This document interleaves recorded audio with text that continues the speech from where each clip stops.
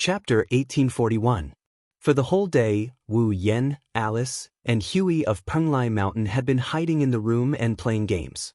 They were having so much fun that they completely forgot about the time. They didn't even eat lunch or dinner.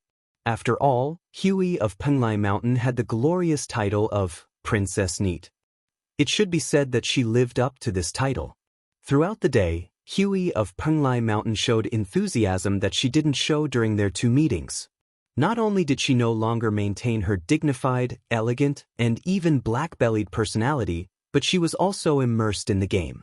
It was hard to imagine that such a person was actually a princess who had lived for thousands of years, or Princess Huey who once conquered an era with her beauty. However, it wasn't without reason. That's right, Huey of Penglai Mountain was indeed a homebody. She was very homebody and liked to play games very much. However, in the past, Huey of Penglai Mountain could only stay in the room and play games alone. It was rare for someone to play with her, so how could she not enjoy herself? Wu Yen, on the other hand, is having even more fun. Thinking back to the past, Wu Yen was also a homebody. Although he wasn't as homebody as Huey of Penglai Mountain, he still liked to play games. Ever since he obtained the Soul Fusion system and came to the Spalier world, Wu Yen had never played games again. Instead, he ran around the Spalier world and each dungeon world to improve his strength. Of course, there were many dungeon worlds that also had games. In fact, the theme of Sword and Saber Dominion world was games. However, Wu Yen had only lived in Sao for 3 years. He had played games before. Since then, he had never played games again. Under such circumstances, how could he not have a good time? Therefore, for the whole day, Wu Yen and Huey of Penglai Mountain were an unprecedented combination. They were immersed in the game. They couldn't extricate themselves. As for Alice, she was a little conflicted. Unlike Wu Yen and Huey of Penglai Mountain, who had not played games for a long time, Alice had been playing games since she was born. Until now, he hadn't played any games at all. At the end of the day, Alice was originally a monster who had cultivated from a human to become a magician. In the era when Alice was still a human, games were not popular at all. After becoming a magician, she came to the fantasy village and had no chance to come into contact with modern technology and games. Therefore, during the whole process, only Alice looked very uncomfortable, unable to keep up with Wu Yen and Mount Penglai's enthusiasm. Many times, Alice wanted to stay out of it and silently watch Wu Yen and Penglai Mountain Huey play games, but she didn't know why. Every time Alice wanted to quietly withdraw, Wu Yen could keenly feel it and pull her back. This also made Alice understand that Wu Yen was not really completely immersed in the game at all. At least, he definitely diverted a little attention to pay attention to her. It was also because of this that Alice could only be very conflicted. She was very unaccustomed to and played all kinds of games with Wu Yen and Mount Penglai Mountain Huey crazily. Gradually, she got a little better and evolved from a rookie to a newbie. Unfortunately, no matter how enthusiastic Wu Yen and Mount Penglai Mountain Huey were in the game, no matter how fast Alice gradually got used to it, time would still quietly pass by. Unknowingly, the sky was dark. Under the 8 Will Yonglin's reprimand, everyone could only regretfully leave. Then, standing in the courtyard of Forever Pavilion, Wu Yen took Alice's hand and waved to the Bell Fairy in the corridor. "We'll leave here." "Yes." The Bell Fairy bowed with an embarrassed face. "I'm so sorry." The princess refused to end the game and came out of her room. "Master is teaching the princess a lesson and can't come out to see us off." "Well, I don't mind. I had a lot of fun today." Wu Yen shrugged. "So, that's all for now. I'll disturb you next time." "Sorry to disturb you." Alice nodded slightly and said goodbye. Under the gaze of the Bell Fairy, the two walked out of Forever Pavilion hand in hand. They also walked out of the mountain path and walked into the misty lost bamboo forest. The surroundings were terrifyingly silent. In the lost bamboo forest, there seemed to be no birds, beasts, or insects. The surroundings were pitch black, and even the green bamboo trees seemed to be dyed with a layer of pitch black color. The entire scene gave people a strange feeling of horror. Walking in this bamboo forest where monsters could jump out at any time, Alice stared at the back of Wu Yan, who was holding her hand and walking in front of her in silence. At this moment, there was only one emotion in Alice's heart. That is, confusion. She is puzzled by Wu Yan's actions for the entire day. For the whole day, Wu Yan seemed to have gone to the Boli shrine to apologize to Ling Meng. Then, he came to Forever Pavilion and said a lot of things that Alice didn't understand. Then he said a lot of things that Alice also didn't understand. Then he played the game until now and did a lot of things. However, there was one thing in common among these things. That is, Wu Yan has always allowed Alice to stay by his side. He didn't even try to hide anything from her. However, based on Wu Yan's deep conversation with Yonglin and Kagaya, it seems like the three of them are talking about something that can't be known to anyone else. It's a very secretive matter, isn't it? For such a secret matter, why did Wu Yan insist on bringing her along? In addition, Alice could see that today's itinerary basically had nothing to do with her. Why did Wu Yan want to bring her along? Her existence was not only unnecessary, but also redundant, wasn't it? With such confusion in her heart, Alice couldn't help but ask at a certain moment, "Why do you want to bring me along?" This was the most confusing thing for Alice. It was more confusing than the summoning figure. Alice's intuition told her that compared to the summoning figure, this was the most important thing to solve in today's itinerary.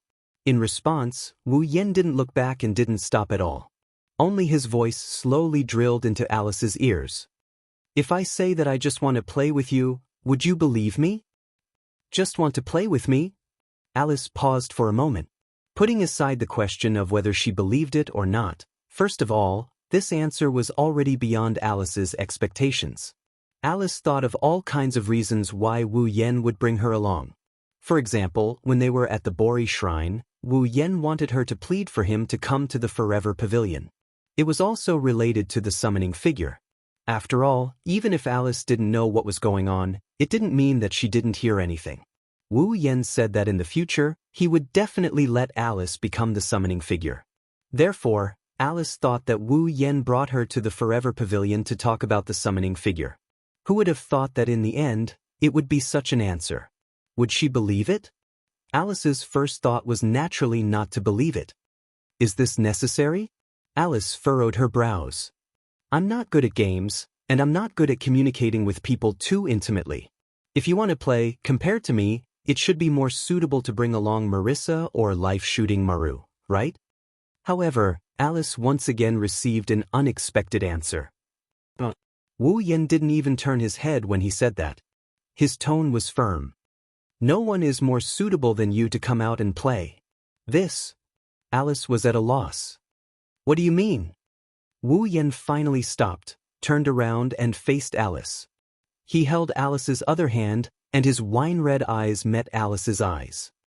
I have no choice, seeing you stay at home depressed. I can't help but worry, but I know that words won't make you feel better, so I can only bring you out to play. Alice looked straight into Wu Yan's wine-red eyes, and listened to Wu Yan's seemingly affectionate words, while at the same time, she felt slightly unnatural, and at the same time, slightly nervous. I won't ask you to accept me immediately, and I won't ask you to return to your previous state immediately. Wu Yan closed the distance between them, reached out, and slowly hugged Alice's slender waist.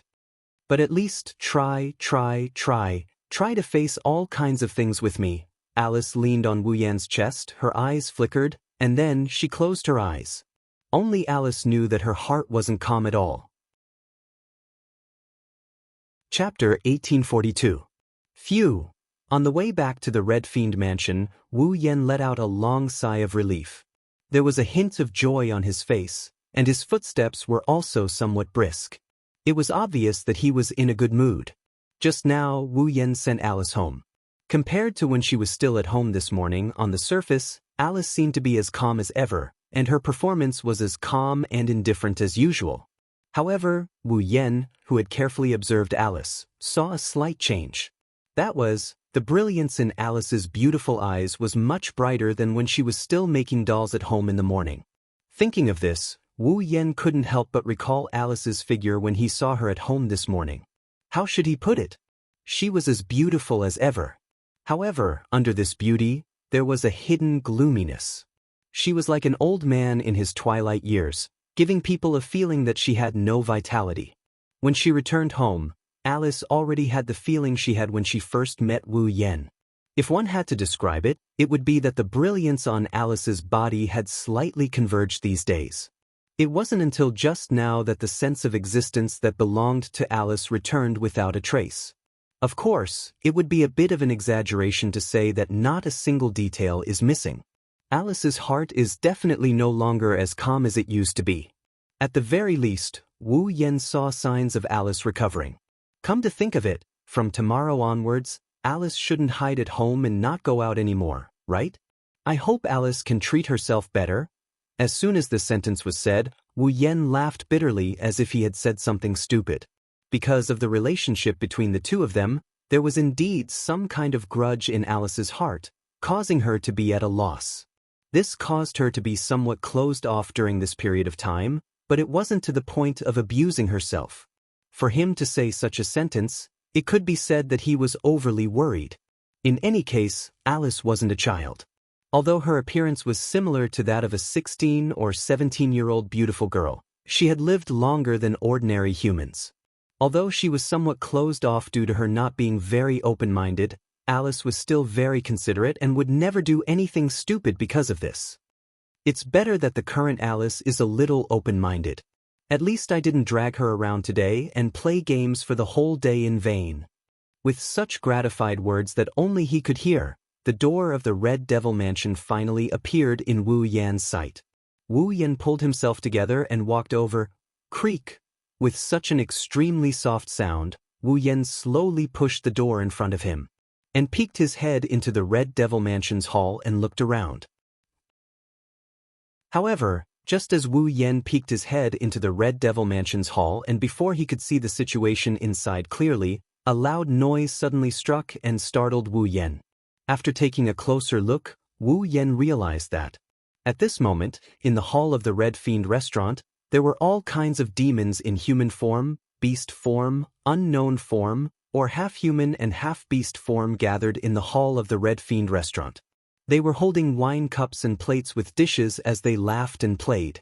Long tables were set up all around, and plates of steaming hot dishes were placed on them.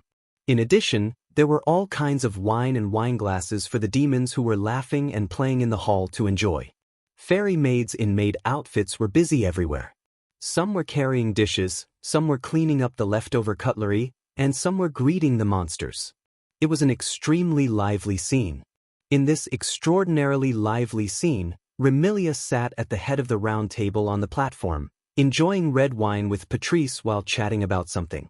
The little devil was also on standby beside Patrice, sneaking food from time to time and looking very mischievous. As for Fran, she was running around in the crowd of monsters like a cheerful little bird. She was like a child visiting a temple fair. Sometimes she would talk to people casually, and sometimes she would climb onto the long table to eat. Her face was brimming with joy. But this wasn't strange.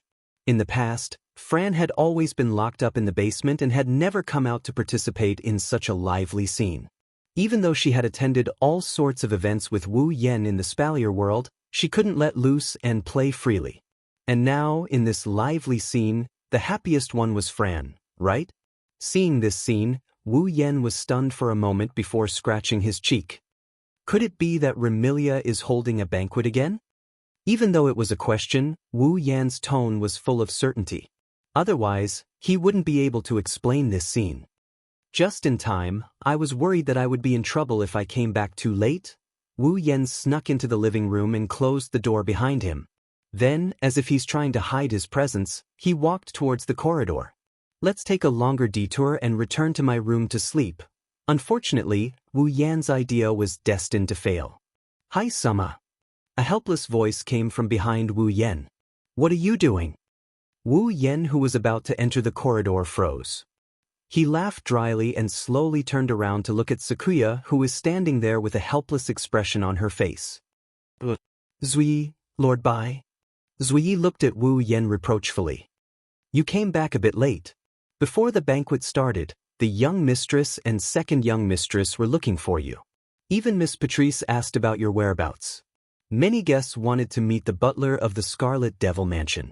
Where did you go? I was delayed by something. Wu Yan scratched his head in embarrassment. Since you planned to hold a banquet, you should have told me in advance. Wouldn't I have come back earlier? The young mistress decided to hold a banquet during dinner. Zui shook his head. In the past, the young mistress would hold a banquet on the same day and have the fairy maids invite guests. That's why she didn't have time to tell Lord Bai. Did you decide to do it at dinner? That should have only been 4 or 5 hours ago, right? However, there were at least 300 to 400 demons participating in the banquet. In just 4 or 5 hours, they were able to invite 300 or 400 guests to the banquet. Should I say, as expected of the Scarlet Devil Mansion? All right. Wu Yan could only sigh. It's my fault that I didn't make it in time. I'll be careful next time. Hearing this, Zuiye's face looked much better, and he reminded him. Right now, Lord Bai is a representative figure in the Scarlet Devil Mansion. In this kind of situation, the young mistress and second young mistress can't personally arrange the banquet. Miss Patrice also doesn't have the authority to order the fairy maids to do things. Only Lord Bai can come out and host. So, you have to be careful next time. I'll host. Wu Yan was startled. I don't have a problem with that. But even without me, didn't the banquet still succeed more than once? In the past, because the Scarlet Devil Mansion didn't have a butler, I was the one to host the banquet. But it's different now. Zuiyi said seriously. Right now, outsiders know that the Scarlet Devil Mansion has a butler in charge. Under such circumstances, if the banquet is hosted by a head maid, it's inevitable that people will gossip about it, especially Lord Bai. Indeed. There was clearly a butler present, but the banquet was arranged and hosted by a head maid. No matter how one looked at it, it was a little strange, right? Although there were too many heartless people and demons in Fantasy Village, it didn't matter if it happened once or twice. If it happened too many times, others would gossip. For example, the butler of the Scarlet Devil Mansion didn't even have the ability to arrange and host banquets. For Remilia, who announced in front of all the demons that Wu Yan was the butler of the Scarlet Devil Mansion, it would be a huge loss of face. People would say that Remilia didn't have good eyesight. All right. I'll be careful next time. Wu Yan spread his hands. Then I won't be participating in this banquet. Zuiyi, you can go and do your work first. I understand. Zuiyi bowed slightly. Then Lord Bai, I'll go and do my work first. Zuiyi disappeared on the spot after leaving that sentence. At the same time, on the platform, 2 intense gazes were cast on Wu Yan, attracting Wu Yan's gaze. In the next moment, Remilia's dissatisfied expression and Patrice's questioning gaze were seen by Wu Yan. Wu Yan made an apologetic gesture, causing Remilia to snort coldly. Only then did it pass. Chapter 1843. Scarlet Devil Mansion, Remilia's room. Yay! Fran cheered and jumped onto the bed. She had a smile on her face that hadn't disappeared since the beginning. She twisted her body on the quilt. She looked really happy. Her wine-red eyes were curved into crescents. The banquet is so fun. Remilia's expression softened when she saw Flan's reaction. She felt like this banquet was worth it. However, she still looked at Wu Yan with a dissatisfied look. It would be even better if you weren't late. Didn't I already apologize? Wu Yan said helplessly. Besides, you didn't tell me beforehand. How would I know you were going to have a banquet? Well, it's your fault. Remilia said stubbornly. Who told you to go out all day? Can't you just stay at home? Home. Wu Yan couldn't help but smile. Well, I have all kinds of things to do. Don't throw a tantrum. I'm not throwing a tantrum. Big brother, big sister, stop arguing. Fran jumped up and muttered. Hurry up and sleep. Got it? Wu Yan and Remilia laughed at the same time as they walked up to her. At this point, Remilia didn't reject sleeping with Wu Yan, she's acting very naturally. And this also proved that. Remilia was gradually getting used to having Wu Yan by her side. Onya-chan. Flan hugged Wu Yan's neck and she hugged him. Hurry up and help Fran change. Fran wants Big Brother to hug Fran to sleep. Okay. Wu Yan shook his head and pinched Fran's nose affectionately. He gently undid her clothes while she whined. Now, Fran would no longer be locked in the basement. However, in the eyes of everyone, Fran was still a child. They would definitely not allow Fran to run around as she pleased. So, Fran didn't go out often. Occasionally, Wu Yan or Remilia would take her out to play. However, whether she went out or not, Fran was still wearing the red and white gothic lowly outfit. Wu Yan, who was already very familiar with this outfit, took it off with ease. Remilia, who had seen this scene more than once, turned her head away. Although it wasn't as big of a reaction as the first time. She watched a man help her sister change clothes. That feeling was also very tangled. Wu Yan, who inadvertently caught a glimpse of this scene, smirked. What? Do you want Big Brother to help you change clothes? If it wasn't for the fact that your blood is higher than mine, I would have sucked all your blood dry. Remilia revealed her canine teeth. Like a cat with its hair standing on end, it bared its teeth and bared its teeth. I'm not a child. I don't need to help me change clothes. Yes, yes, yes. Wu Yan replied half-heartedly. Then please hurry up and change clothes. It's time to sleep. Ugh. Remilia could only glare at Wu Yan. She picked up her pajamas and went to the bathroom to change clothes. She whispered softly as she walked. This bastard. He only knows how to dote on Fran.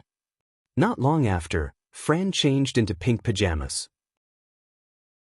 Remilia also walked out of the bathroom and changed into pure white pajamas. Fran looked at Wu Yan with a hopeful expression.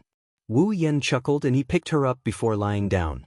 Remilia also laid down on the other side of Fran, resting her head on a pillow. Hee hee. Fran, who was sleeping between Wu Yan and Remilia, didn't immediately close her eyes to sleep. Instead, she kept laughing happily. What's wrong? Remilia asked in confusion. Why are you laughing? Why don't you sleep? Fran just wants to laugh. Fran said. Because Fran is very happy right now. Wu Yan and Remilia's hearts melted. They couldn't help but move closer to Fran. One patted her head while the other hugged her. Very happy right now? Who wouldn't be? Hey, big brother, big sister. Fran looked up. Stars seemed to be flashing in her eyes. She was extremely beautiful. Let's stay together forever and never separate, okay? This was Fran's most fundamental wish. Apart from this wish, Fran had no other requests. Remilia seemed to recall Fran's crazy appearance when she was mentally unstable and the lonely figure in the basement. Tears welled up in the corners of her eyes. She hugged Fran tightly. Big sister will never leave you. Fran hugged Remilia tightly. She turned to look at Wu Yan expectantly. Wu Yan looked into Fran's eyes and he grinned as he uttered those words. Our lives have long been fused together. Neither of us can leave the other. Fran giggled. She hugged Wu Yan tightly and leaned her body against Wu Yan. She felt the familiar warmth of Wu Yan's body. She breathed in his scent and enjoyed the feeling of their lives fusing together. She curled up in Wu Yan's arms. After a while, Fran finally began to feel sleepy. She slowly closed her eyes and murmured in a low voice. Fran loves Big Brother and Big Sister the most. After that, Fran closed her eyes and fell asleep. Remilia wrapped her arms around Fran's body and looked at Fran's sleeping face reluctantly as she whispered into Fran's ear. Big Sister also loves Fran the most. At this moment, Remilia's heart was filled with deep love and tenderness. Remilia would never forget the crazed look in Fran's eyes. She would never forget Fran's lonely figure. She would never forget Fran's words when she longed for freedom. She would never forget the various clashes between her and Fran. Now, the two sisters could finally admit that they were very happy. Remilia was very happy, very happy. She was happy that her sister was able to meet the man who brought her back from hell to heaven. In the future, Remilia only wanted her sister to stay in heaven forever. She wanted all the painful memories to turn into dust and disappear forever. Remilia looked in Wu Yan's direction. She saw that Wu Yan was also looking at her. Their gazes met. This time, Remilia didn't make any obvious reaction. She didn't look away either. She looked straight into Wu Yan's wine-red eyes. After a long while, she said this. Although I don't know what kind of life-sharing contract you made with Fran, if possible, I hope to make the same contract with you. This was the first time Remilia expressed her inner thoughts without holding back. Not only for Fran's small wish, but for herself as well. Needless to say, Remilia wanted to make the same contract with Wu Yan to fulfill Fran's wish for the three of them to be together forever. If others knew that Remilia actually took the initiative to make a life-sharing contract, they would definitely be shocked. However, Wu Yan didn't. Because he also understood Remilia's feelings. I will. Wu Yan patted Remilia's head and responded to her wish with a powerful voice. I also hope to be with you forever. Remilia smiled as if a heavy burden had been lifted off her shoulders. She slowly closed her eyes. Remilia believed that tonight would definitely be the most comfortable sleep she had in her 500 years of life. There was no other reason. It was just that Remilia's heart was telling her that she really didn't want anything else in this life. Just like that, the voices of the two young vampire ladies softened. Their breathing stabilized and they fell into a deep sleep. Wu Yan relaxed his movements. He laid down and hugged both Remilia and Flan. Then he closed his eyes. One after another, images of girls started appearing in his mind. They were the young ladies whose lives were intertwined with Wu Yan's. They were destined to never leave him. And now, apart from Alice and Patrice, there was another young lady in Wu Yan's embrace who made a life-sharing contract with him. Since he made a promise, Wu Yan would never go against it. Needless to say, Wu Yan didn't want to go against it. No matter if it was Alice, Patrice, or Remilia, Wu Yan would make them his summons and stay with him forever.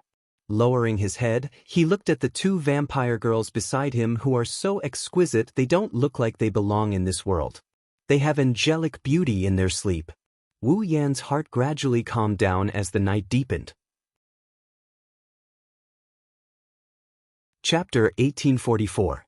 The next day, with no sunlight shining in, no lights pouring down, no alarm clock ringing, and no one waking him up loudly, Wu Yan woke up.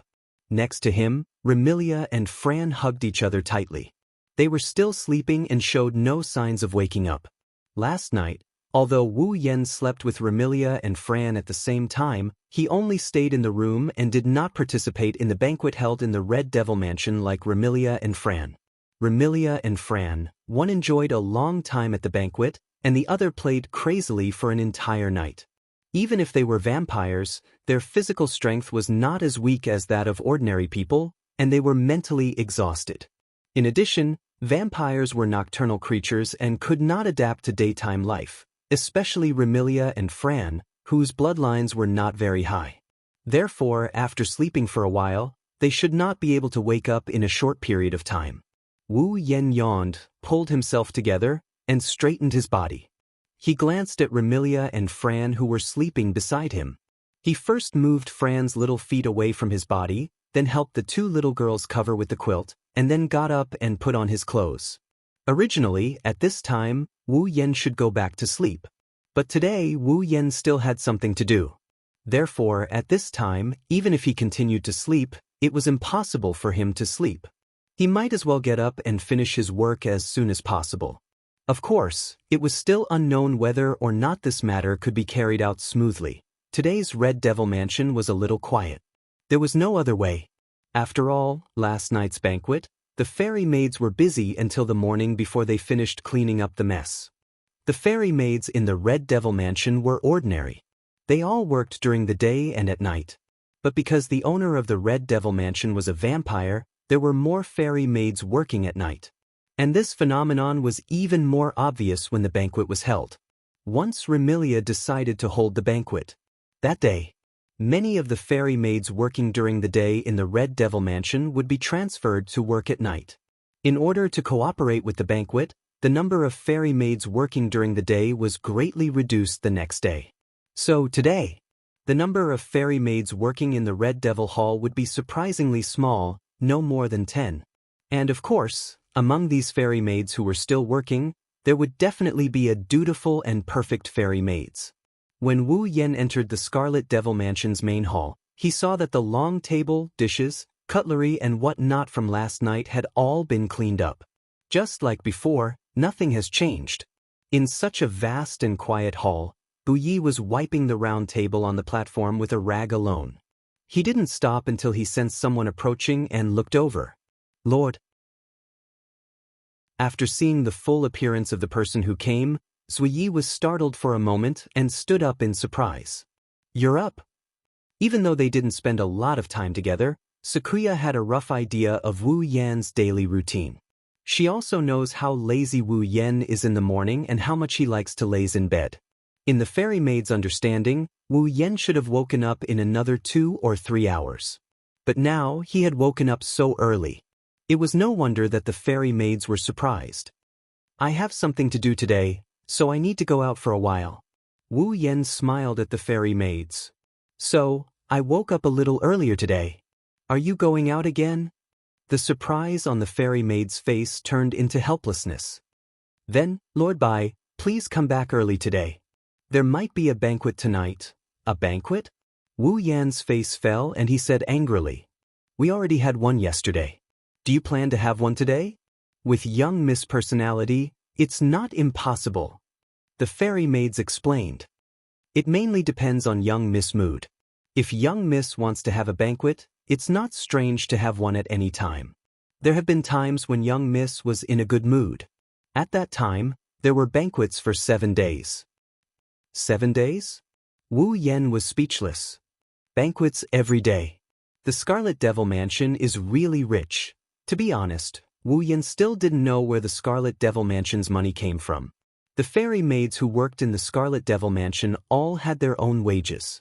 Although Hong Meiling's wages had been deducted by the fairy maids, she was still paid. Only the fairy maids didn't receive a salary. This was because Remilia had already handed over the management of the finances to Jin Yi. Moreover, if Jin Yi wanted to take from it, it didn't matter how much he took. But where did all this money come from?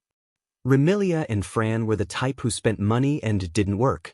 Patrice and Imp were hiding in the underground library all day. They didn't receive a salary nor did they go out to work. Apart from these 4 and the fairy maids, the rest were all paid by the Scarlet Devil Mansion. If that's the case, it's no wonder Wu Yan is wondering where the Red Devil Dojo got the money to pay their employees. Also, where did the Red Devil Dojo get the money to support its operations? They even held banquets from time to time. If there was a chance, he must ask Remilia about it. After making up his mind, Wu Yan found a seat and sat down. I'll go make breakfast for Lord Bai. The fairy maids immediately said after seeing Wu Yan sit down. Please wait a moment, Lord Bai. Just as the fairy maids wanted to use his ability to stop time, Wu Yan spoke up. No need. Wu Yan looked at the fairy maids and frowned. You must have been busy from last night's banquet to the end, right? Yes. The fairy maids tilted his head and asked suspiciously. Is there a problem? There is a big problem. Wu Yan's frown deepened. Since you've been busy for so long, aren't you tired? One must know that the fairy maids of the Scarlet Devil Mansion were busy until dawn to clean up the mess and go back to rest. The fairy maids must be the same. But even so, Zui Yi still had to start work so early. This burden was not ordinary. Actually, Wu Yan wanted to say it a long time ago. Sakuya, it seems like I can see you working whether it's day or night. Wu Yan looked at Sakuya with a serious look in his eyes. Do you really have a good rest? The fairy maids hesitated as if he didn't know if he should tell the truth. But after seeing the serious expression in Wu Yan's eyes, the fairy maids knew that if he concealed the truth, Wu Yan would be angry. So, the fairy maids hesitated and answered truthfully. When I rest, I usually use time stop before I start to rest. Use time stop to rest. Wu Yan said with a faint smile. In other words, you're still using your ability when you're sleeping? The fairy maids nodded nervously, which made Wu Yan stare at him. How can that be considered rest? When people sleep, they will enter a state of deep sleep. This is the best way to keep the body in good condition. The fairy maids said that he had been using time stop when he was sleeping.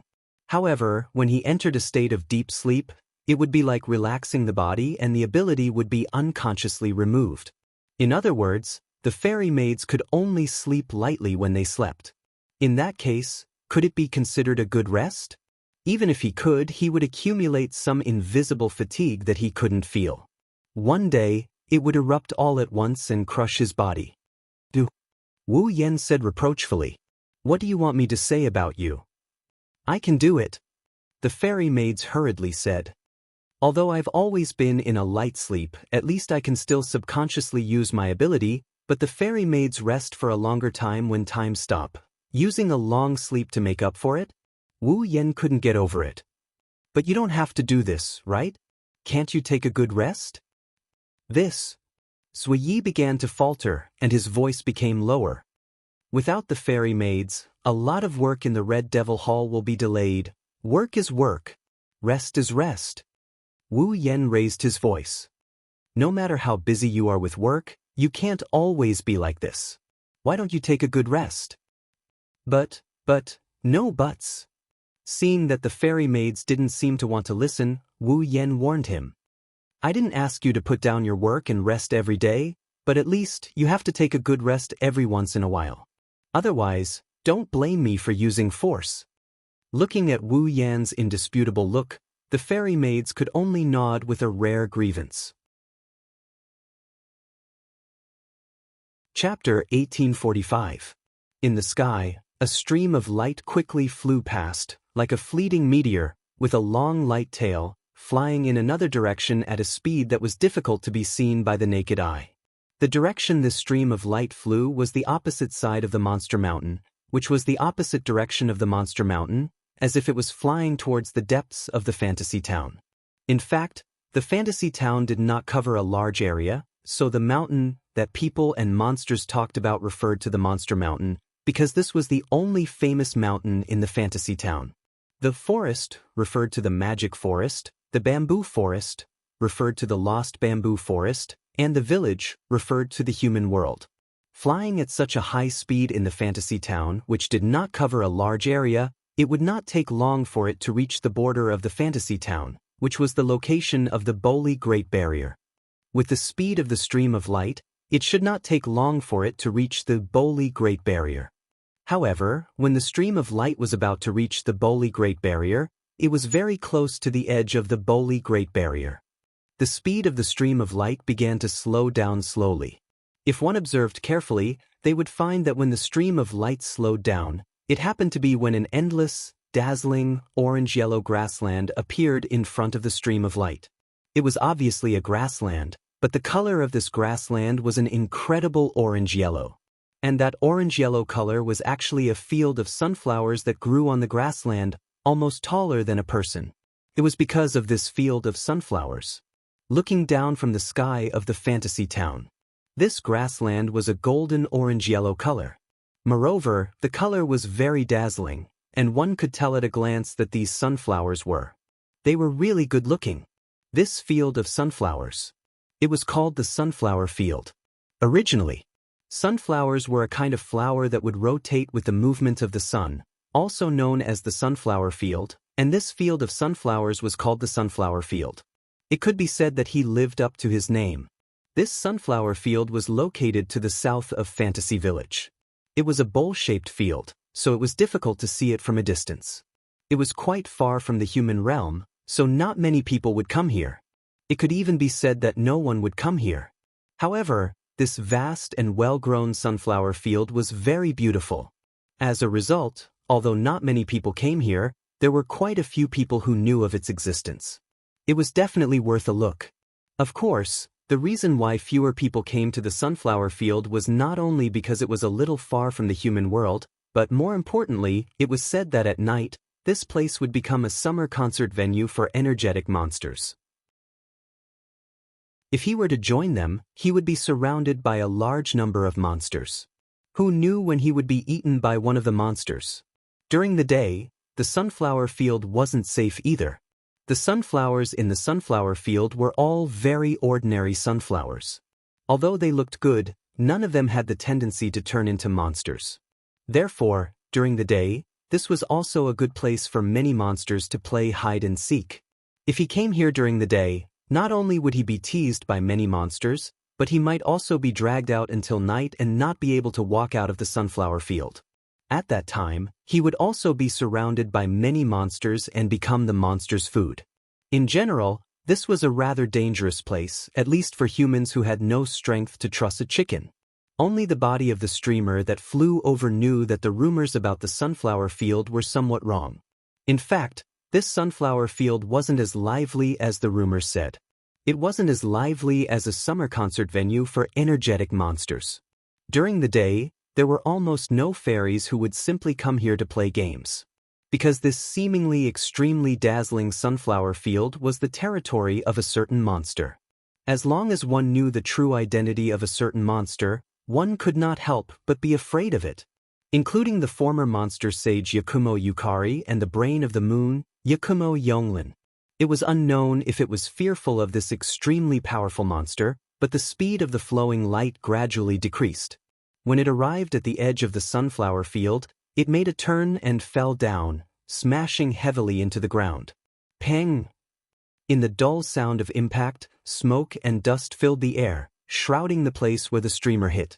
Vaguely, a figure emerged from the smoke and dust that filled the air and slowly walked out, exposing itself to the air and sunlight. Cough cough. Choked by the smoke and dust, Wu Yen coughed twice and waved his hand with a look of disdain. If I knew this would happen, I wouldn't have landed and directly entered the sunflower field. This sentence was just casually said by Wu Yen. After all, the monster that occupied the sunflower field as its territory really couldn't be rude. If he flew in casually, he was afraid that he would accidentally anger the monster. By then, not to mention whether he could achieve his goal of coming here, the monster might even kill Wu Yen directly. Although Wu Yen was a true ancestor and theoretically an existence that couldn't die, the monster in the sunflower field wasn't someone to be trifled with. It wouldn't be surprising if the monster had some means to kill undead creatures.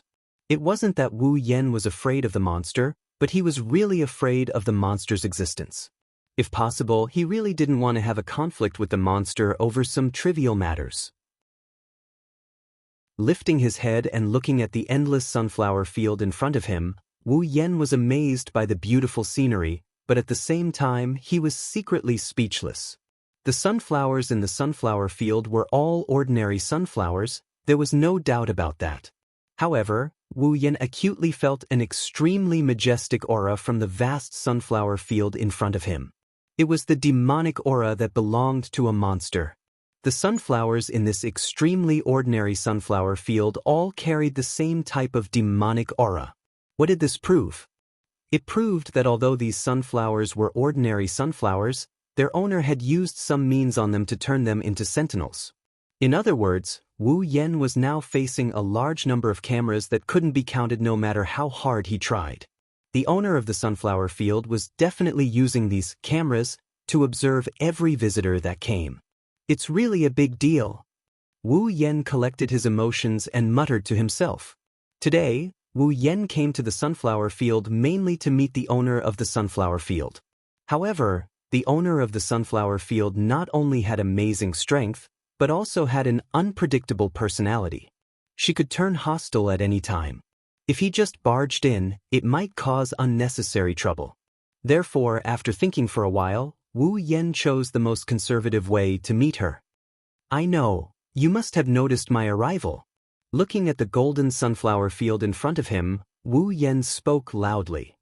Can you come out and meet me? The Lord of Flowers of the Four Seasons, delicate fragrance in the wind. When the words delicate fragrance in the wind were spoken, the demonic aura attached to every sunflower in the sunflower field fluctuated slightly. For a moment, the surrounding air seemed to have solidified, becoming heavier than a rock, but then it loosened and returned to normal as if nothing had happened. Of course, Wu Yen noticed this change as well. However, even though he noticed it, Wu Yen didn't pay attention to it. Instead, he turned his gaze to the center of the sunflower field. Rustle, rustle, rustle. Suddenly, the sunflowers in the sunflower field swayed slightly. There was no wind blowing in the sunflower field, but the sunflowers in the sunflower field moved by themselves, twisting their roots as if they were worshipping something, lowering the big flower head. Not long after, another rustling sound came from the center of the sunflower field as if it was welcoming a king. That was the sound of something stepping on the flowers. Footsteps. As the footsteps approached, Wu Yan clearly felt a very terrifying aura slowly rising. Even the ground seemed to be trembling slowly. Coupled with the footsteps, it was like a scene when a dinosaur or a giant was about to appear. It made people's heart tighten. Wu Yan was also nervous, but his gaze was fixed on the center of the sunflower field. Unlike the gradually rising aura, he restrained his own aura. In the midst of this farce, the owner of the footsteps seemed to have lost his patience and appeared from the sunflower field. Chapter 1846. Amidst the flourishing sunflowers, the young lady was like a noble lady on a field trip. She walked steadily and appeared under the sunlight amidst the clear sounds of her footsteps. That was a girl who couldn't be ignored from all aspects. The young girl had the same color as the grassland, emerald green shoulder-length hair that was full of vitality. Her short hair was not soft, but slightly curled. As the young girl walked, it swayed with the wind, flashing a dazzling arc under the sunlight. The girl's figure was very tall, not to be outdone by Yukari and Yonglin. She was considered to be one of the taller girls of the opposite sex that Wu Yan had seen so far. She wore a red and dark red checkered waistcoat and a knee-length skirt of the same color. She wore a yellow bow tie and a white long-sleeved shirt under the waistcoat. She looked very energetic when matched with the checkered waistcoat and skirt. This young girl, who seemed to be full of vitality from all aspects, had an indifferent and strong feeling on her delicate and pretty face, as if she did not care about anything. She held a flower-like parasol in her hand, and with extremely elegant movements, she slowly walked out of the sunflower field. As the girl appeared under the bright sunlight, she was exposed to Wu Yan's eyes.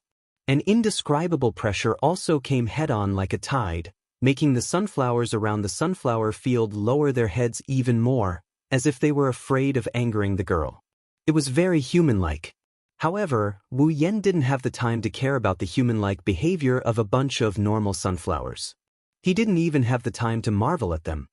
His gaze was completely taken away by the girl in front of him. This was not only because the girl had a top-notch beauty, but also because the other party's red eyes seemed to be inadvertently fixed on Wu Yan.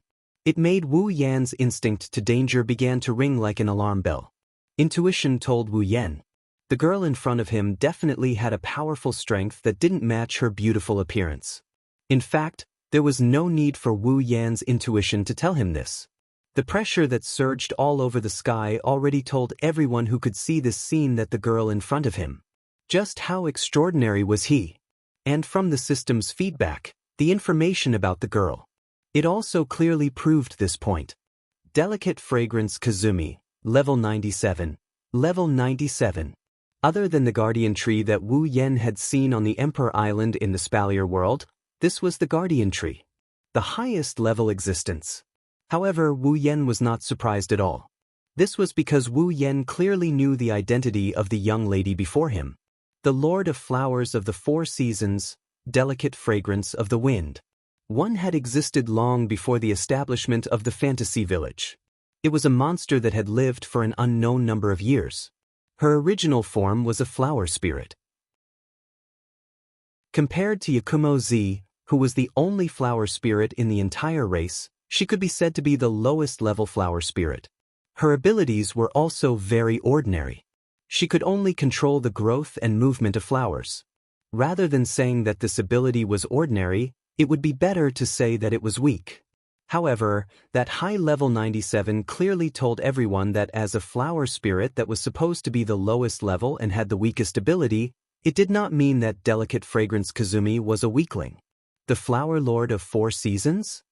A monster that had existed long before the establishment of the fantasy village and had lived for an unknown number of years? Perhaps there weren't many people who could understand just how powerful Delicate Fragrance Kazakami was when these titles were revealed. Then, if he put it another way, it would be much easier to understand. The strongest existence in the fantasy village.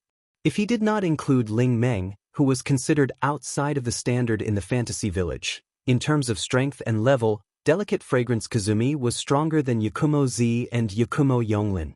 She was truly the strongest flower queen in the fantasy village. There was no doubt. Now, this publicly recognized strongest existence in the fantasy village was standing in an ordinary flower field. She held a parasol in her hand and looked at Wu Yen face to face. Her red eyes flashed with an indescribable light. However, this light gradually dimmed after sensing Wu Yen, who was standing outside the sunflower field. There was even a trace of dissatisfaction. In the next moment, a clear and cold voice came from the mouth of the strongest existence in the fantasy village, Delicate Fragrance Feng Jian. She gently echoed, "You are very boring." This was Delicate Fragrance Kazumi's impression of Wu Yen when she first met Wu Yen.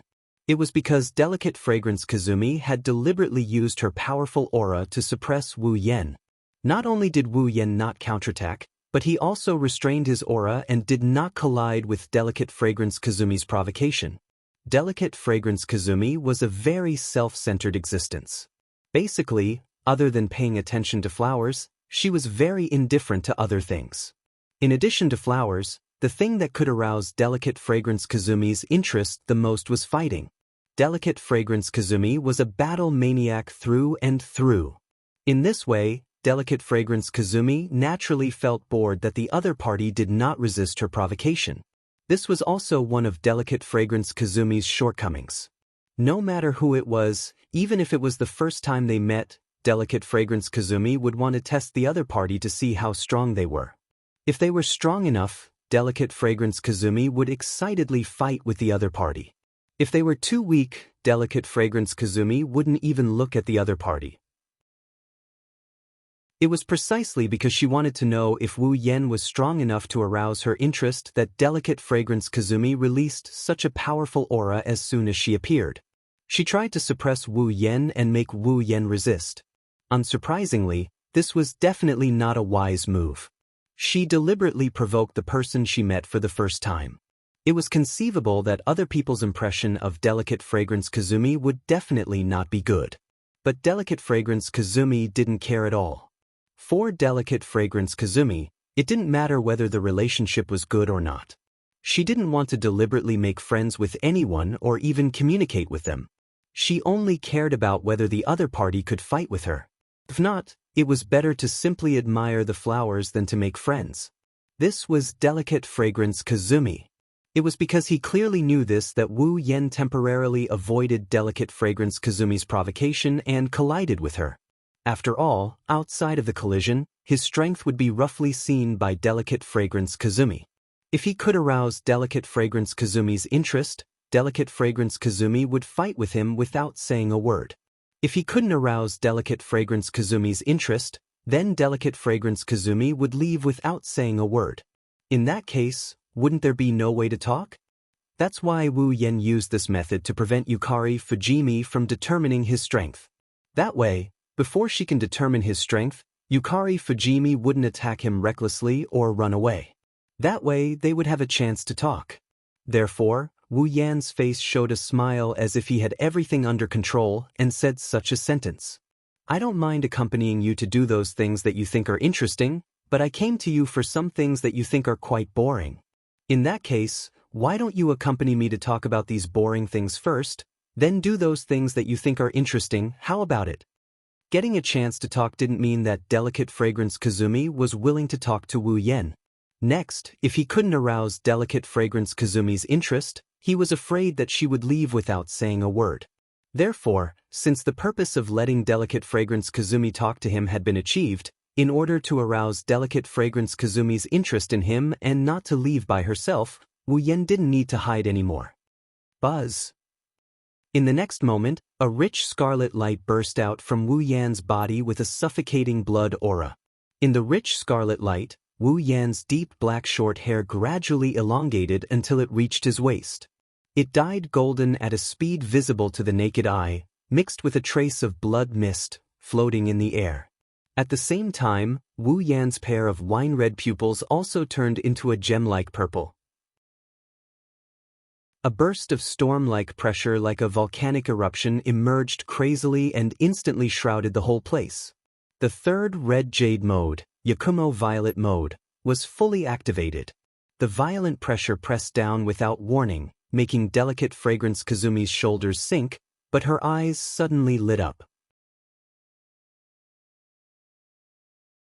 Chapter 1847. Fujimi fragrance was indeed very strong, so strong that even Yukari, who had the ability to create and destroy everything, could not guarantee that she could defeat her.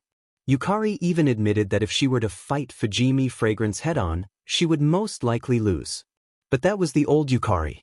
After her experience in Silveria, thanks to the miraculous pond water that could transform people, Violet's strength didn't increase by a lot. She even went from level 95 to level 96. In the demigod rank, the difference between each small level was huge. After reaching level 96, Yukari's level was only one level away from Yukari Fujimi.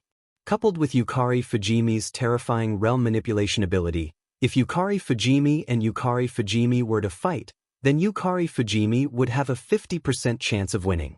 In other words, Yukari also had the ability to compete for the position of the strongest in Fantasy Village. Wu Yan's red jade mode allowed him to have all the power of the owner of the drop of blood, including level ability and all kinds of means. Even if this person's level increased and their ability developed, it would still be the same. In other words, after entering Yukari's red jade mode, Wu Yan's power had increased to the point where he could compete with Fujimi fragrance. Fujimi fragrance could not have missed this point.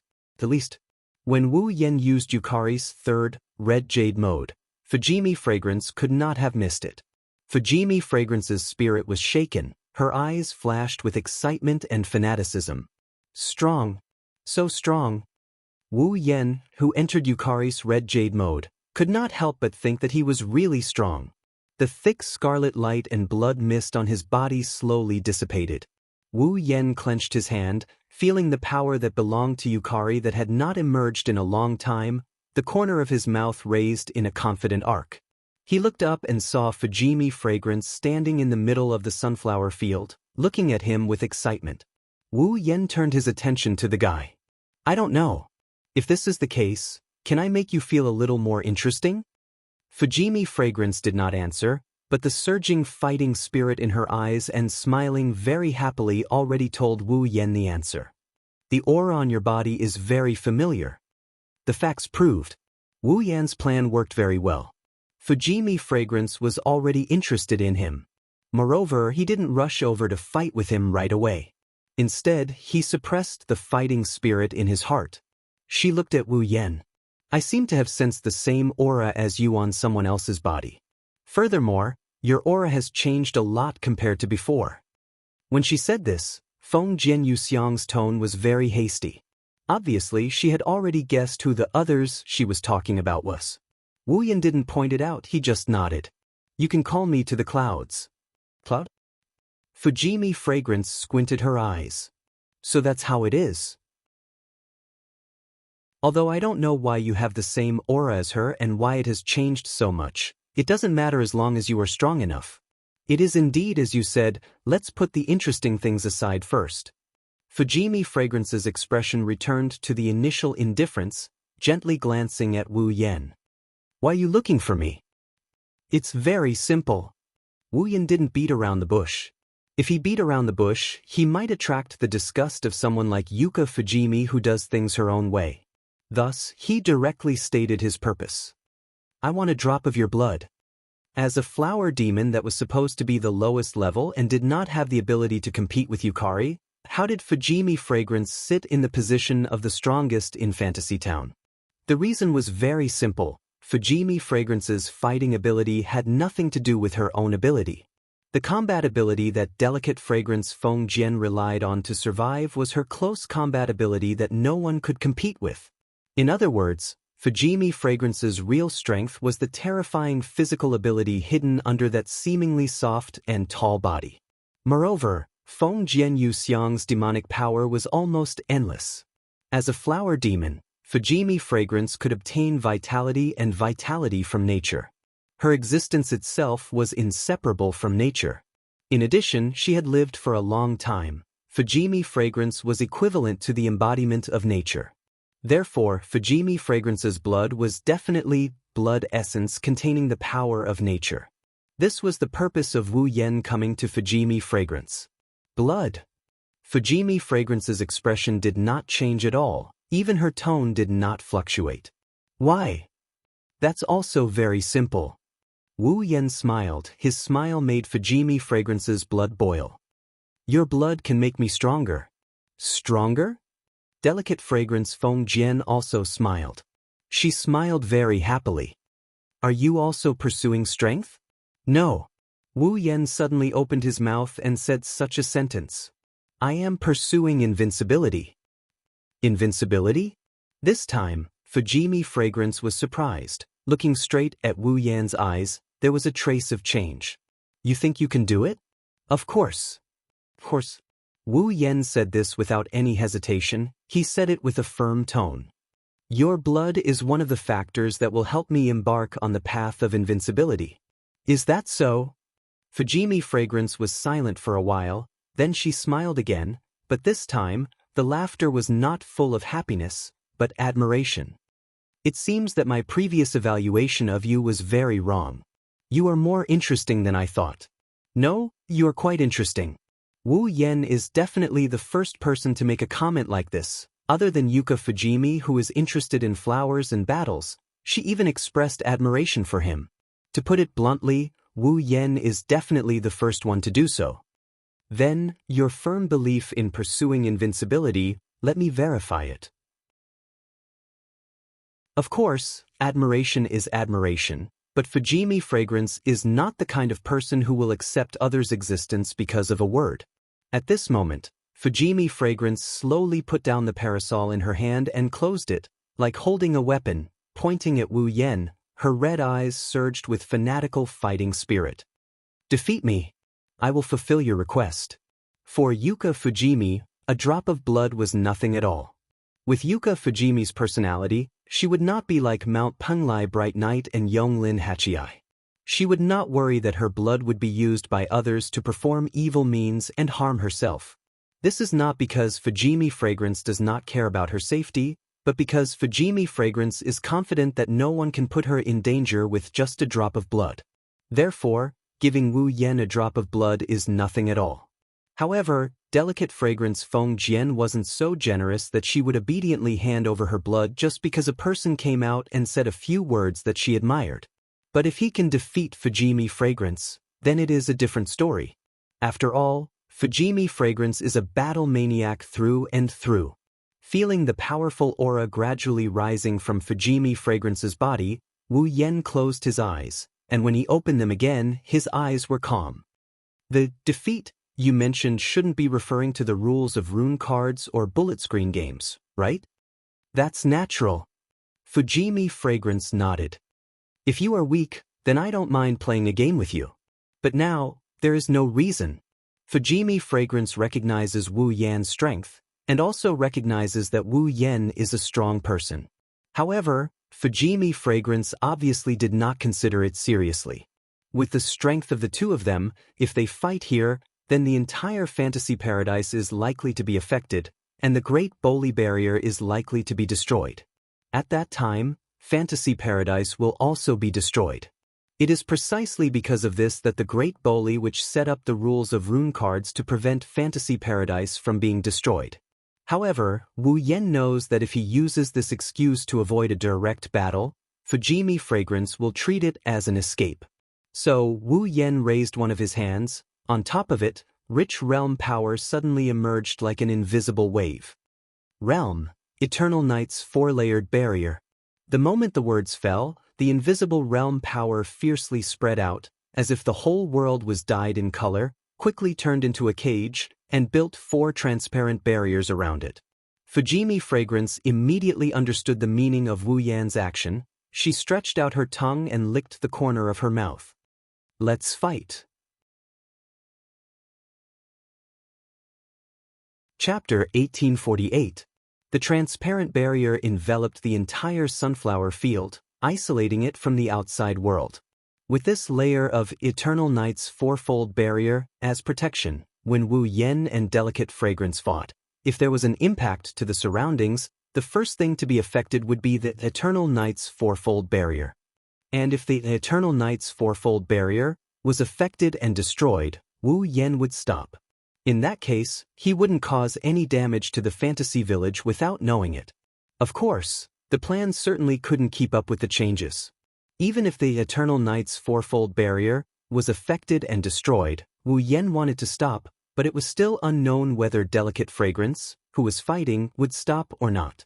However, with Delicate Fragrance's performance, it was impossible for her to stop now.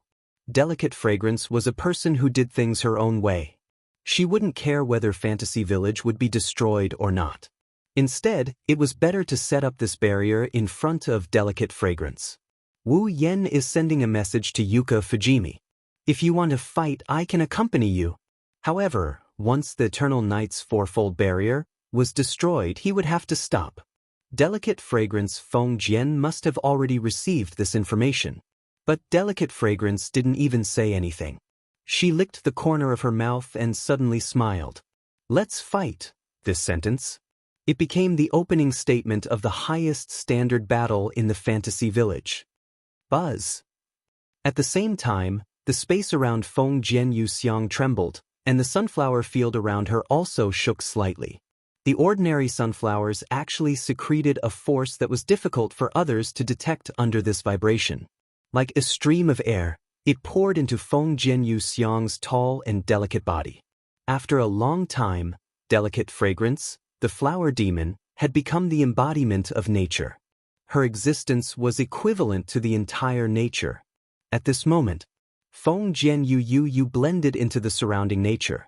Extracting power from nature, she used it to transform herself into the real nature. In such a state, Delicate Fragrance Feng Jian was able to obtain endless demonic power in the truest sense, and used it extravagantly to strengthen her body, improve her physical ability, and the effect of the delicate fragrance in the wind. It was through his body that had turned into nature. He was able to display all of his terrifying physical abilities without missing a single bit.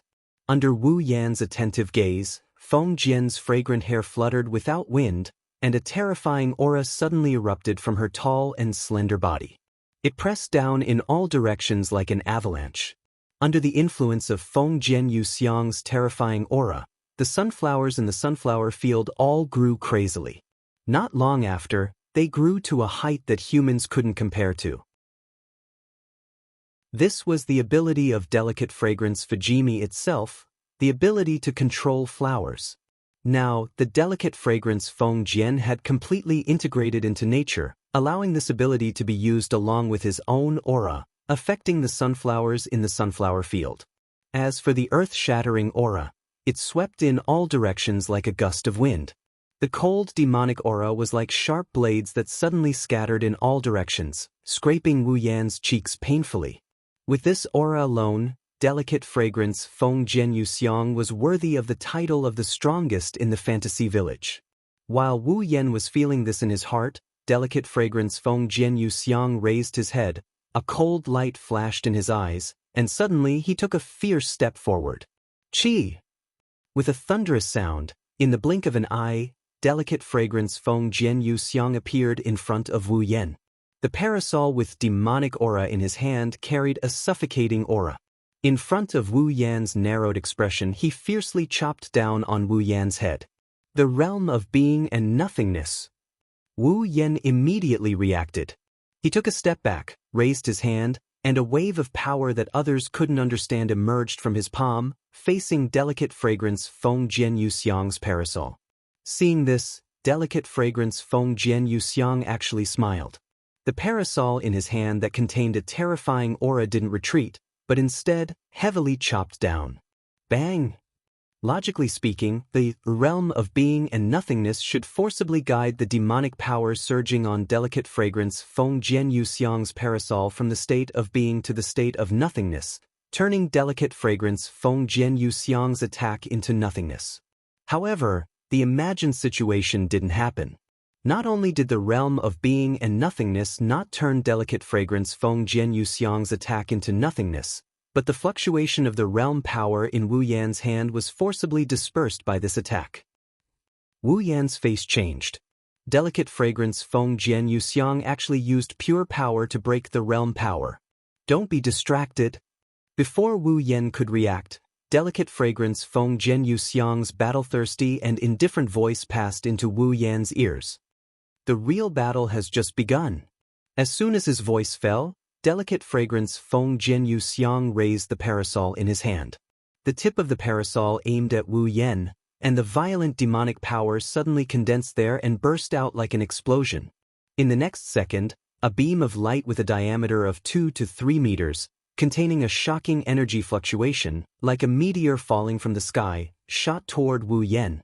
Wu Yan also knew that now was not the time to be shocked. He restrained the emotions in his heart, and a pair of crystal-clear purple eyes flashed with a touch of light. If it was Violet, what would she do at this time? With this thought, Wu Yan mobilized the demonic power in his body that wasn't as strong as delicate fragrance Feng Jian Yuxiang, but it was still extremely abundant.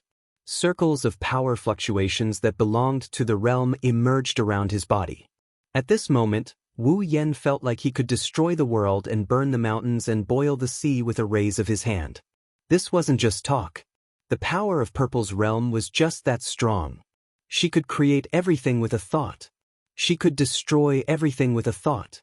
Since delicate fragrance Feng Jian Yuxiang could break through the realm power alone, then he would take out the realm power that delicate fragrance Feng Jian Yuxiang couldn't break through. Phew! A scorching breath that seemed to carry all the emotions in Wu Yan's heart was slowly exhaled by Wu Yan. Immediately, Wu Yan raised his head and looked at the beam of light that was constantly magnifying in his pupils. The corner of his mouth curled up, and he didn't intend to defend at all. His body shook and turned into a stream of light. Under delicate fragrance Feng Jian Yuxiang's surprised gaze, he directly rushed toward the incoming beam of light. Whoosh! In the extreme sound of breaking through the air, Wu Yan rushed toward the incoming beam of light violently. The realm power surging around his body violently erupted. The realm of being and nothingness. With such a voice, the figure that turned into a stream of light collided with the fatal beam of light. Boom! Above the sunflower field, a thunderous sound burst out, and a violent gale blew out all of a sudden, blowing all the sunflowers below in one direction. This time, it was the same level of power, but the result was completely different. The beam of light that was filled with a power that was more terrifying than the one that easily defeated Wu Yan's realm of being and nothingness. This time, when it collided with Wu Yan's figure that was wrapped in the realm of being and nothingness, it quickly dimmed at the moment of collision. From delicate fragrance Feng Jian Yuxiang's perspective, she saw that the moment the beam of light that traversed the void collided with the stream of light that Wu Yan transformed into, it suddenly began to melt rapidly from the point of collision. Moreover, the melting speed was still spreading to the other side of the beam of light at an alarming rate. During this period, a figure that was like a meteor swept across like lightning, and a part of the beam of light that came into contact with it collapsed upon contact. And it was the kind that destroyed everything in its path. Boom! In the end, the beam of light that was 2 to 3 meters in diameter disappeared completely, but the figure that turned into a stream of light didn't lose its momentum. It streaked across the space and rushed toward delicate fragrance Feng Jian Yuxiang. Facing such a violent and direct collision, delicate fragrance Feng Jian Yuxiang's eyes surged with crazy battle intent. Come on! Delicate fragrance Feng Jian Yuxiang raised the parasol in her hand. Violent demonic powers surged out from her body and gathered at the tip of the parasol at an astonishing speed. In the end, the demonic powers condensed into a half-meter-sized light ball at the tip of the parasol. This time, it's double. As soon as she finished speaking, the light ball condensed from demonic powers exploded, turning into 2 extreme light beams that blasted toward Wu Yan's face. In the trembling space, the light beams crashed down fiercely. Double magic cannon. This was a move unique to delicate fragrance Feng Jian Yuxiang. Moreover, each magic cannon was much stronger than the previous one, which proved that delicate fragrance Feng Jianyu Xiang had brought out her full strength. In response, Wu Yan let out a loud roar. The realm power around his body once again became more violent, and he collided with the light beams without dodging. Boom! The sound of an explosion resounded in the air. Chapter 1849. Bang! Amidst the deafening explosion, the Eternal Night's quadruple barrier that enveloped the entire sunflower field suddenly trembled. It was as if something had struck it hard, and traces of cracks actually appeared on it. Inside the transparent barrier, a dazzling light shone, making it impossible to see the situation inside. However, the violent winds and waves were extremely conspicuous, turning into circles of ripples that constantly fluctuated and struck the Eternal Night's fourfold barrier, causing the cracks on the barrier to become even more obvious. Under such circumstances, traces of energy fluctuations began to leak out from the cracks on the barrier, reverberating through the air of the entire fantasy village. Holding onto her imperial coin, Ling Meng, who was gesturing at Marissa and Kamikaze Marumi, who were busy rebuilding the shrine, suddenly turned her head. She turned her head to look in a certain direction, an expression of shock and anger appearing on her face. Who is causing trouble for me again? As the overseer of the fantasy village, Ling Meng not only possessed invincible strength within the fantasy village, she was also keenly aware of any abnormalities that occurred within the fantasy village. Otherwise, how could she be the first to notice any abnormalities? Earlier, due to the Eternal Night's fourfold barrier providing a certain degree of resistance, Ling Meng did not pay much attention to it. Even a lazy person like Princess Ling Meng would not be able to detect any abnormalities. However, it was impossible for Princess Ling Meng to not detect the energy leaking out from the Yongye's quadruple barrier. Originally, Ling Meng was already vexed by the destruction of the Bori Shrine. Now that someone else was causing trouble, it was no doubt akin to pouring a bucket of oil onto Ling Meng's head, causing Ling Meng to be thoroughly enraged. At some point in time, Marissa and Fumimaru had stopped what they were doing and walked over to Soul Dream's side with surprised expressions on their faces. Of course, the reason why they were surprised was completely different. Ling Meng, what's wrong? Looking at Ling Meng's expression that seemed to be on the verge of burning with rage, Marissa shrunk her neck and timidly asked, "Your expression is so ugly. Who provoked you?" Ling Meng did not notice anything strange. Marissa only noticed that Ling Meng's behavior was different. As the Crow Tengu, the life shooter Maru had a keen sense of perception. After frowning slightly, he exclaimed in surprise, "Something seems to have happened." "Things?" Marissa was slightly taken aback. "What is it?" "I don't know." Markumaru shook his head. "But something must have happened in Fantasy Country." Hearing this, Marissa no longer had any doubts. Takamar Fumiar looked like a reporter who liked to hype up scandals, but every time he discovered a scandal, he would rush to the scene at the first possible moment. He wasn't just fooling around. Since the life-shooting Maru said that something had happened, there was a high chance that it was true. Could it be a mutation? Marissa's eyes lit up in excitement. Great. Finally, something interesting happened. It's a troublesome matter. Princess Ling Meng clenched her fists, a look of fury on her face. This time, no matter who the troublemaker is, I will treat him or her. Having made up her mind, Ling Meng was just about to rush towards the place where she had sensed the abnormality when a voice suddenly rang out from the surroundings and drilled into Ling Meng's ears. Wait. As the voice rang out, the space in front of Ling Meng, Marissa and Sensei Marumi abruptly split open. A pitch-black crack filled with malevolent eyeballs appeared in the space, imprinting itself into the eyes of Ling Meng, Marissa and Marumi. Then, a figure holding a parasol, her long golden hair fluttering in the wind, extremely tall and elegant, beautiful and dignified, slowly walked out from the terrifying spatial crack. This time, why don't you let us deal with it? Seeing the tall figure walking out from the pitch-black crack filled with malevolent eyeballs, Princess Ling Meng, Marissa, and the life shooter Maru were shocked. Yukari? The newcomer is the demon sage that they haven't seen in a long time, Yakumo Yukari. On the other side, the highest standard battle in the fantasy village was still ongoing. Hovering in the air, Yukari Fujimi's posture was still as free and unrestrained as before, not even a speck of dust on her body. She held the parasol in her hand and looked forward, the two emotions in her eyes representing battle and admiration fluctuating at the same time.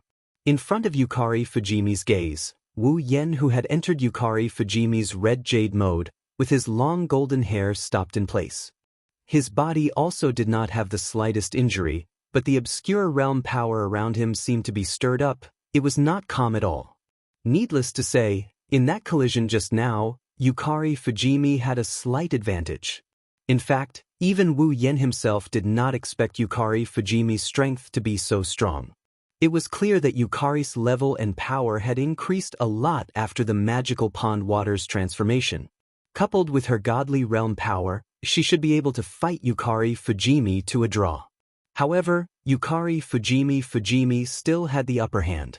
Although this advantage was weak to the point of being negligible, in the end, it was still an advantage, even if it was just a little bit. It could not change the fact that Yukari Fujimi was strong. This was also because the person who controlled the realm power was Wu Yen. Although because of the infinite armory, Wu Yan's speed of controlling the realm power was very fast. The degree of control was constantly increasing, but the realm power was not Wu Yan's own strength, it belonged to Yukari's strength. Even with the red jade mode and infinite armory, Wu Yen could perfectly control the realm power, but in terms of using it, he was definitely not as good as Yukari. After all, Yukari had used the realm power for at least 1,000 years, while Wu Yen had only used it a few times in battle.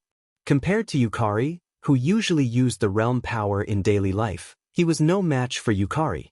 Therefore, if Yukari Fujimi were to fight with the current Yukari Fujimi, Yukari was absolutely confident that she could pull the victory to 50-50. But if it was him, Wu Yen estimated, before the red jade mode lasted for a while, he could only maintain a 40-60 chance of winning. Yukari Fujimi's chances of winning were still relatively high. Wu Yen could estimate this point himself. Delicate Fragrance Kaze, who was standing in a higher position, naturally knew about this. However, Yukari Fujimi's fighting spirit still did not weaken in the slightest. It even had a tendency to become stronger. A 40-60 chance of winning? In the entire fantasy village, there were people who could exhaust their strength to fight with her, who was known as the strongest, and still be able to do this. It was absolutely possible to count them with one hand. Yukari Fujimi couldn't remember how many years it had been since she used her full strength to fight with an expert of the same realm. A year? 10 years? Or 100 years? Perhaps not that long, but for the battle-thirsty Yukari Fujimi, even a year was a long time. Now, there was finally an opponent who could make her use all her strength to gain the upper hand. Even she didn't dare to say that she could definitely defeat her opponent. Yukari Fujimi's excitement could be imagined. What's wrong? At that moment, Yukari Fujimi's tone also leaned towards fanaticism. Her voice was full of excitement and extremely joyful, reverberated in the surroundings. Can't you do it? Bring out more power. Pursue the existence of invincibility. After saying that, Yukari Fujimi spread her arms as if she wanted to embrace the whole world. Nature responded to Yukari Fujimi's excitement by extracting vitality from nature and turning it into pure monster power that flowed into Yukari Fujimi's body. Buzz! At the next moment, a dazzling flower suddenly bloomed behind Feng Jianyu Xiang's back. Terrifying demonic powers surged on it, gathering together and shooting out flower-shaped barrage that had a diameter of 1 meter as if they were shooting arrows. Let me have some more fun. Along with Yukari Fujimi's fanatical voice, the flower-shaped barrage burst across the sky above the sunflower field like auroras. In the sound of sonic booms, they mercilessly shrouded Wu Yen. Wu Yen could only stretch out his hand and set up the realm power in front of him like a barrier. The realm of being and nothingness. Suddenly, the flower-shaped auroras that shot over disappeared as if they had never appeared before when they touched the barrier of the realm. However, at the same time, more flower-shaped barrage fell and blasted mercilessly at Wu Yan. Don't tell me you're only at this level? While turning the violent demonic power into a barrage of bullets, Delicate Fragrance Feng Jian taunted him with a joyful tone. This is not enough. Not enough. While speaking, the monster power that burst out from Yukari Fujimi's body became more majestic and violent, raising the power of the flower-shaped barrage by more than one level. TSK. Wu Yan was speechless. While continuing to support the realm of being and nothingness to erase all the barrage, his mind was spinning rapidly. If this continues, Wu Yan will definitely be exhausted to death by Yukari Fujimi, who has endless monster power and will never get tired. Therefore, the current situation must be changed. There's no other way. Wu Yan's purple eyes flashed with a flash of light. I can only use that. Chapter 1850. TSK. The flower-shaped bullet screen fell one after another as if they were scrambling to be the first to fall. Amidst the TSK sound like water extinguishing flames, they were wiped out by the barrier formed by the realm of being and nothingness. Come on. Let's fight. Yoxiang Fujian's joyful voice echoed in the flower-shaped bullet screen. Every time it echoed, it was accompanied by an extremely terrifying explosion of demonic power. The rain-like bullet screen that fell like raindrops had a terrifying increase in power and quantity. As the embodiment of nature, the current Delicate Fragrance Feng Jian seemed to have received the assistance of the entire natural world. Her monster power was endless.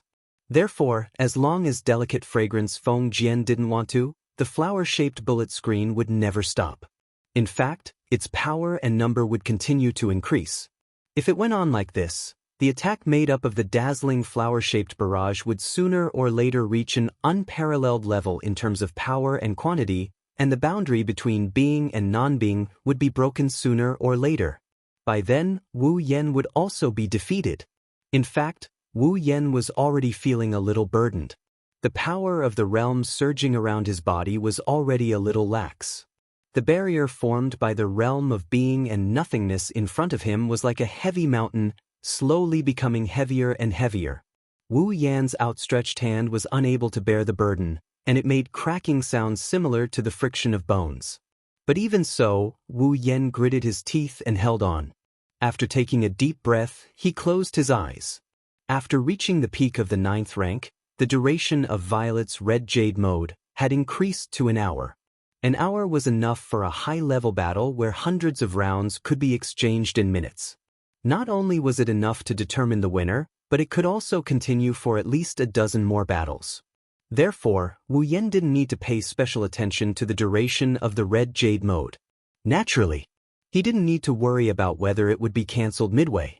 But in terms of strength alone, the current Wu Yan compared to Yu Xiang still had a small gap. Although it wasn't to say that it was impossible for him to win, his chances of winning were definitely lower than Delicate Fragrance Fujimi. Coupled with Delicate Fragrance Feng Jian's extravagant fighting style and the support of her endless demonic power, the longer time passed, the situation became more and more unfavorable to Wu Yan. However, this was not Wu Yan's strongest state. Yukari's Red Jade mode is the strongest out of the 3 Red Jade modes he has. However, apart from the Red Jade mode, Wu Yan had another trump card that could increase his overall strength. Now that I think about it, ever since I exchanged for it, I haven't been able to find an opportunity to use it.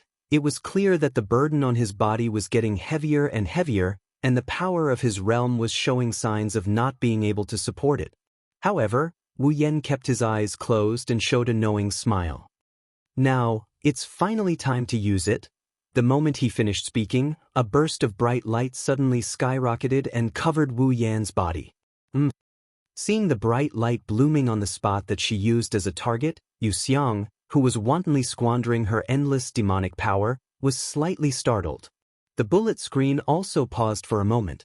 This pause time maybe.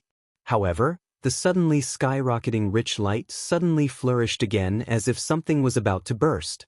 The flower-shaped bullet screen was all bounced back. Bang!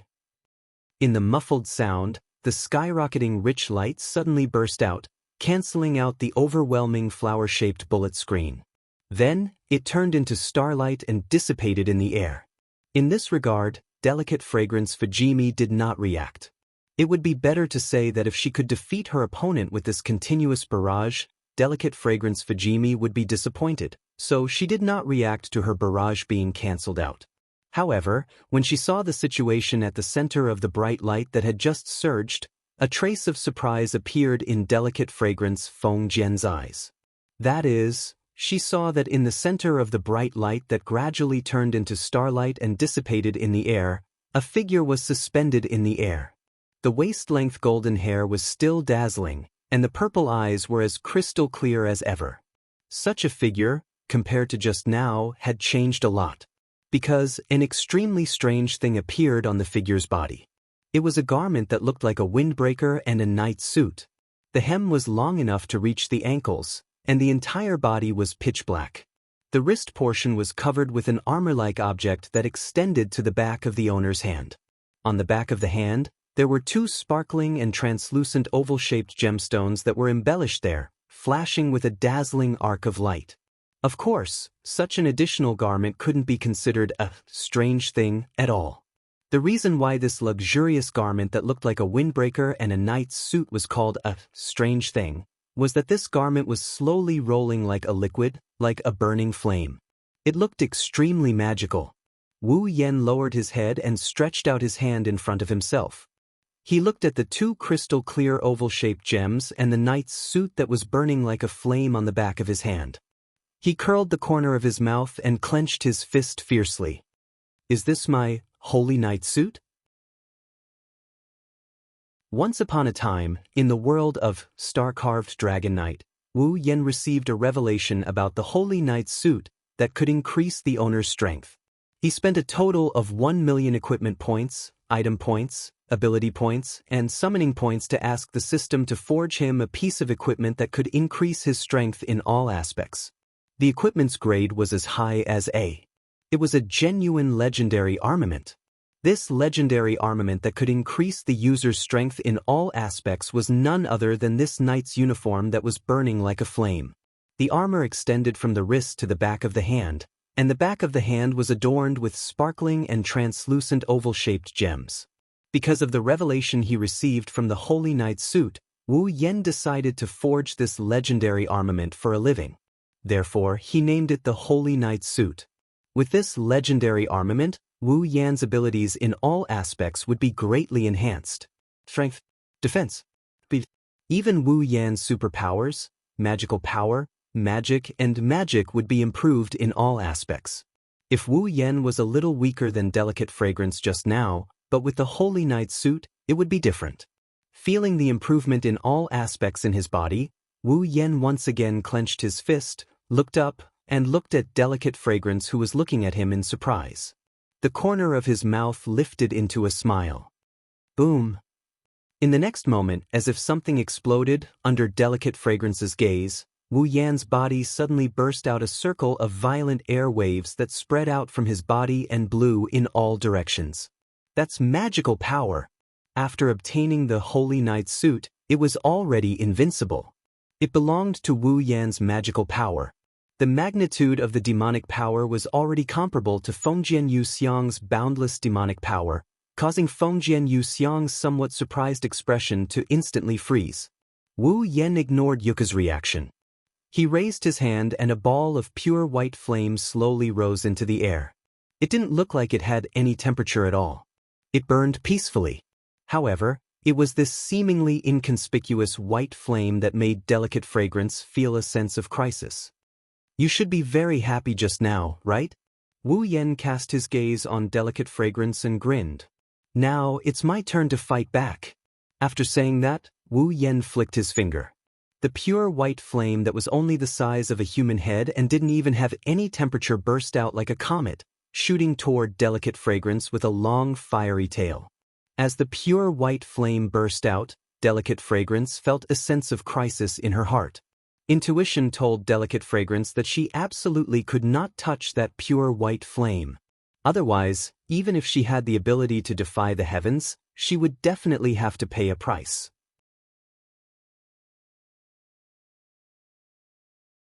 Chapter 1851. Whoosh! Watching the pure white flame turn into a comet and burst toward her, Delicate Fragrance Kaze's cold and delicate face revealed a dignified expression. But in addition to the dignified expression, there was another emotion: joy. There was no doubt that Delicate Fragrance Kaze was the kind of person who would be happier when the opponent was stronger. Therefore, after noticing that Wu Yan's strength had increased a lot after equipping the knight's suit that was burning like flames, Delicate Fragrance Kaze's face was both dignified and joyful. Of course, joy was joy, but the pure white flame brought a sense of crisis to Delicate Fragrance Kaze. Delicate Fragrance Kaze wasn't a reckless person who only knew how to charge forward recklessly. So, without saying a word, Delicate Fragrance Kaze retreated for the first time since this battle. Her figure turned into an afterimage and retreated at an extremely fast speed. Whoosh! Although Feng Jianyu retreated at an extremely fast speed, the pure white flame was even more ferocious. At the same time, the flame seemed to expand with the wind, suddenly expanding in size, and soon turned into a huge pure white fireball. Like a white sun, the pure white fireball suddenly flashed in the air, and its speed also increased sharply. Delicate Fragrance Kaze's expression changed slightly. In a moment, Delicate Fragrance Kaze, who was chasing after her, suddenly exploded in her narrowed pupils. Boom! The terrifying fire wave swept wildly from the place where the pure white sun exploded. Waves of wind and waves with terrifying temperature raged in the air, scattering nearly half of the sunflowers below. After the explosion of the pure white fire wave raged for a while, a rather embarrassed figure flew out from the other side of the fire wave. After tapping a few times in the air, he stopped. It entered Wu Yan's field of vision. Seeing this, even Wu Yan was amazed. She was directly attacked by the white dragon's flame, but she wasn't injured? Thus, Feng Jianyu Xiang, who flew out of the pure white fire wave, looked extremely disheveled. The bright clothes on her body also had traces of scorch marks and damage. Delicate Fragrance Kaze's white skin was exposed to the air. But Delicate Fragrance Kaze's aura still didn't weaken at all. The expression on her face didn't show the slightest pain. Instead, her fighting spirit was awe-inspiring. How long has it been since I fell to this point? Delicate Fragrance Kaze glanced at the damaged and scorched clothes on her body. Her face was full of joy. You can make me so embarrassed, you're really strong. But Delicate Fragrance Kaze's hand slowly grasped the parasol handle. With a sudden pull, the black shadow formed by the parasol tore through the air. The strong wind blew away the surrounding pure white fire waves. The tip of the parasol tilted down, and a terrifying monster power emerged from Feng Jianyu Xiang's body. The real battle begins now. Delicate Fragrance Kaze clenched the parasol handle and stomped her foot. Dense Fragrance Kaze's demonic power exploded under her foot. The turbulent force caused Delicate Fragrance Kaze to turn into a black shadow and shoot straight at Wu Yan. Whoosh! Listening to the wind-whistling sound of Yuka Fujiwara's shadow charging towards him, Wu Yan instantly raised his guard. He stared at the incoming shadow, and with a grasp of his hand, a nimble long sword appeared out of thin air and fell into his hand. It was the Nin Temple Shana. Grabbing the Nigata no Shana, he tensed up his body and waited in place.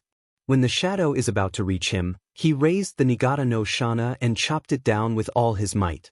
Suddenly, the power of the realm covered the Nin Temple Shana like a sharp blade. The light and heavy realm. The Nin Temple Shana was originally light and agile. Under the influence of the realm, the moment it slashed down, it was like a meteorite falling from the sky. Wherever it passed, sparks flew in the air and an ear-piercing screech erupted. At this moment, the Nin Temple Shana was at least as heavy as a real mountain. Delicate Fragrance Kaze's face was still indifferent in the face of the Nin Temple Shana. Her hand trembled slightly as she clenched the parasol and stabbed out. Feng Jianyu Xiang had clearly only stabbed once, yet a stretch of umbrella shadows continuously appeared in front of him like a curtain of rain. All of them solidly pierced the blade of an Xianxia that was chopping down with the force of a mountain. Clang! After a shrill sound that could pierce one's eardrums, the umbrella shadow that contained a powerful force shattered the light and heavy realm's power on the Xianxia blade, and at the same time, it easily knocked away the Xianxia that came attacking. As expected of the strongest in the fantasy village, Delicate Fragrance Kaze's attack made Wu Yan's expression change slightly. He smiled bitterly in his heart.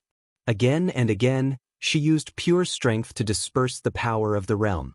Just how strong was this Delicate Fragrance Feng Jian's fighting ability? With this thought in mind, Wu Yan could only follow the force of the Nin Temple Shana that was pushed away. He rotated his body and carried the Nin Temple Shana with Delicate Fragrance Kaze's support. Borrowing the force of the Nin Temple Shana, he rotated on the spot with a tearing sound. Instantly, the Nin Temple Shana turned into a blade of light. With an oppressive sound, it ruthlessly slashed towards Delicate Fragrance Kaze from bottom to top. Come on! Delicate Fragrance Kaze also moved almost at the same time. She tightly held the parasol in her hand. Wisps of demonic power curled out of the parasol like mist, emitting a low vibrating sound. It surged up and heavily hit the Nin Temple Shana that was slashing towards her. Clang! The dull sound of steel colliding with steel resounded throughout the Eternal Night's quadruple barrier. Ha! Powerful demonic power fluctuated around her body and flowed through her palm to the parasol in her hand. Delicate Fragrance Kaze slightly bent her body and coldly shouted. The demonic power on the parasol in her hand suddenly condensed and then exploded. Bang! The parasol that hit the Nin Temple Shana exploded with a towering force. The sudden burst of force directly shook Wu Yan, who was holding the Nin Temple Shana, and sent him flying. Wu Yan gritted his teeth. He turned around and stabilized his body. He looked up and looked at Delicate Fragrance Kaze. Sure enough, it's impossible to win against this flower queen in terms of close combat ability. Delicate Fragrance Kaze didn't have any powerful abilities. Her combat ability was almost entirely focused on close combat. Wu Yan can't possibly win against Yuka Fujimi, who relied on close combat to become the strongest player in Fantasy Village. Since you're invincible in close combat, then I'll fight back with my ability. While speaking, Wu Yan raised one of his hands and the familiar pure white flames rose once again. However, although the white dragon's flames were powerful, they didn't hurt Delicate Fragrance Kaze. That was why Wu Yan raised his other hand. A burst of pitch-black electric light flashed amidst the crackling sound of electricity. Holding the pure white flames in his left hand and the pitch-black electric light in his right hand, Wu Yan stared at the powers of the white dragon and black dragon respectively. Then, he actually brought the pure white flames and pitch-black electric light in the middle. Buzz! The moment the pure white flames and pitch-black electric light came into contact, wisps of white flames and black electric light burst out from the point of contact. The space was torn apart and distorted.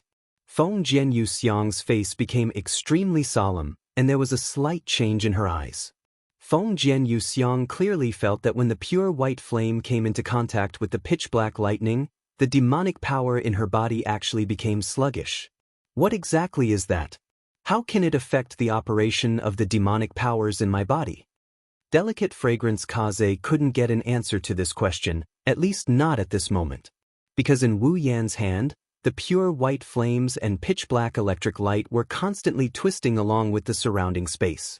As they squirmed slightly, they slowly gathered together. Not long after, a ball of golden electric light flickered on its surface and its color turned into a dazzling golden flame that floated before Wu Yan.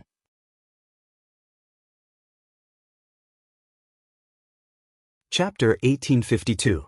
The moment the resplendent golden flame with golden lightning flashing on its surface was born, an unusually wild and violent fluctuation suddenly rippled out in midair. The strange energy waves became even more violent. Strands of golden energy seeped out from the surrounding space. Finally, they all wrapped around Wu Yan, who is holding the resplendent golden flames as if he is holding a jewel. They spun around him like crazy. Following the rotation of these golden streams of air, a gust of wind suddenly emerged and swept out in all directions. The gust of wind was so strong that even some of the larger rocks on the ground were blown and rolled a few times on the ground, not to mention those fragile sunflowers. For the first time, delicate fragrance Feng Jian's heart showed an uncertain expression. What the hell is that? With delicate fragrance Feng Jian's accumulated experience, she could naturally distinguish some of the effects of the methods Wu Yan used before and after. In addition to the power that should belong to a certain monster sage that she had seen more than once, delicate fragrance Kaze could see that the white flame used by this man who called himself Yakumo Haku should be some kind of ability to attack time.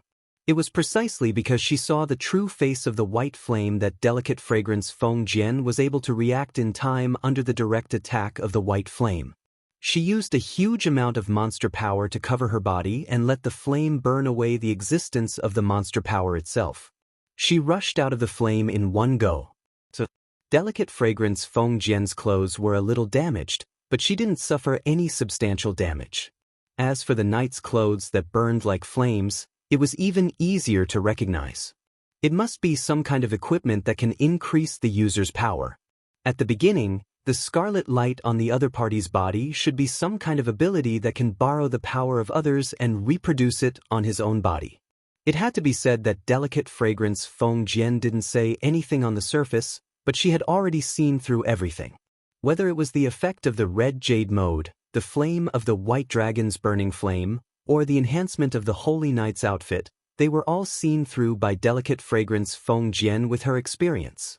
But to be able to see to this extent, it was enough to prove that delicate fragrance Feng Jian was experienced and knowledgeable. However, Feng Jian Yuxiang couldn't see anything from the dazzling golden flames that were flickering with golden lightning. He didn't know what kind of power it had, nor did he know what kind of effect it would have. He didn't even know what kind of ability it was. How should I solve it? However, looking at the golden flame, delicate fragrance Feng Jian had a feeling that her palms were sweating, telling her it was definitely not just beautiful. Ooh! Feng Jian Yuxiang exhaled a long breath of air. She stared at the pale Wu Yan who was holding the bright golden flame. Feng Jian Yuxiang laughed out loud. That's right. That's how it should be. A violent demonic power surged out from Feng Jian Yuxiang's body, causing her to emit a dazzling light. She was like a sun, making people unable to look at her directly.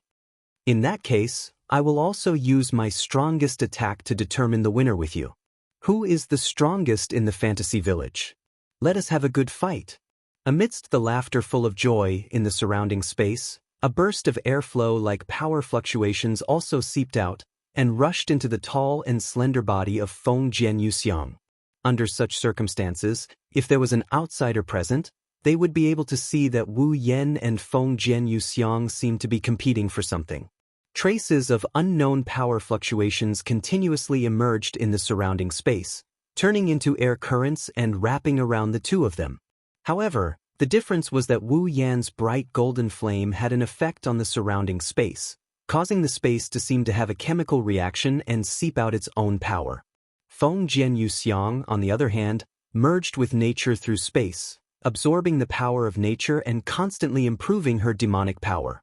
Under such circumstances, the aura on Feng Jian Yuxiang's body became more and more terrifying until it reached a certain peak before stopping. Feeling the unprecedentedly powerful aura of Feng Jian Yuxiang, Wu Yan's eyes also flashed brightly, feeling the blood all over his body boiling at this moment.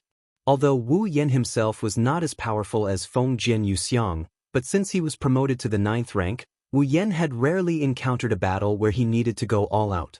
Now, the strongest red jade mode had been used, and even the holy knight equipment that could increase his strength in all aspects was also used. At this moment, Wu Yan had already brought out the strongest strength he could bring out. Coupled with the fact that he was fighting the strongest king of the fantasy village, the long-lost feeling of blood boiling made Wu Yan laugh out loud. It's not over yet.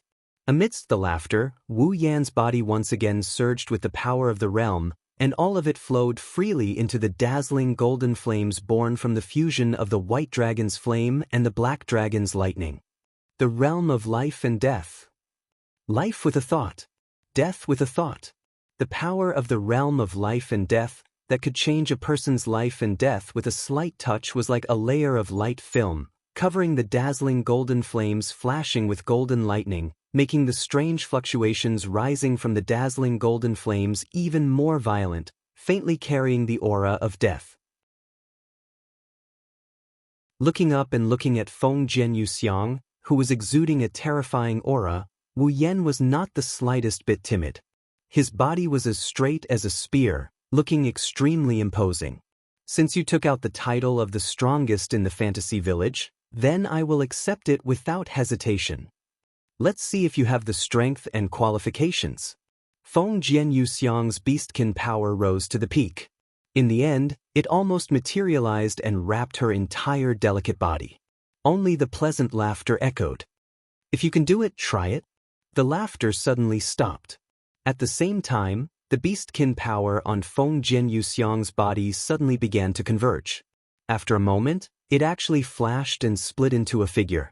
Green, slightly curly short hair, wearing a red and dark red checkered vest and a knee-length skirt of the same color, a yellow bow tie in front, and a white long-sleeved shirt under the vest, holding a parasol in her hand. Another Feng Jianyuxiang. That was Feng Jianyuxiang's clone. Feng Jianyuxiang had the ability to split into a clone that was completely no different from herself. This doppelganger had almost the same level of power as delicate fragrance Fengjian's main body. In other words, Wu Yan was now facing the two strongest existences in the fantasy village. Come on, let's fight. It was still the same sentence. The two Feng Jianyuxiang raised the parasol in their hands at the same time, and all the beastkin power on their bodies surged to the tip of the parasol. With the infusion of such a huge amount of beastkin power, at the tip of the two parasol, a liquid-like emerald green energy flowed like liquid. One move. Let's decide the winner. With a fierce shake of their hands, the two Feng Jianyuxiang pointed the parasol in their hands at Wu Yan at the same time. Immediately, all the beastkin power on their body flowed along the parasol. Double spark. The beastkin power flowing on the tips of the two parasol burst out. Two overwhelming beams of light with a sharp and ear-piercing sound cut through the space like lightning and shot straight at Wu Yan in the distance. Wherever the beam of light passed, the space shattered inch by inch. Wu Yan's vision was completely covered by the bright light above the overwhelming beam of light. As the target of the beam of light, Wu Yan could clearly feel the terrifying power in the two huge beams of light. However, Wu Yan also had absolute confidence. The golden flames fused with the power of the two familiars, coupled with the power of his realm, any attack would dissipate in the face of this power. Taking a step forward, Wu Yan released one of his hands and raised the dazzling golden flames flickering with golden light above his head. His arm trembled as if he wanted to throw the golden flames in his hand out. Like a meteor, a golden ray of light shot out from Wu Yan's hand like a hot knife through butter. It shot out like a hot knife through butter.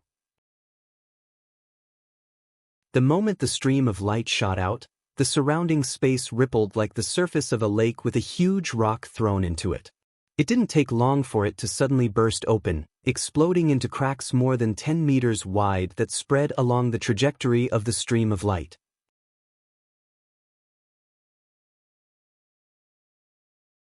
Chapter 1853. Swish. Amidst an extremely sharp sonic boom, the resplendent golden flames that had turned into streaks of light tore through the air like a meteor.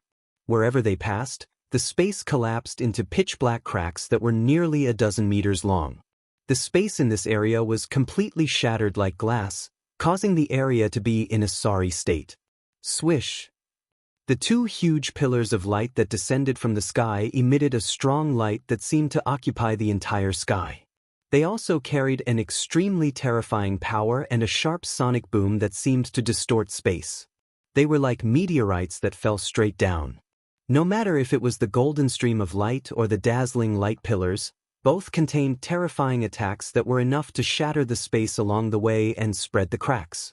Just the fluctuations that leaked out were enough to kill a ninth-stage powerhouse on the spot. Two extremely frightening attacks that caused even the sky to change color finally collided violently in the next instant.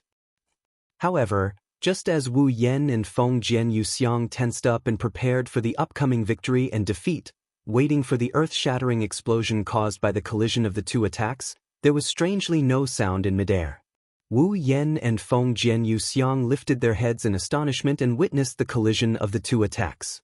Then they witnessed this scene. In midair, the ratio was completely different. The two attacks of completely different colors didn't clash fiercely with each other at the moment of collision. Instead, they twisted together like two masses of water of different colors. The golden and green attacks had unknowingly twisted into a huge sphere. The two colors of gold and green swirled around each other in the sphere. The space around the sphere became extremely distorted. Vaguely, there were extremely subtle tearing sounds coming from the inside of the sphere. Wu Yan stared at the twisted sphere in midair. A sphere of two colors.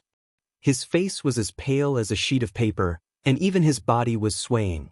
Xiao's magical fluctuations had weakened to an unprecedented level. If it weren't for the remaining magical fluctuations, perhaps even Wu Yan wouldn't be able to hover in midair. Apparently, it fused the white dragon's flames and the black dragon's lightning together. It formed the dazzling golden flames that carried golden electric arcs on the surface and even enhanced the realm of life and death.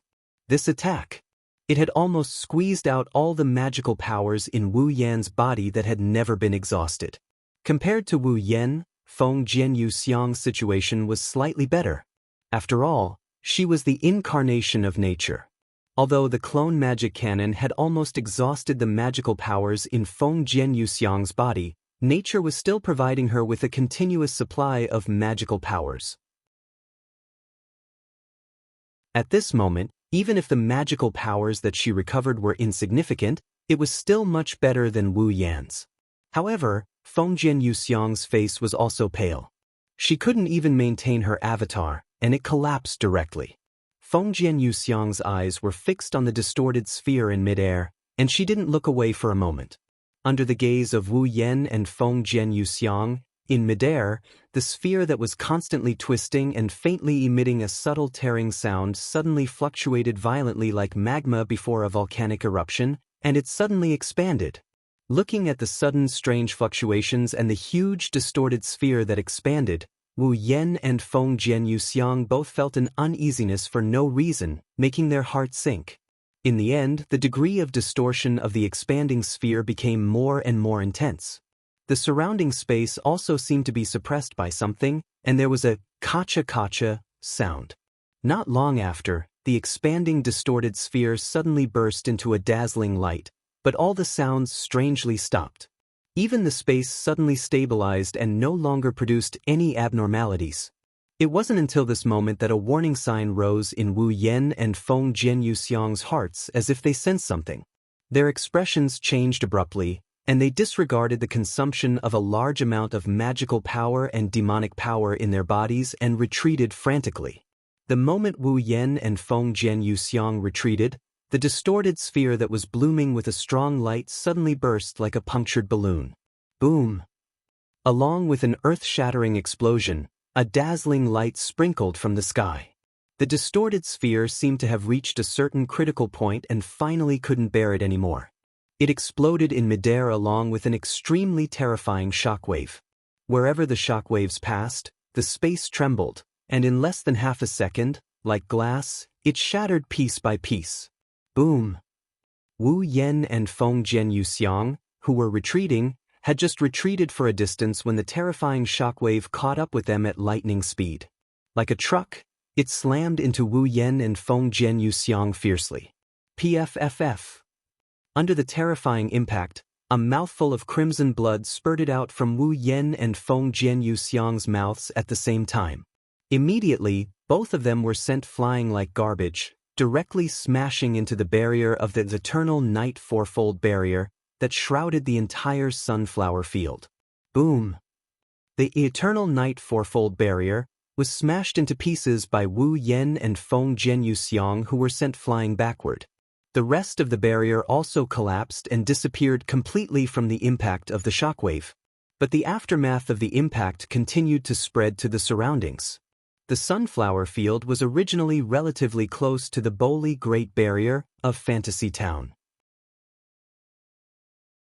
With the shockwave still raging, it wouldn't take long for the Boli Great Barrier to suffer the same impact. At that time, it would inevitably shatter directly like the Eternal Night Fourfold Barrier. At that time, without the most important Boli Great Barrier, Fantasy Town would not be able to escape the fate of destruction. Buzz.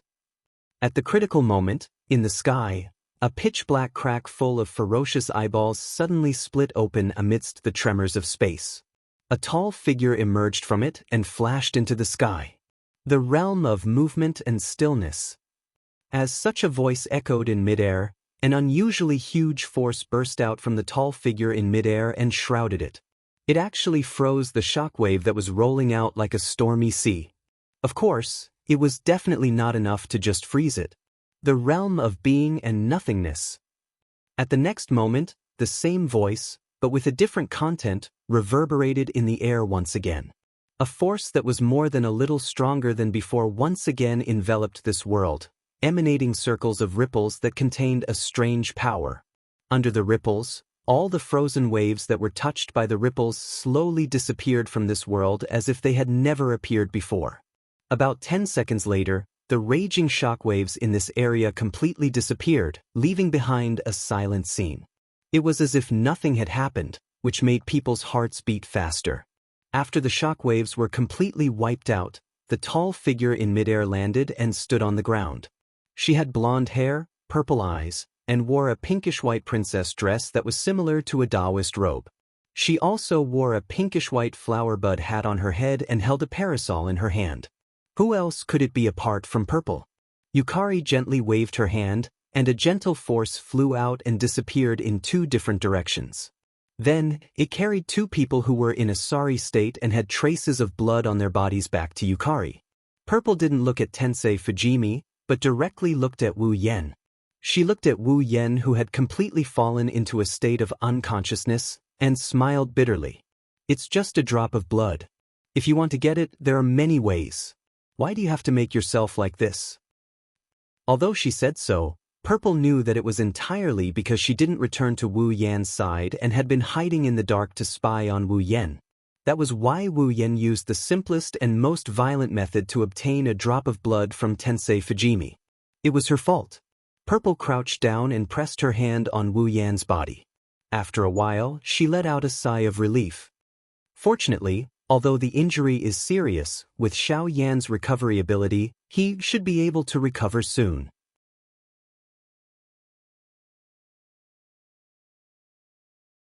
Chapter 1854. Originally, the Paladin outfit was based on the Paladin armor. After the Paladin armor was strengthened and modified, it became a piece of equipment that could increase the user's abilities in all aspects. The Paladin armor was nothing more than an amalgamation of mana. It was similar to vassal beasts, which were also amalgamations of mana. Naturally, the Paladin outfit was also a piece of equipment made of pure mana. The only difference was that the vassal beast's consciousness was lodged in the user's blood. The user only needed to provide mana for the vassal beasts to manifest their own forms and abilities. On the other hand, the Paladin armor was based on the design. The user had to ask the dragon who created the Paladin armor to create the Paladin armor according to the design. Only then would the Paladin armor be able to display its proper form and abilities. The same went for the Paladin outfit. Although Wu Yen had exchanged for the A-rank legendary armament, to be more precise, he had only exchanged for the blueprint of the Paladin outfit. Based on Wu Yan's physical attributes and abilities, the system created the most suitable Paladin outfit for Wu Yen. Then, it provided the blueprint to Wu Yen. Therefore, Wu Yen only needed to construct the Paladin outfit according to the blueprint, just like the holy dragons in the star-engraved Dragon Knight world. Then, the Paladin outfit would appear and be equipped on his body. That was why Wu Yen could easily summon the Paladin outfit during battle with just a thought. Naturally, when Wu Yan's mana was completely depleted or he lost consciousness, the paladin outfit would disappear. The red jade mode was similar. Although there was still some time left, the red jade mode was still a bloodline ability. As long as Wu Yan lost consciousness, the red jade mode could no longer be maintained. When the red jade mode and the Holy Knight outfit disappeared, Wu Yan's aura weakened all the way until he dropped out of the demigod rank. He could feel the bloodstains on his body. With his eyes closed, Wu Yan's aura continued to weaken. Purple also let out a sigh. She stroked Wu Yan's cheek and her tone became unusually gentle. "You've already tried your best." He had indeed worked very hard. To be able to fight against Yuka Kazumi, the strongest person in Fantasy Town, who even Yuka Kazumi couldn't defeat in the past. Even if it was because of the red jade mode and the Holy Knight equipment, Wu Yan could still be proud. After saying this, Z stood up, raised his head, and looked at the surroundings. The first thing that caught his eye was the place that had turned into a terrible mess. It used to be a field of golden sunflowers or a field of sunflowers that stretched as far as the eye could see. Now, the sunflowers' golden color and the grassland's green color had all disappeared. Only the dark gray and brown soil remained. As if a typhoon had passed through, the scene became chaotic and battered. The sunflowers and grassland had long since disappeared in this battle. The ground was also razed to the ground, showing the darkest color. There were even potholes everywhere, filled with rolling stones. It was abnormally desolate. Not only that, but in the surrounding space, pitch-black spatial rifts could be seen everywhere. Some of them even shattered into black holes. Some of them were like broken glass, still falling pieces. The endless darkness in the spatial rifts sent chills down one's spine. One could imagine what would happen if an ordinary person or a weak existence accidentally touched these spatial rifts. This should be the most serious destruction in Fantasy Town, right? Purple rubbed his forehead as if he had a headache. This is really worrisome. If Purple didn't rush over in time and stop the spread, Fantasy Town would have suffered more damage than this. That's why I hate brainless battles. A voice suddenly interrupted Violet's contemplation. You're right. You're right. Violet sighed. Cough, cough.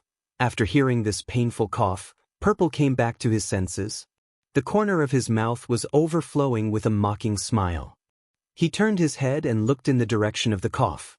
There, Youxiang Fujian covered his chest with one hand and supported himself with the other using a parasol to support himself on the ground. Although his face is abnormally pale, his body is swaying, and his clothes are covered in blood, Youxiang Fujian still insisted on standing up. He didn't allow himself to lie weakly on the ground and coughed.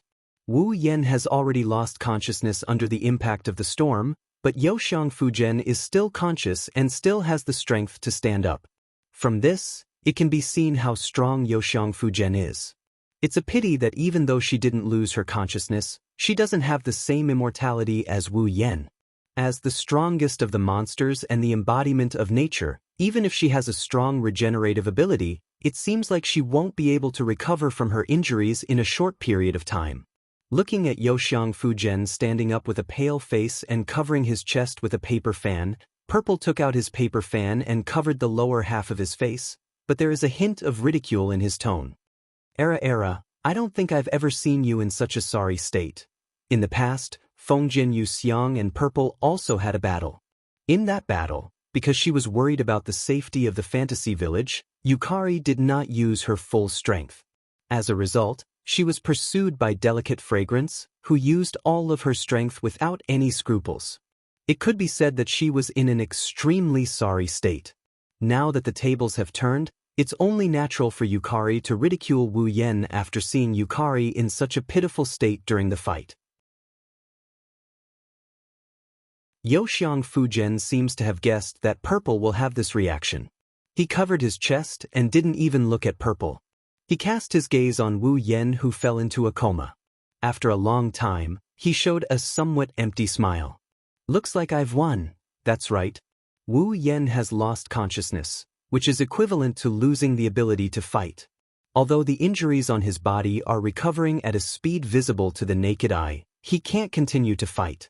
On the other hand, Youxiang Fujian, Even if his body is injured enough to kill an ordinary human or demon a dozen times, his recovery ability is not as good as Wu Yan's.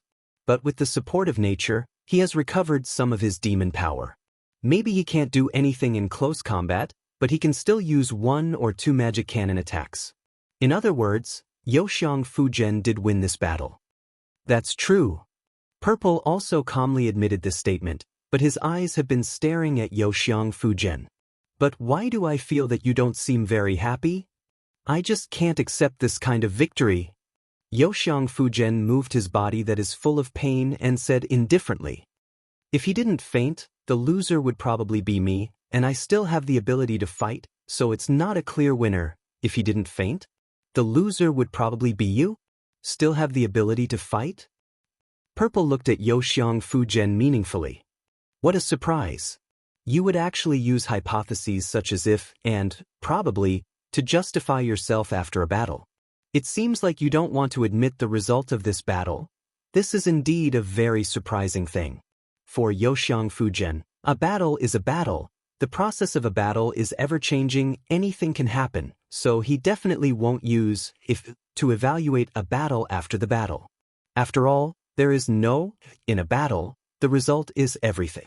Youxiang Fujian did win this battle, there is no doubt about this. There is no to say. Because Wu Yan did lose consciousness, he can't continue to fight.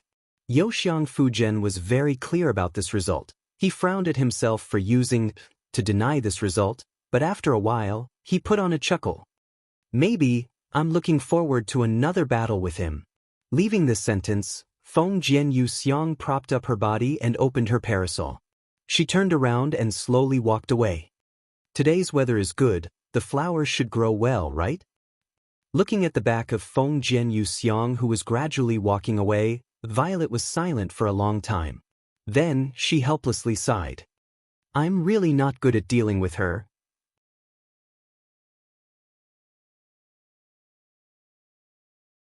Chapter 1855. His consciousness was as chaotic as chaos. His body was as heavy as iron and lead. His strength was flowing away like water.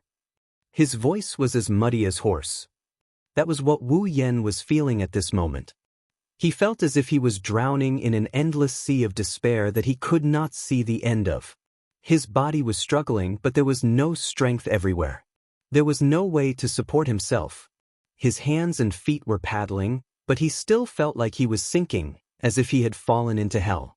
In this unconscious state where even breathing became difficult, Wu Yan could only endure the feeling of emptiness in his body and drift around with his chaotic consciousness. All of this was because of the exhaustion of his magic power and the serious blow to his body, which brought about such an uncomfortable feeling. It's obvious that the injuries he suffered before he fainted, even if he recovered in a short period of time, the pain of that moment still made him feel very uncomfortable as he fainted while carrying the pain with him. Fortunately, the pain came and went quickly. After a long time, Wu Yan felt that his chaotic consciousness finally showed signs of condensing. His body gradually became able to exert strength, and the dark sea of drowning began to become bright. As if awakened, Wu Yan slowly opened his eyes, exposing a pair of somewhat slack burgundy pupils to the air. After a while, he could focus on the scene in front of him. The ceiling. It should be a wooden roof. Moreover, it was the same roof as the Japanese-style tatami room of Kagaya in Penglai Mountain. However, Wu Yan knew that the familiar roof in front of him was definitely not the roof of Kagaya's room in Penglai Mountain. The reason was very simple. Although there were computers and game consoles in Kagaya's room in Penglai Mountain, there were no modern fluorescent lights or light bulbs. The roof in front of him. There was a bright fluorescent light, illuminating Wu Yan's vision. Where is this? This was the first question in Wu Yan's mind. Why am I here? This was the second question in Wu Yan's mind. What's wrong with me? This was the third question in Wu Yan's mind. Although it was the third question, this question was the first to be answered. Immediately after. The second question was also solved after Wu Yan solved the third question. There was only one question left. Wu Yan had no way of answering the question by himself. That's right. Holding his head, Wu Yan smiled bitterly. I fainted during the battle with Yuka Fujimi. To be more precise, it should be said that in the battle with Delicate Fragrance. Wu Yan used all of his strength in this attack, and then in order to avoid the aftermath of the collision with Delicate Fragrance's attack, he did his best to retreat. Then there was no then. Wu Yan only remembered that in the process of retreating he was still swept by the aftermath of the impact. Immediately after, his body was in pain and he completely lost consciousness. Wu Yan himself didn't know what happened after that, but looking at the roof in front of him, he could guess what happened even if he had to guess. Someone must have arrived at the scene, found him unconscious, and brought him here. As a result, the second and third questions were answered. As for the first question, Wu Yan had no spare energy to think about it. There was only one thought left in his mind. I fainted. Then, in the battle between him and Delicate Fragrance, who won in the end? If Delicate Fragrance also fainted, then it was a draw. But if Delicate Fragrance still had a breath and could hold on, then there was no doubt that he had fainted and lost the ability to fight. Of the two possibilities, Wu Yan was more inclined to the second one. There was no other reason. It was just that Delicate Fragrance's strength had left a deep impression in Wu Yan's mind, so Wu Yan couldn't imagine Delicate Fragrance's appearance of being seriously injured and unconscious. Wu Yan felt that with Yuka Kazumi's strong and stubborn personality, she would most likely hold on until the very end and leave, right? This guess wasn't completely correct, but it was pretty much the case. That's why Wu Yan had such a bitter smile on his face. I didn't think I would lose in a battle with my full strength after such a long time. Wu Yan gave it his all in this battle. Not only did he use his most powerful Red Jade mode, he even equipped his paladin outfit and used his familiar's abilities. It could be said that he was truly going all out with his trump cards. Although he still had a lot of tricks and abilities that he hadn't used yet, they were nothing compared to trump cards like the Red Jade mode, the Holy Knight outfit, and familiars. It would only be embarrassing if he used them against Yuka Fujimi. As for summoning his familiars directly, that's even more ridiculous. Of course, if the host's strength increased, so would the familiars residing in the host's blood. But that was only if the host's strength increased. Wu Yan used the Ruby mode to reach demigod rank. It wasn't Wu Yan's own strength, it was the result of an ability. Under such circumstances, the familiar's strength wouldn't increase. Therefore, when Wu Yan entered Violet's Ruby mode and reached demigod rank, the familiar's strength remained at peak rank 9 Wu Yan's level. Even if they were boosted by the paladin equipment, they would barely reach demigod rank. How could a demigod rank familiar be used against Delicate Fragrance, who was already level 97 and only needed 1 or 2 more levels to reach peak demigod rank? That would be a disgrace. Plus, it would be foolish to let outsiders interfere in a fight of this level. It would cause a lot of uncertainties in the battle. Wu Yan rejected Natsuki, Nagisa, and Kanon's suggestion to fight Yukari Kazumi more than once.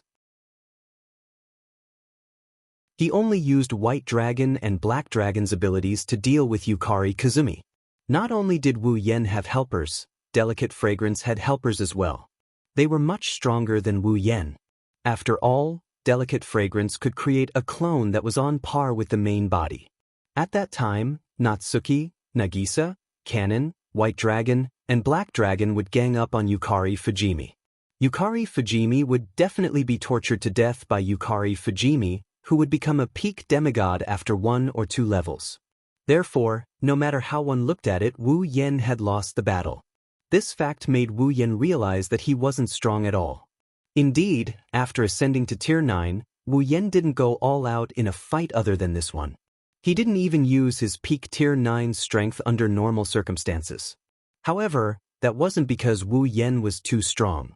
It was because there were too few true powerhouses, and Wu Yan hadn't encountered one yet. His fight with Fujimi Yuka made him realize that he's not weak but he's not strong either. Compared to the real strong, the demigod tier existences, he's still a far cry from them. Of course, this was also because Wu Yan had been doing the demigod path mission. If Wu Yan had turned in the demigod path mission and generated a tool for reaching demigod rank, the result would have been different. However, Wu Yan's ambition was too great. He didn't want to be an ordinary demigod powerhouse, he wanted to be a peak demigod powerhouse.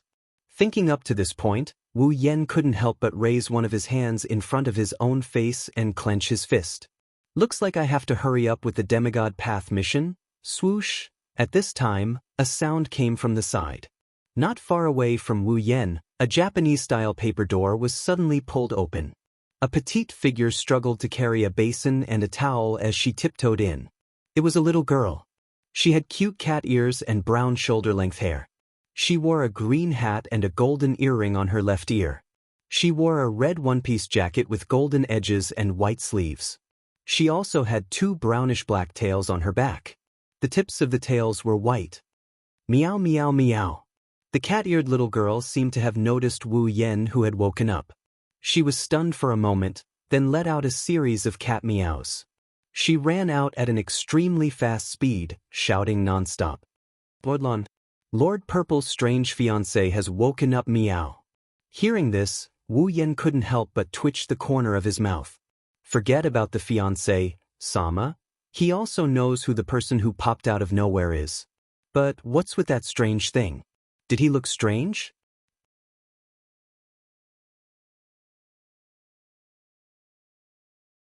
Chapter 1856. This was a small wooden house at the edge of the realm. The wooden house was the same as the Forever Pavilion in the Lost Bamboo Forest. It was the kind of ancient Japanese-style house. The scale was not very large. It could only be regarded as a little bigger than the buildings of ordinary people. From the outside, this small wooden house, excluding the living room, kitchen, and other places, could probably only accommodate 4 or 5 people. Of course, this was the result of considering that each person had a room. The difference between the house and the Forever Pavilion was that even though the Forever Pavilion looked very old, the whole body was brand new, as if it had not been destroyed by the years. This small wooden house at the edge of the realm did not have such a feeling, but no matter who it was, no one would think that it was a very ordinary house.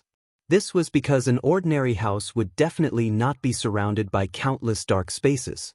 Moreover, in this boundless dark space, there were many ferocious eyeballs. In such a small wooden house, in a Japanese-style tatami room, Wu Yen sat on a bed directly on the ground.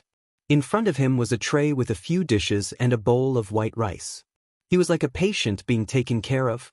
As a matter of fact, Wu Yen is very hungry. Even if the dishes in front of him are very simple, he has the urge to gobble them all down. However, Wu Yen did not touch the dishes in front of him for a long time. There was still a calm expression on his face. The reason was very simple. It was just that there were 2 very strong eyes that had been staying on Wu Yen, which made Wu Yen a little uncomfortable. Looking carefully, on the side of the bed, a figure was staying there, staring at Wu Yen, who was sitting on the bed. It was a very tall young girl, not inferior to Yui, Fujimi Yoxiang, and Yonglin Yagi. The girl had a pair of fox-like ears on her head and 9 huge tails behind her. Each tail was more than 1.5 meters long. The hair on it was extremely soft and smooth, and it had a golden luster, and the end was white.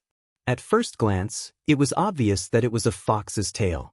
The girl who had fox ears and a tail was also wearing clothes that were similar to Violet's.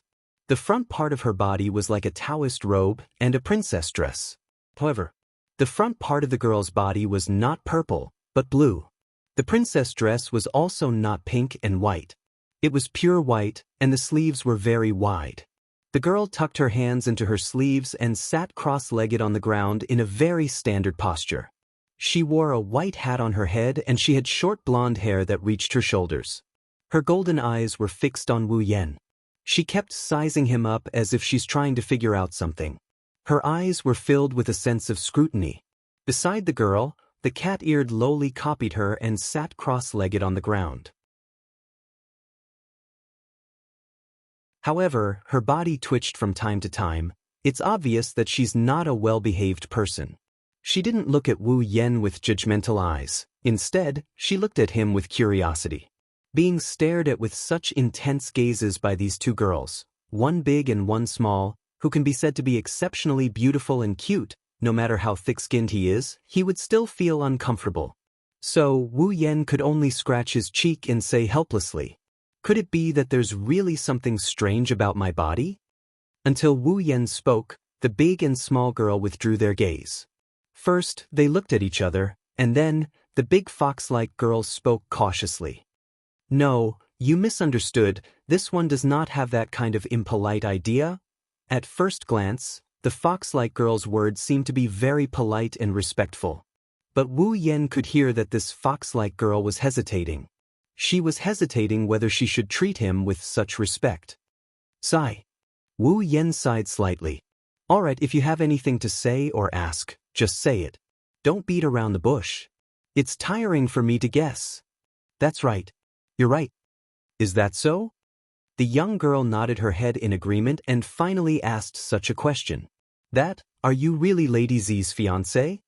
Once the sentence was said, the cat-eared little lowly leaned closer and looked at Wu Yan with even more curiosity. Obviously, this is the reason why the two girls have been observing Wu Yan all this while. Wu Yan shook his head as he chuckled. He picked up the bowl on the tray in front of him and started eating in small bites. He waited until the fox-like girl and the cat-eared lowly started to get impatient before he opened his mouth to speak. Aren't you going to introduce yourself first? Hearing this, the two girls were slightly taken aback. The fox-like girl hesitated for a moment before replying. I am Yakumo, Lady Z's Shikigami. Shikigami? They were gods, monsters, or spirits that served their masters. The fox-like young girl in front of him was actually a nine-tailed demon fox. She was a demonic beast under Yukari's command and was a spirit-branded retainer. As for the name Yakumo, it was given to her personally by Yukari after she became Yukari's Shikigami. Yukari didn't know her real name, but from the fact that Yukari gave her the surname Yakumo, it was obvious that this Shikigami wasn't as harmless as she looked. Meow. Orange's name is Orange Meow. The cat-eared little lowly replied to Wu Yan with a cheerful voice. Orange is Lady Z's Shikigami Meow. In other words, the cat-eared little girl in front of him was Yakumo's Shikigami. In other words, she was Lady Z's Shikigami and a member of Yakumo's family. However, Orange didn't have the surname Yakumo. This proved that while Orange was a Shikigami, her strength wasn't outstanding enough for Lady Z to give her the surname Yakumo. The two Shikigami in front of him were members of Yakumo's family. And this small wooden house at the edge of the realm was Yakumo's house. It was Lady Z's real residence. After knowing that this was Yakumo's house, Wu Yan guessed that Lady Z had rushed over after his battle with Yuka Fujimi and brought him here. However, Wu Yan didn't expect Blue and Orange to mention the matter of her fiancé. It wasn't hard to imagine. Although Violet was usually not very dignified, lazy, and had no moral integrity, her super strength and demon-like wisdom were indeed frightening. As Lady Z's Shikigami and Shikigami's Shikigami, Blue and Orange respected Lady Z from the bottom of their hearts. Now, someone suddenly came out and said that he was the fiancé of their most respected master and master's master. It was no wonder Blue and Orange looked at Wu Yan with such a strange gaze. Wu Yan secretly shook his head at this, but on the surface he smiled at Blue and Orange. Did Lady Z deny this matter? Blue and Orange were speechless. Wu Yan. Needless to say, Lady Z didn't deny this matter, at least not in front of Blue and Orange. I understand how you feel. Wu Yan sighed. But, believe me, my relationship with Lady Z is more complicated than you think. It's much more important and meaningful than the relationship of a fiancé and wife. Isn't that right? Even their lives were intertwined and they couldn't leave each other. This relationship was much closer and more meaningful than the relationship of a fiancé and wife. Allah. Almost as soon as Wu Yan finished speaking, a familiar voice echoed from outside the door and traveled into everyone's ears. To hear you say that, Xiao Yan, it's not a waste for me to travel so far to bring you back? Hearing this voice, Wu Yan, Blue and Orange turned their heads at the same time. They saw Lady Z standing there with a paper fan covering her mouth. She was looking at Wu Yan with ridicule and joy in her eyes. I almost forgot. Little Yen is now called Yakumo Bai. That's a good name. Why don't we call you Yakumo from now on? Lady Z. Blue and Orange were shocked. What is Lady Z doing? Is she admitting that this man has the right to use Yukumo's surname? However, Wu Yan didn't care about Blue and Orange's shock at all. He shrugged as if he didn't appreciate the gesture. Forget it. It sounds like I'm marrying into her family. It's fine as an alias. Blue and Orange were stunned. Alias? Yakumo's surname can only be used as an alias? Moreover, looking at Lord Z's nonchalant manner, he did not seem to care about this at all. Who is this man in front of me?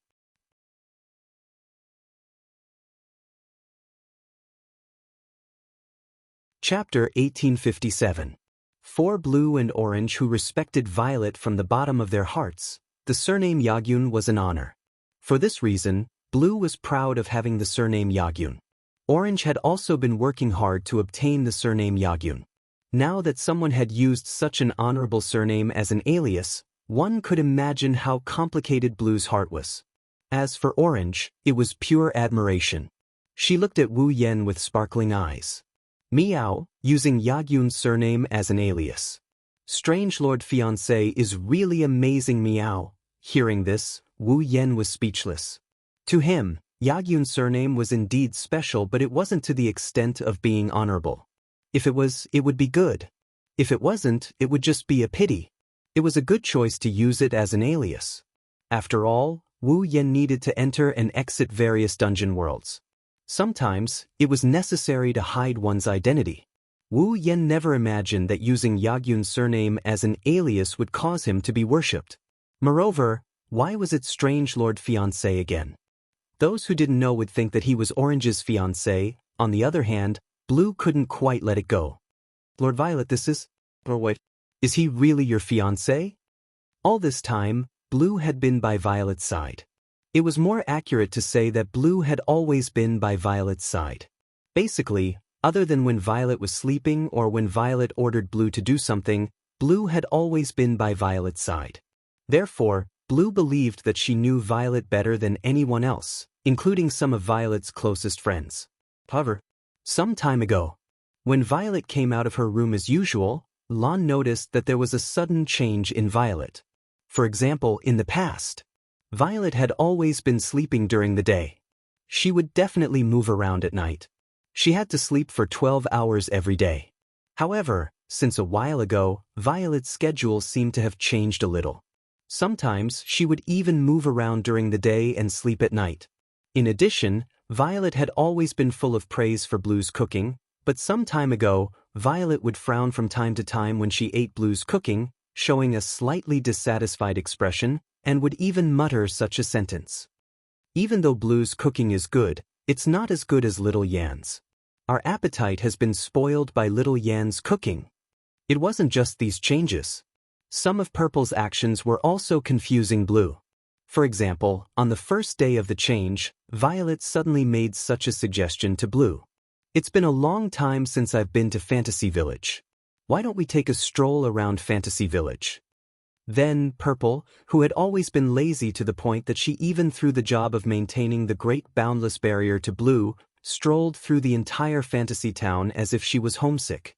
Another example was Yukari, who used to use her gap ability to peek at all kinds of people, things in Fantasy Village.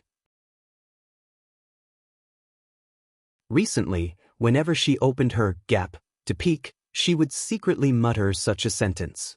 I of Little Yan's. Then, Violet, who always liked to peep but would never target a specific person. Her peeping range was very wide, but recently, she had been using her gap ability to observe a person, and it was a strange man that Blue had never seen or known before. If that was all, it would be fine. Blue naturally knew how monstrous Violet's IQ was. It wasn't surprising that Violet would do some unfathomable things that she couldn't understand. However, what Lon couldn't accept the most was that the Lord Z, whom he respected the most in his heart, had recently been speaking such words in his sleep with a flushed and seductive face in his dreams. Lillian. No, Lon clearly remembered how flustered she was when she accidentally overheard Violet's sleep talk. There were countless times when Lon wanted to scream out loud like a maniac. Who is this Little Yen? Unfortunately, Blue didn't get the answer even once. Every time she asked Violet about it, Violet would look at her meaningfully and smile perfunctorily. It wasn't until a while later that Blue finally found out. It turned out that the strange man that Yukari had been observing through the gaps was none other than the rumored Xiao Yan. What was even more shocking was that this mysterious little Yen called himself Yakumo Bai. He even said that he was Yakumo Z's fiancé, the head of House Yakumo. Lan expressed that her brain really wasn't enough recently. Blue could confirm 100 times, 1,000 times, or even 10,000 times. Violet had never interacted with such a man. She didn't even have the chance to meet him, greet him, or even walk past him. At least, that was what Blue knew. Aside from sleeping, Violet would always have Blue by her side. If she really knew someone of the opposite sex, there was no way Blue wouldn't know. However, this time, Blue's understanding of the world was completely overturned. Two people who didn't know each other at all. Was it possible that one of them would call out the other's name every time they opened their mouths and even dream about it in their dreams, while the other would casually mention the setting of fiancé? The answer was, of course, no. Thus, Blue couldn't help but admit that she had failed in her duty. Unbeknownst to him, in a place he didn't know, or even in a situation where he didn't know anything, his Lord Z had developed such a deep friendship with a stranger of the opposite sex that even he had no choice but to admit defeat. Or rather, feelings. How could she tolerate this? Indigo could clearly tell that this was absolutely intolerable. Therefore, even though she had asked this question countless times, Violet had always brushed it off without admitting or denying it. Blue felt that she had to clarify this matter. Of course, the most important thing was that she had watched Violet secretly observe a stranger of the opposite sex every day. Hearing Violet mutter the name of a stranger of the opposite sex every day, Blue felt a sour feeling in her heart. Since Lady Z was acquainted with such a person, why didn't she let Blue know? Why did she keep Blue in the dark all this time? Could it be that Lady Z was starting to distrust her? Violet and even Wu Yen clearly sensed her thoughts. The two of them looked at each other and laughed bitterly at the same time. Looking at how well Wu Yen and Yukari are working together, the sour feeling in Blue's heart became even more obvious. Lady Z, please answer my question. Question? Violet looked at Azura with a faint smile. But didn't Xiao Yan already answer your question? Huh? Blue froze on the spot. It doesn't matter whether we are fiancé or not. Violet waved the paper fan in her hand and smiled gently. But just as Xiao Yan said, Xiao Yan and I have a much more important and meaningful relationship than a fiancé and fiancé. Hearing this, Blue finally took Violet's words seriously. Blue knew that Z had a habit of using the word we to refer to herself. Normally, it would be teasing and frivolous. However, when Z used the word to refer to herself, even though her tone and expression were casual and frivolous, the content was absolutely serious. As such, Blue could only admit with tears streaming down her face that her Lady Z had a special experience in a way that she didn't know anything about. Otherwise, Z, who had lived for such a long time but only had a few friends, none of whom were of the opposite sex, let alone someone who was closer to her than an engaged couple, would admit that there was someone who occupied an important position in her heart. After admitting it, Blue could only lower her head and bow to Wu Yen. My apologies, Lord Bai. Blue was rude earlier, meow. Seeing her master lower her head, Orange didn't know what was going on, but she followed suit and lowered her head as well. My apologies, meow. Well. Wu Yen scratched his cheek and waved his hand nonchalantly. Just don't cause any trouble, Wu Yen grumbled as he looked at Yukari. I have a lot of things to complain about, I know. Z smiled and changed the topic of conversation. I have something important to tell you as well. Let's go somewhere else and talk about it all at once. Without giving Wu Yen time to react, Yukari waved her hand and a gigantic crack opened up at the bottom of the room. Wu Yen, Yukari, Lan, and Cheng were all sucked into the crack before they disappeared from the spot. The room returned to silence.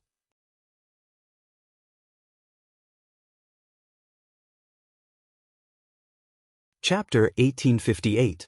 His vision was distorted and the world was changing. Wu Yen felt his vision blur. When he regained his vision, The first thing he saw was a boundless sky.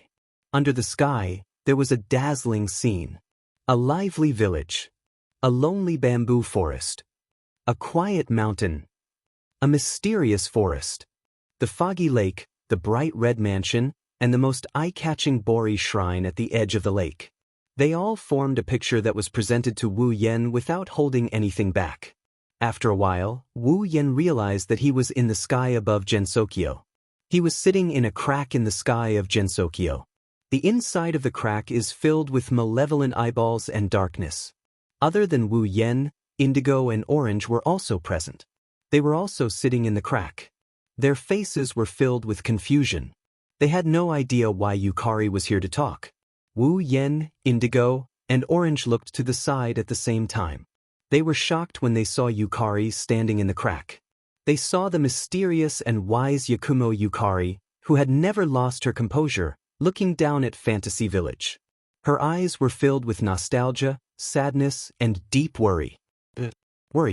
Yukari was looking at the Fantasy Village that she had spent her entire life protecting with worry.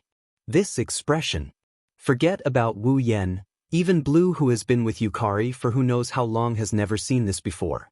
Thus, Blue is the most shocked out of the three of them. She even started panicking. Lord Yukari. What's wrong? Violet did not care about Blue and Orange's panic.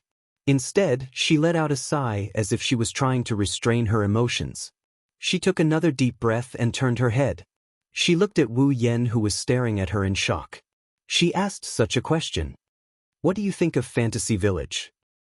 How about Fantasy Village? What kind of strange question was that? Although Wu Yan thought so, he knew that Violet would ask this question. She was definitely thinking about it. Plus, Z's performance just now. Wu Yan also became serious. It's an incredible place in every sense of the word.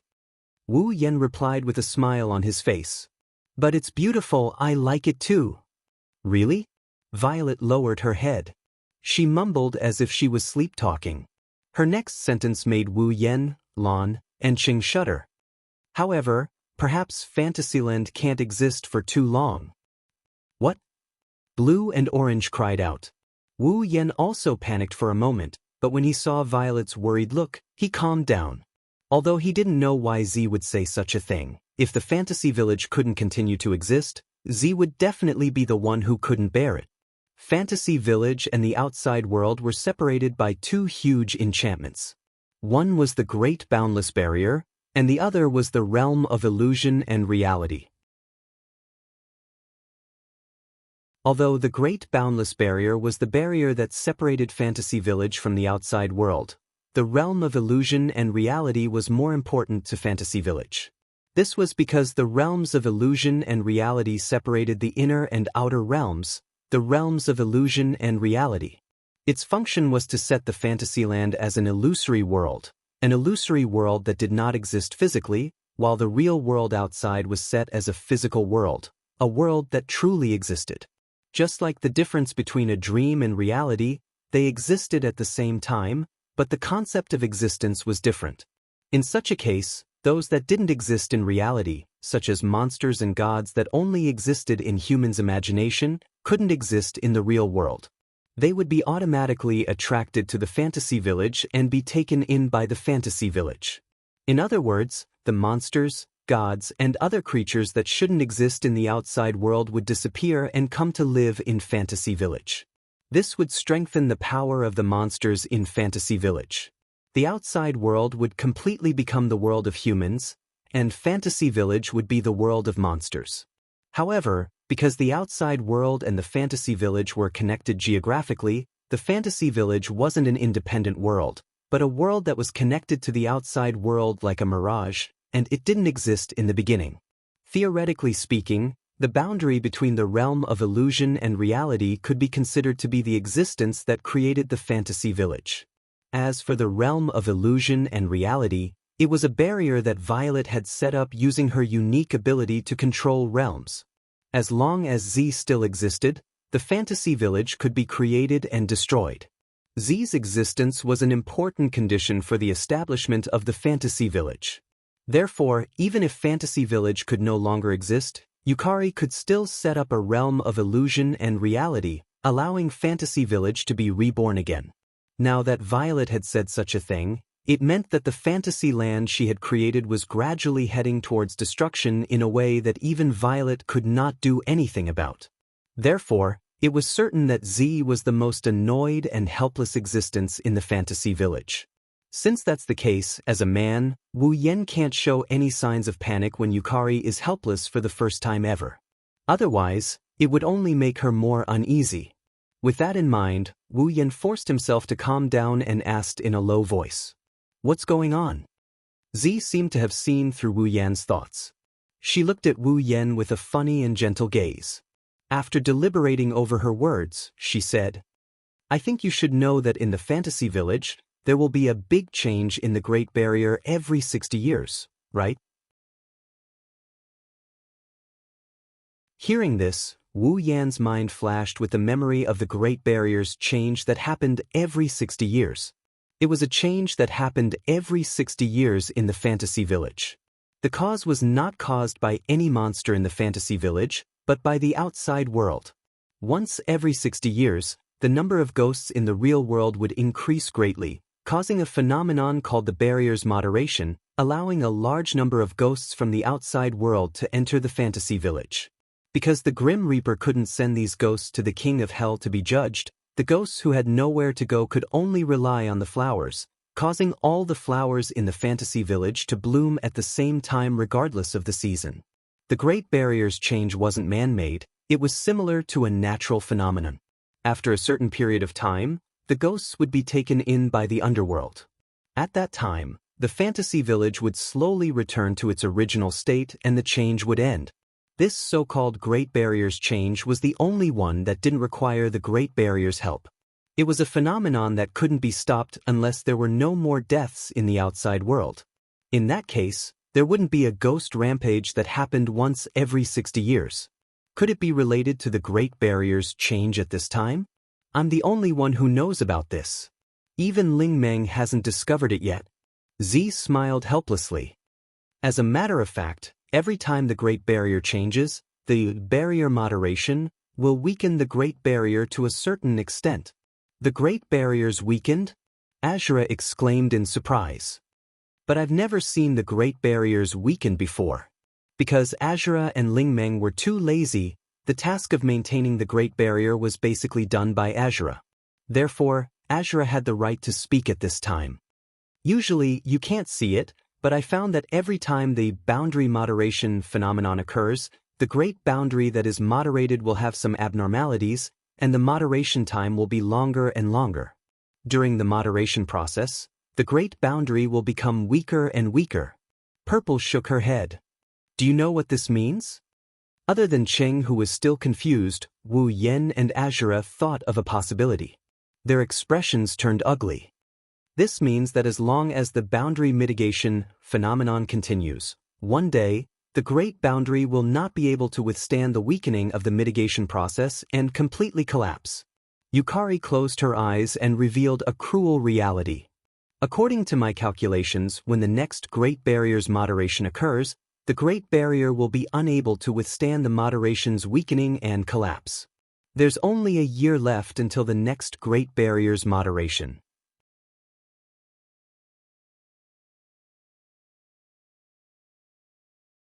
Chapter 1859. The so-called Great Boundless Barrier was actually a barrier that separated common sense and extraordinary knowledge. Under the effect of the Great Bountiful Barrier, it would automatically distinguish the common sense and extraordinary knowledge of the outside world from the fantasy village. The common sense of the outside world was the extraordinary knowledge of the fantasy village, and the extraordinary knowledge of the outside world was the common sense of the fantasy village. This was not a physical barrier, but a barrier that existed in an ethical sense. Moreover, the Bali Great Barrier was very powerful. Even monsters could not pass through it easily. Until now, other than Violet, who had the ability to enter realms and create gaps, as well as being the creator of Fantasy Village, no one had been able to freely enter and exit the outside world and Fantasy Village. At least, other than Violet, the other monsters, fairies, spirits, and even gods in Fantasy Village had never tried it. In other words, the Bali Great Barrier was the barrier that truly blocked the communication between the outside world and Fantasy Village, resulting in the formation of Fantasy Village.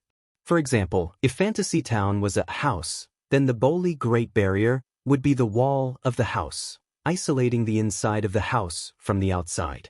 The realm of illusion and reality, on the other hand, was a door that did not exist in this house. It was still very magical. It would automatically lead to the door of the house. The door was created by Violet, so as long as she was still around, no matter where she went, she would be able to create such a door, bring in the house, and turn Fantasy Village into a home. However, if the wall collapsed, it did not matter if Fantasy Village was a house or a home. It would be meaningless. If the house remained, it would only be an empty space where the house was originally located, even if the house was still there. The house would still collapse along with the wall. At that time, even if the house was still there, the house would be gone. Therefore, the Bali Great Barrier, as a wall, was very important to Fantasy Village. The Town of Illusions did not have a boundary between illusion and reality. At most, it would not attract any foreign demons or humans. However, what would happen to the Town of Illusions if the Great Barrier of Blooming Beauty was no longer there? In the past, the Fantasy Village was not separated from the outside world by a barrier. It was called the border of the East Country. Because there were monsters living in the Fantasy Village, people who accidentally trespassed would be caught and eaten by the monsters. Therefore, people were afraid of this place. Ordinary people wouldn't go to Fantasy Village on purpose. However, there were also some people who lived in the Fantasy Village in order to fight against these monsters. As time passed, the number of humans had increased dramatically due to the development of civilization. Purple was worried that if the human population continued to grow, it would cause the balance of Fantasy Village to collapse. Therefore, she established the realm of illusion and reality to attract the monsters from the outside world to Fantasy Village, so the power of the monsters was balanced. Later on, modern civilization developed. It is somewhere between calling non-scientific things superstition and rejecting them. The monsters and the only humans in the Fantasy Village built a powerful barrier together, isolating the Fantasy Village from the outside world. They lived a quiet life here. Henceforth, the various things of the land of fantasy faded from the memory of man. This powerful barrier was known as the Great Boli Barrier. If the Boli Barrier were to disappear, Fantasy Paradise would once again be exposed to the eyes of humans and attract the prying eyes of humans. In the face of unknown superstitions, humans would generally treat them with fear and dread, including the gods that they believed in. At that time, due to the fear of the unknown, humans would pick up their weapons to protect themselves. Whether they were willing or not, they would clash with the monsters in the Fantasy Village. At that time, the side of the humans in the Fantasy Village would be unclear. Some would fight against the monsters for the sake of the people in the real world, some would stand on the side of the monsters, and some would stay out of it. At that time, the true peace would be completely destroyed, and the world would fall into turmoil. At that time, no matter how unwilling Purple was, the Fantasy Village in her heart would no longer exist. This was definitely not what Purple wanted to see. That was why Yukari said that Fantasyland might not be able to exist for too long. With her wisdom, Purple could also calculate the changes that would be brought to the humans and monsters of the two worlds when the real world and the Fantasy Village were completely connected. Therefore, the Great Boundless Barrier could not be allowed to disappear. But now, it only had a year left to exist. After a year, the Great Bali Barrier would be weakened by the barrier moderation until it could no longer exist. Then it would disappear. This fact weighed down on Blue and Orange so much that they could barely breathe. Wu Yen frowned. Is there no way to strengthen the Boli Great Barrier or build another Boli Great Barrier? With our strength, there's no way we can build a great barrier. Purple's voice was full of helplessness. Although the Great Barrier was built by the people of the Fantasy Village and the monsters, the one who built it was the Great Witch Bali. The Great Witch Bali? Wu Yen gasped. You're saying that only the Great Witch Bali has the ability to build a great barrier? Or rather, only the Great Witch Bali has the right to build a great barrier. Purple said seriously. The one who gave the Great Witch Bali the power to build a great barrier is the Dragon God. The Dragon God. The highest level existence in the fantasy village and also the highest level god in the fantasy village. The god worshipped by the Bali shrine was the Dragon God, and the witches who served the Dragon God were the Great Witch Bali. The last time the Dragon God appeared in the fantasy village was after the Great Barrier was set up, and the fantasy village was completely isolated from the outside world. Purple explained. At that time, the Great Witch Bali prayed to the Dragon God, hoping to build a great barrier. She then borrowed the Dragon God's power to cover the entire fantasy village in the Great Barrier, isolating it from the outside world. Then, if Ling Meng prayed to the Dragon God, she should be able to build another great barrier, right? Wu Yan hurriedly said. In that case, it won't. Before Wu Yan could finish, Purple interrupted him. I suspect that the Dragon God no longer exists. Even though they had been shocked twice by Purple's words, they were still dumbfounded by Purple's words as if they had been knocked on the head by Purple's words. The Dragon God no longer exists? But in the past, it was the same for the Great Barrier. Every 60 years, there would be a barrier moderation phenomenon. But at that time, there was never a situation where the Great Barrier was weakened during the moderation process. Purple laughed bitterly. In addition, the Great Barrier was originally built with the Dragon God's power as the source. In theory, as long as the Dragon God still exists, the Great Barrier will never weaken unless it is destroyed by external forces. This makes me suspect that the Dragon God no longer exists. In other words, you're just suspecting, but you don't have clear evidence to prove that the Dragon God no longer exists, right? Wu Yan said with some uncertainty. Since everything is just your guess, it might not be true. That's true, but I also don't have any evidence to prove that the Dragon God still exists. Purple shook her head. The weakening of the Great Barrier is a suspicious point. Whenever something major happens in the utopia, the Dragon God will appear. This time, the Great Barrier is in danger of disappearing, but the Dragon God still hasn't appeared. This is the second reason why I suspect that the Dragon God no longer exists. There's a third reason. Purple turned her head and looked at Boli Shrine. Witch Boli is the manager of Fantasyland, and she is also the one who borrowed the power of the Dragon God to build the Great Barrier. In the past, Witch Boli has a certain degree of sensitivity to the Great Barrier and knows what's going on in it. But this time, Ling Meng hasn't noticed the changes in the Great Barrier until now. She doesn't even know that the Great Barrier is weakening.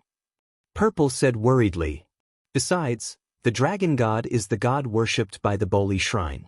The Boli Shrine should have the ability to listen to the Dragon God's voice, but I can't remember how long it has been since the Boli Shrine heard the Dragon God's voice. Gradually, even the Boli Shrine herself doesn't know who the god she serves is. Everyone fell silent when they heard this.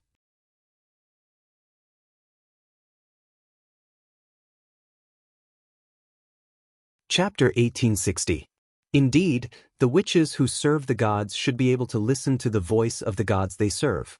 Not to mention other things, there was a Wuxia shrine on the Monster Mountain. Not only could the witches there listen to the voice of the god they served, but they also lived with the god and lived together with him every day. However, the witches of the Boli Shrine, Ling Meng, or rather, the witches before Ling Meng can't listen to the voice of the Dragon God. At least, in Wu Yan's memory, he hasn't heard of it. At first, Wu Yan thought it was a special relationship with the Dragon God. After all, the Dragon God doesn't actually exist in the fantasy paradise. He went somewhere unknown. Now, listening to Yukari, it seems that the witches were able to listen to the voice of the Dragon God in the past. It wasn't until a long time ago that they suddenly lost this ability. Coupled with the fact that the Great Barrier that shouldn't be weakened as long as the Dragon God exists is weakening, and Ling Meng, who should be able to sense the situation of the Great Barrier, hasn't noticed the change in the Great Barrier until now. All of this made Yukari suspect that the Dragon God doesn't exist anymore. No matter what, the witches used the power of the Dragon God to build the Great Barrier. Since she could sense the situation of the Great Barrier before, She should be able to sense it now. There are only two explanations for why she can't sense it now. Either that, or the connection between Bori and the god she served had been severed. It was the god who gave Boli the power to build the Great Barrier, and the god who connected Boli the Great Barrier to the Great Barrier could no longer maintain this connection. These two theories can't prove that the dragon god has actually disappeared. At most, it means that the connection between the dragon god and the witches no longer exists. But as Yukari said, these two theories can't prove that the dragon god still exists. In any case, all the signs point in one direction. The power of the dragon god that maintains the existence of the Great Barrier is disappearing. Maybe it's because something happened that you and I can't predict that the power of the dragon god disappeared in the fantasy paradise? Wu Yan couldn't help but say this. Maybe. The moment the Great Barrier is about to disappear, the dragon god will appear. The dragon god will appear. Who knows? Perhaps that's really the case? Yukari's eyes were already a little unfocused as she looked down at the fantasy land. But I can't pin my hopes on such an illusory possibility, and I won't bet the survival of fantasy paradise on whether the dragon god still exists or not. Wu Yan pondered for a while. He said, let's assume that the dragon god really no longer exists. What could be the reason? Who knows? Maybe it's because I don't have any faith anymore. Violet shrugged, pretending to be relaxed. After all, there are almost no people who truly believe in the dragon god in the fantasy village. Even Witch Boli has begun to forget the god she serves. No one went to the Boli shrine to worship, so the dragon god who had lost his faith disappeared. For the gods, faith was equivalent to the power of existence. Without faith, some would lose all their power, and some would even disappear. The Xia shrine in the Monster Mountain moved to the fantasy land because it couldn't get any faith in the real world. It tried to collect the faith of the monsters in the fantasy land. The dragon god was a dragon, but at the same time, it existed as the god of the fantasy land. If there was no one who believed in the dragon god in the fantasy land, then the superstitious real world would be even more unlikely to have anyone who believed in the dragon god. Perhaps that's why the dragon god disappeared. Of course, the disappearance of the dragon god was only Violet's speculation, but judging from the current evidence, it was no longer impossible. Is there no other way? Wu Yan frowned deeply. Perhaps we can find other substitutes that are comparable to the Boli Great Barrier. I've been thinking about this before, but I haven't found anything. Yukari suddenly looked directly at Wu Yan. Her eyes were shining as usual. But it's different now. Wu Yan didn't know what to say. What do you mean? It's extremely difficult to find a replacement for the Great Barrier. At least, I haven't seen one yet. Yukari's gem-like eyes were filled with hope. But, little Yen, you can definitely find one. For a moment, Wu Yan almost didn't react, but after he did, he understood everything. There was something in his soul that was even more magical than the dragon god. System. Yukari couldn't find a replacement, but it didn't mean that the system couldn't find one. It's better to say that the moment I became your summoner, my thoughts were no longer limited to finding a replacement for the Great Barrier and maintaining the status quo of the fantasy paradise. Instead, I had greater ambitions. Ziyu said this sentence as if she was not going to stop until she was shocked to death. I want the fantasy land to become a real world, a world that no longer depends on the real world. A world that can only exist in illusions. This. Blue and Orange didn't understand Yukari's words. Wu Yan was the only one who trembled. He looked at Yukari, who was staring at him with a shocked expression, and he blurted out in shock. Don't tell me you want me to turn the fantasy land into a real world? What's so strange about that? Yukari smiled. Since there are so many dungeon worlds, little Yen, it's not impossible for the fantasy land to be separated from this world and become another one, right? Are you kidding me? Wu Yan almost laughed out loud. Do you really think the system has a way to create a new world?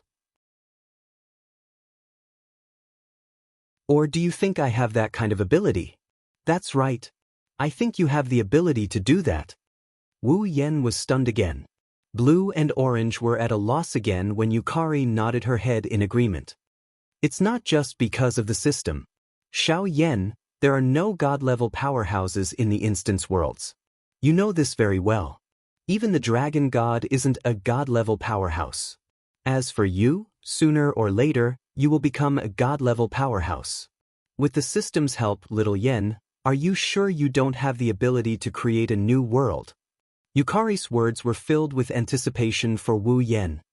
You're underestimating your chances, little Yen. You're destined to soar to the top the moment you got the system. You're destined to reach a height no one can reach. This was Yukari's expectation for Wu Yen. Yukari might have been planning this from the moment she became Wu Yan's summon. She wanted Wu Yen to save the fantasy land that was about to disappear. She even wanted the fantasy land to be like the dungeon worlds Wu Yen had been to, a real world. At that time, Violet would no longer have to worry about what would happen to the fantasy village, nor would she have to worry about its destruction. By then, destroying the fantasy land would be as difficult as destroying an entire world.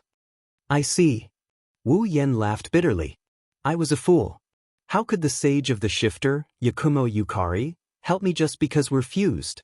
Not only did she help me get rid of the Beast King, she even stood by my side. Wu Yen thought that with Yukari's shrewdness and intelligence, she wouldn't protect them when they first met. Even in the fantasy land, there weren't many people who could make Yukari do that. When they first met, he even took Yukari's life. How could he be worthy of Yukari's help? During that time, Yukari got along really well with them. She even acted like an elder sister and took care of them. She even gave Wu Yen advice. Now, Wu Yen knew that Yukari had been planning this earth-shattering event since then. As expected of Yukari. Wu Yen thought that Yukari didn't appear in front of him all this time because she wanted him to form an unbreakable bond with the people in the fantasy land. If that was the case, she wouldn't be able to sit by and watch the fantasy land perish. Perhaps, at the beginning, I did stay with you all for this purpose. I didn't reject you all. Yukari said after a moment of silence. But regardless of whether you believe it or not, I just want to say that to me now, you are already my family. Lady Yukari's family? Blue and Orange fell silent. Wu Yen smiled helplessly. Looks like I have to give it a try just because of what you've said. Yukari smiled. Her smile was very sincere.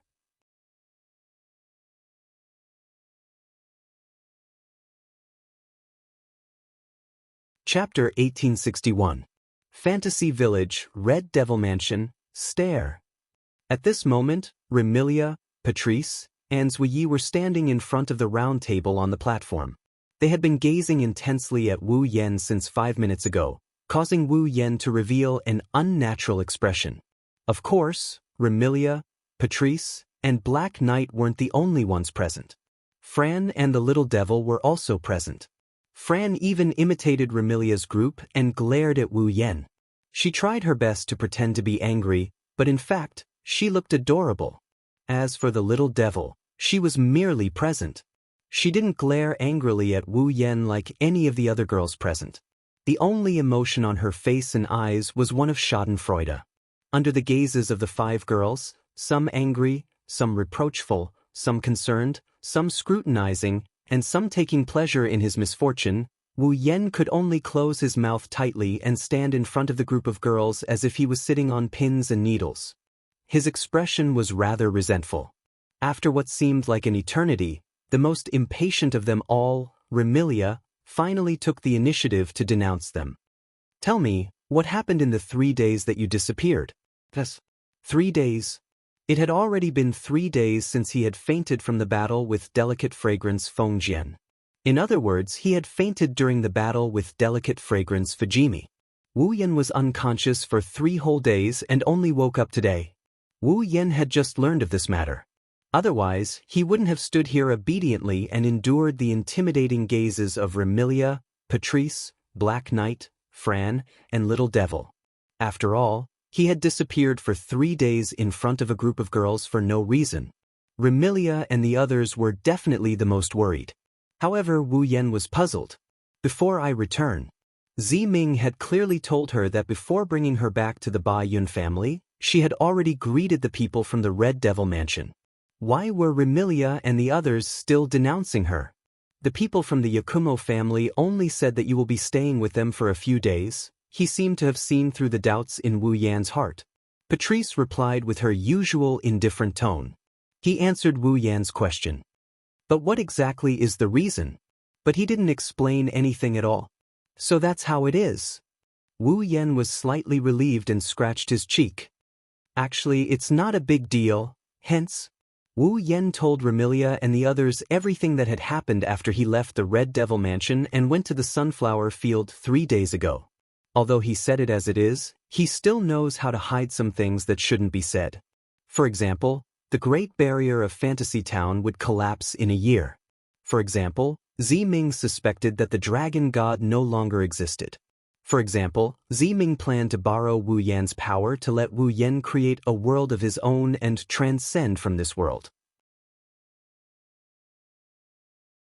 In short, other than the conversation he had with Yukari in the sky above Gensokyo, Wu Yan basically told her everything he could.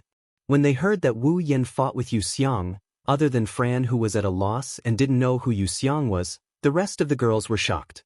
The Yu Xiang you're talking about? Is it the flower demon in the sunflower field? Patrice didn't hide her shock. You actually fought with her? Oh!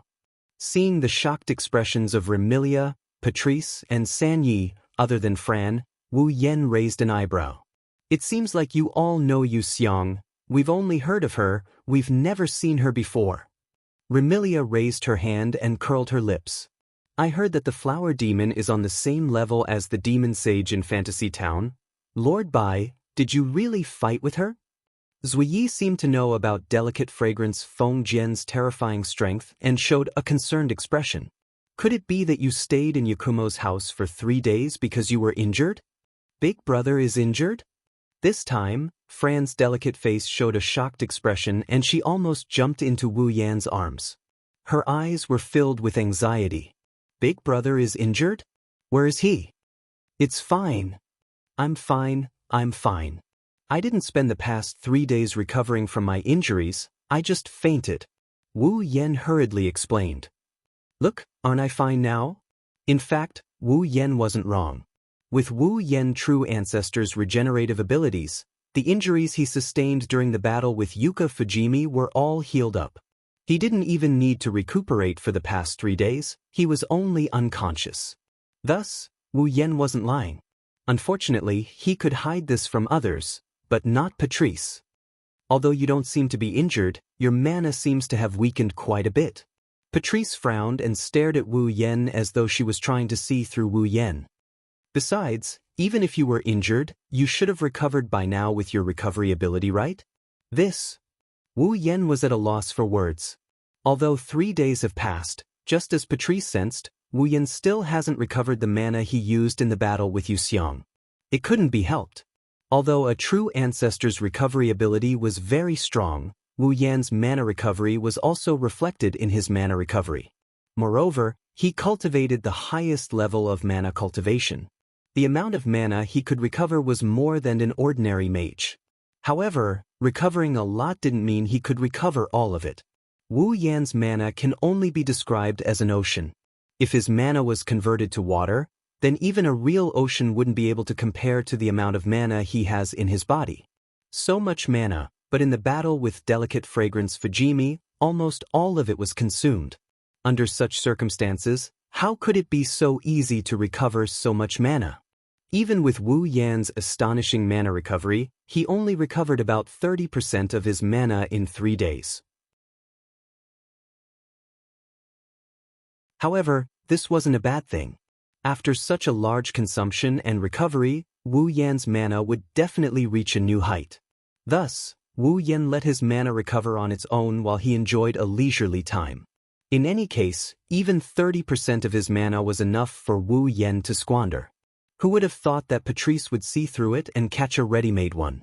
Well, it's just that the consumption is a bit high. Wu Yan could only rub his nose and laugh. Actually, I'm fine. You guys are the ones who are worrying too much. That better be the case. Remilia turned her head away and muttered softly. However, since she dares to bully my Scarlet Fiend Mansion's people, shouldn't I go over and teach her a lesson? Hearing this, the others didn't say anything, but Wu Yan was frightened. Where did Remilia get the confidence to say that she wanted to teach Delicate Fragrance Feng Jian a lesson?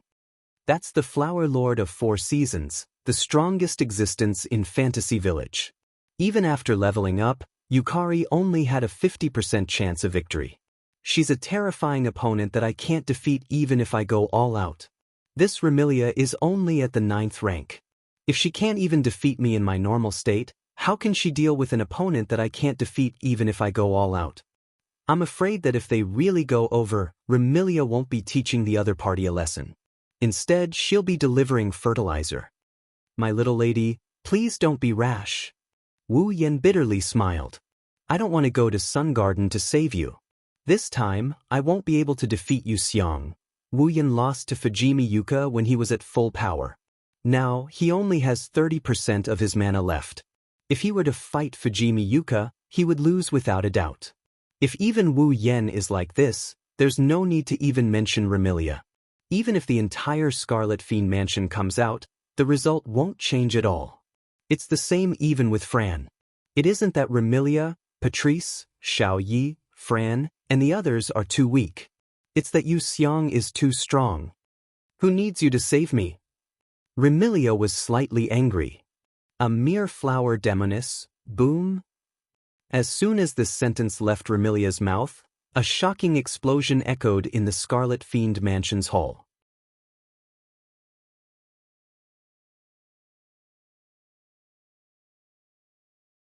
Chapter 1862. Boom. With such a huge explosion, the door of the Red Devil Hall suddenly exploded, rolling up thick smoke and fire. In an instant, it enveloped the entire hall of the Red Devil Hall. It didn't stop spreading until it reached the stairs. 3W, who's there? Remilia, Patrice, Little Devil, and Little Devil were startled. Shortly after, Remilia revealed a furious expression. Someone actually came to cause trouble in the Red Devil Mansion? Patrice, Little Knight, and Little Fiend seemed to have the same thought.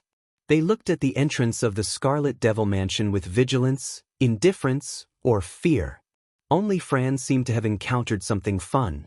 Her red eyes were filled with excitement. Not to mention the young ladies, even Wu Yan knitted his brows slightly. He turned around and gazed at the entrance of the Red Devil Mansion. But shortly after, he revealed a startled expression. At the entrance of the Red Devil Mansion that was engulfed in smoke and flames, a figure emerged from the smoke and flames and appeared before everyone's eyes. The owner of the figure had eye-catching emerald green curly hair. She wore a waistcoat with red and dark red checkered patterns and a knee-length skirt of the same style. She wore a yellow bow tie and a white long-sleeved shirt underneath the waistcoat. The young lady stood in the smoke and flames as though she was blocking the light that wasn't beneficial to her body. She held a parasol and sauntered into the hall. She scanned the surroundings with her red eyes and shifted her gaze to the platform at the end of the stairs. When she saw Wu Yan standing on the platform at the end of the stairs, the girl's bored eyes lit up and a gentle smile appeared on her face. Found you? It's you? Wu Yan was astonished. Why you here? Hey, hey! Remilia looked at Wu Yan and she pointed at Yuka Fujimi. Isn't she that flower demoness?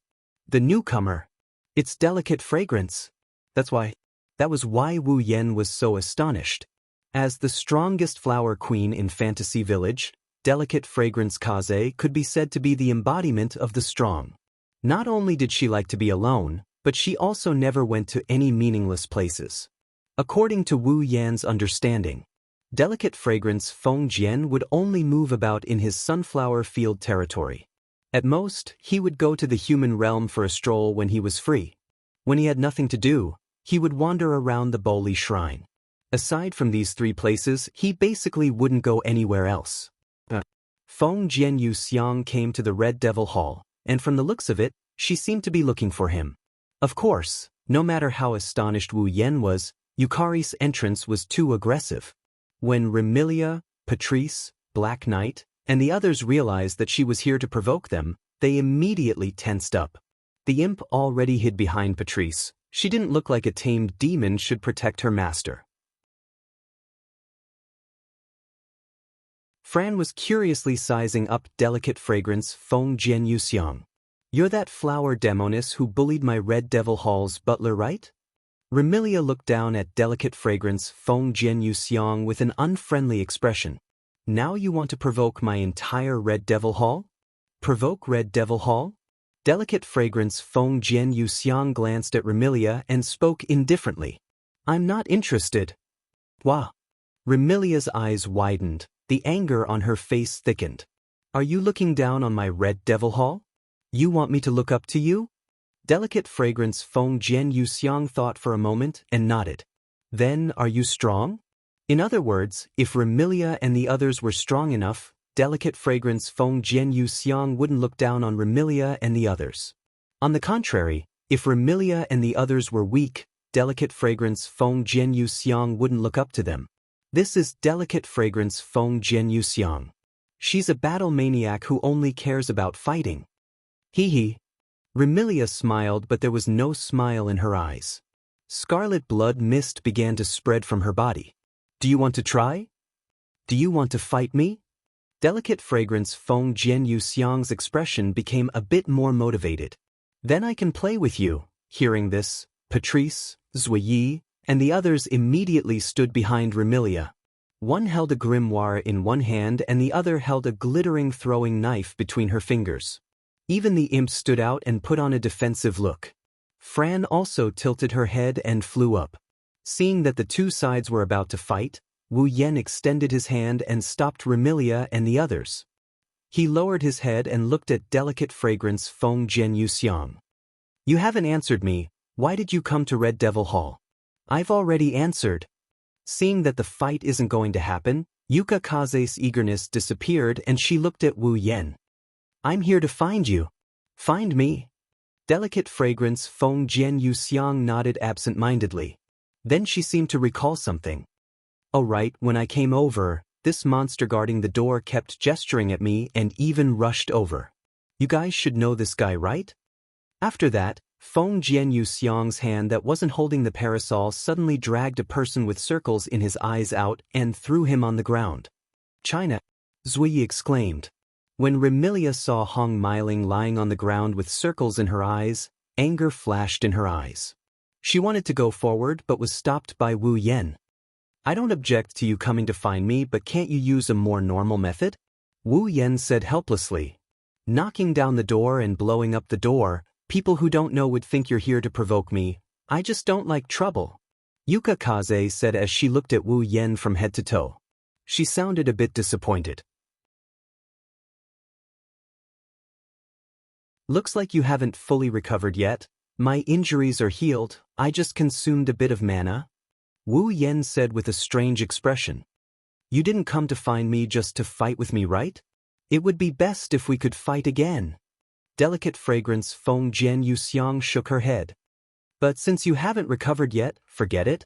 Wu Yen noticed that Yukari Fujiki is back to her peak condition while he is still recovering his mana. Wu Yen didn't know if his final attack did any damage to Yuka Fujimi or not. If it did, how much damage would it have done to her? However, he knew that Yuka Fujimi's consumption of Yao power is no less than his. However, after 3 days, delicate fragrance Feng Jian Yu Xiang has recovered to her peak condition. Wu Yen couldn't help but admire her. As expected of the embodiment of nature, even if she doesn't have an immortal body, her recovery ability is super strong.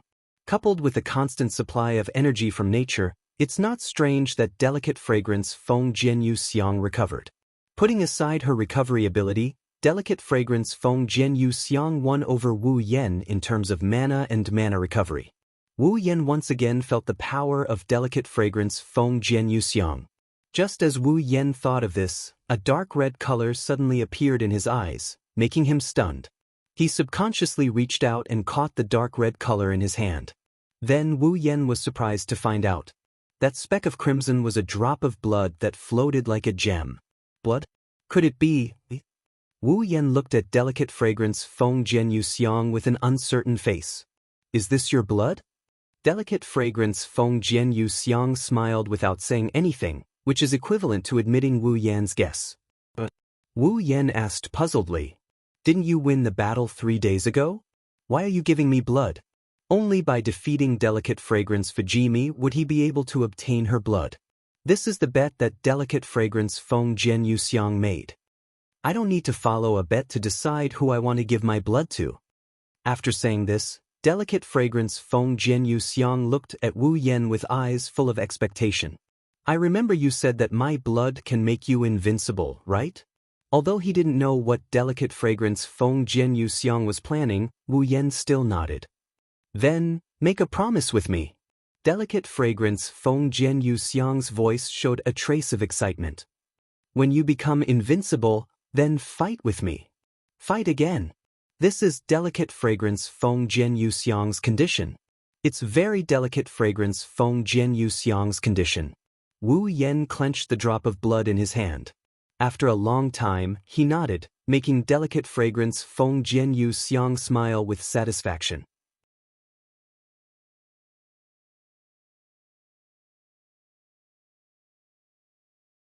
Chapter 1863. Night fell quietly, whoosh. The hubbub continued to reverberate throughout the hall of the Red Devil Mansion. It was the sound of the monsters partying. Needless to say, Remilia held a banquet as usual and invited all sorts of monsters to party in the hall of the Red Devil Mansion. Apart from the demons who had been invited, Remilia and Fran were also participating in this banquet. As usual, Black Knight was busy at the banquet as the head maid. This time, Patrice didn't attend the banquet. Like the little devil, she stayed in her underground library and immersed herself in the world of books. Wu Yan didn't attend the banquet as well. As the butler of the Scarlet Devil Mansion, Sakria told him that Wu Yan must be the host of the banquet and help the owner of the mansion, Remilia, prepare for the banquet. Wu Yan didn't forget about this. Just as Sakria had requested, when Remilia decided to host this banquet, she mobilized all the fairy maids in the Red Devil Mansion to prepare the food and wine needed for the banquet. Then, she sent people to invite the other Yaoma to the Red Devil Mansion to participate in the banquet. However, after all the preparations for the banquet were completed, the Yaoma came by invitation and Remilia brought an excited Fran out. Wu Yan managed to hide his presence from everyone. He left the banquet venue. It wasn't for any other reason but because he wasn't in the mood to attend the banquet. After returning to his room, or rather, the room of Remilia, Fran, and himself, Wu Yan laid on the bed and closed his eyes. The various events that happened in the fantasy village for the past 10 days flashed through his mind. It may sound inconceivable, but even with all the things that have happened, it doesn't change the fact that Wu Yan has only been in Gensokyo for 10 days or so. However, in these short 10 days, many things had happened. Meeting Remilia, Patrice, Black Knight, Spirit Dream, Alice, and the others, inexplicably becoming the butler of the Red Devil Mansion, consuming the medicine of the 8 senses Yonglin and triggering the 7 deadly sins, he got to know Gu Ming's Di-Ju and Gu Ming's Di-Love. He had sex with Patrice and Alice. Indirectly leading to the collapse of the Bori Shrine, she fought with the strongest Lord of Flowers in the fantasy village. In the end, he also learned from Yukari that the fantasy village was about to cease to exist. One thing after another happened. It was hard to believe that all of this had happened in just a short period of 10 days. Not even a month had passed. And in this period of less than a month, Yi Zichen had already made his move. Wu Yan also encountered all kinds of strange girls in Fantasy Village. And have more or less. Perhaps it could not be severed, or perhaps it was a bond that they had only met once. Now that he thought about it, Wu Yan still felt that it was somewhat inconceivable. However, the Fantasy Village was an incredible place. What's so strange about some inconceivable things happening? Of course, there were inconceivable things, but there were also things that should be done as a matter of course. Thinking until here, Wu Yan opened his eyes and raised one of his hands. On the hand, 5 drops of crimson, crystal clear, and beautiful blood that looked like gems were floating on top of it. Beep. Detected, blood essence containing power of fantasy, X1. Beep. Detected, blood essence containing power of realm, X1. Detected, blood essence containing power of eternity, X1. Beep. Detected, blood essence containing power of nature, X1. Detected, blood essence containing power of time, X1. Ding! Obtained, blood essence containing power of fantasy, X1. Blood essence containing power of realm, X1. Blood essence containing power of eternity, X1. Blood essence containing power of nature, X1. Blood essence containing power of time, X1. Ding! Congratulations to user for completing Demigod Path's 4th phase quest. Ding! Demigod Path's 4th phase quest completed. User can now choose to leave the current dungeon world at any time. The dungeon world is now open to user. Upon entering the dungeon world again, the system will no longer issue any more dungeon quests. User can now enter and exit the dungeon world at will. After bringing Fran back to the Red Devil Mansion and battling with Remilia and Black Knight, Wu Yan obtained a drop of blood essence containing power of time from Black Knight's body. After going through the root of the 7 sins, Wu Yan entered the Forever Pavilion. He turned Kagaya of Penglai Mountain into his summon and obtained a drop of essence blood imbued with the power of eternity from Kagaya. With the help of Remilia, Patrice, and Black Knight, Wu Yan obtained a drop of blood essence containing power of fantasy from Red Dream. After the battle with Fengjian Yuxiang personally came to the Red Devil Mansion and gave Wu Yan a drop of blood essence containing power of nature. Not long ago, during the conversation with Yukari also gave Wu Yan a drop of blood essence containing power of realm before she left. Now, the quest items for the Demigod Path's 4th phase quest, the 5 drops of blood essence containing power of mystery, have all been obtained. Wu Yan's Demigod Path's 4th phase quest is finally completed. This means that Wu Yan's goal of reaching the pinnacle of the demigod realm has taken a huge step forward. Wu Yan's thoughts seem to have drifted to another world as he held the 5 drops of blood in his hand. His eyes that were looking at the ceiling gradually became unfocused. What's wrong? At this moment, a familiar voice resounded from the side and entered Wu Yan's ears. Reluctant to leave Fantasy Paradise? In the corner of the room, right next to the bed Wu Yan was lying on, a pitch-black crack filled with ferocious eyes appeared in the space. Yukari, holding a paper fan, sat inside leisurely, only half of her body poking out. Like Wu Yan, she was looking at the ceiling. Although I want to tell you that it's not necessary, I'm not confident that I won't feel reluctant to leave Fantasy Paradise. Isn't this what you want to see as well? Wu Yan didn't look back, his voice was full of confusion. You want me to like Fantasy Paradise or something? Of course I'm happy that you like Fantasy Paradise. Yukari covered her mouth and smiled. However, if you don't want to leave, it will be quite troublesome for us. In another year, Fantasy Paradise will usher in the 60th anniversary of the Great Barrier's change. At that time, the Great Barrier that could no longer withstand the weakening of the barrier moderation phenomenon would collapse directly, connecting Fantasy Paradise to the outside world and causing unimaginable turbulence in the 2 worlds. A year's time was neither long nor short. For a great monster like Yukari who had lived for thousands of years, it was naturally not much different from a minute. For Wu Yan, if he didn't want to leave Fantasy Paradise and stayed in Fantasy Paradise, this year would pass very quickly. Yukari was counting on Wu Yan to turn Fantasy Paradise into a world for her. In order to do that, Wu Yan had to first become an existence that surpassed the Dragon God. That was a god-level powerhouse. If Wu Yan couldn't become a god-level powerhouse before then, Yukari would indeed be troubled. Are you rushing me? Wu Yan said helplessly. There's no need to rush, right? As long as Wu Yan left this world, the time in this world would be frozen. Even if there was a summoner here, the time in this world wouldn't be frozen directly. The ratio of time would automatically be adjusted to 100 times the time in Wu Yan's world. That was, if Wu Yan spent 100 days in another world, only 1 day would pass in Fantasy Paradise. If a year passed in Fantasy Paradise, almost 100 years would have passed in Wu Yan's world. Using 100 years to become a god-level powerhouse? Wu Yan was still somewhat confident. I'm not rushing you, Purple said with a smile that made people unable to figure out what she was thinking. I just saw that you seemed to have something on your mind, so I came over to chat with you. Unfortunately, Wu Yan didn't feel that Yukari was being considerate at all. Peeping again?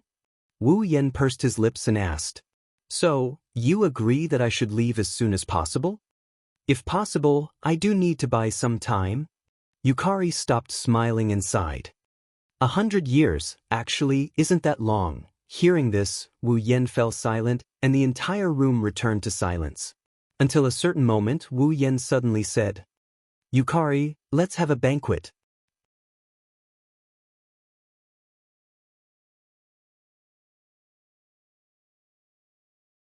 Chapter 1864. Fantasy Town, Alice's mansion. In the Western style and girlish room, Alice was looking at a glowing sphere in front of her very attentively. Her eyes were unprecedentedly serious, and there was even a trace of amazement. This glowing orb was something that Wu Yan left for Alice not too long ago when he brought her out for a wild day of fun. After sending her home, Wu Yan mysteriously left this orb for Alice before he bid her farewell. At that time, Alice had asked very doubtfully, wanting to know what this glowing sphere was. However, Wu Yan didn't answer Alice's question. Instead, he said this to her.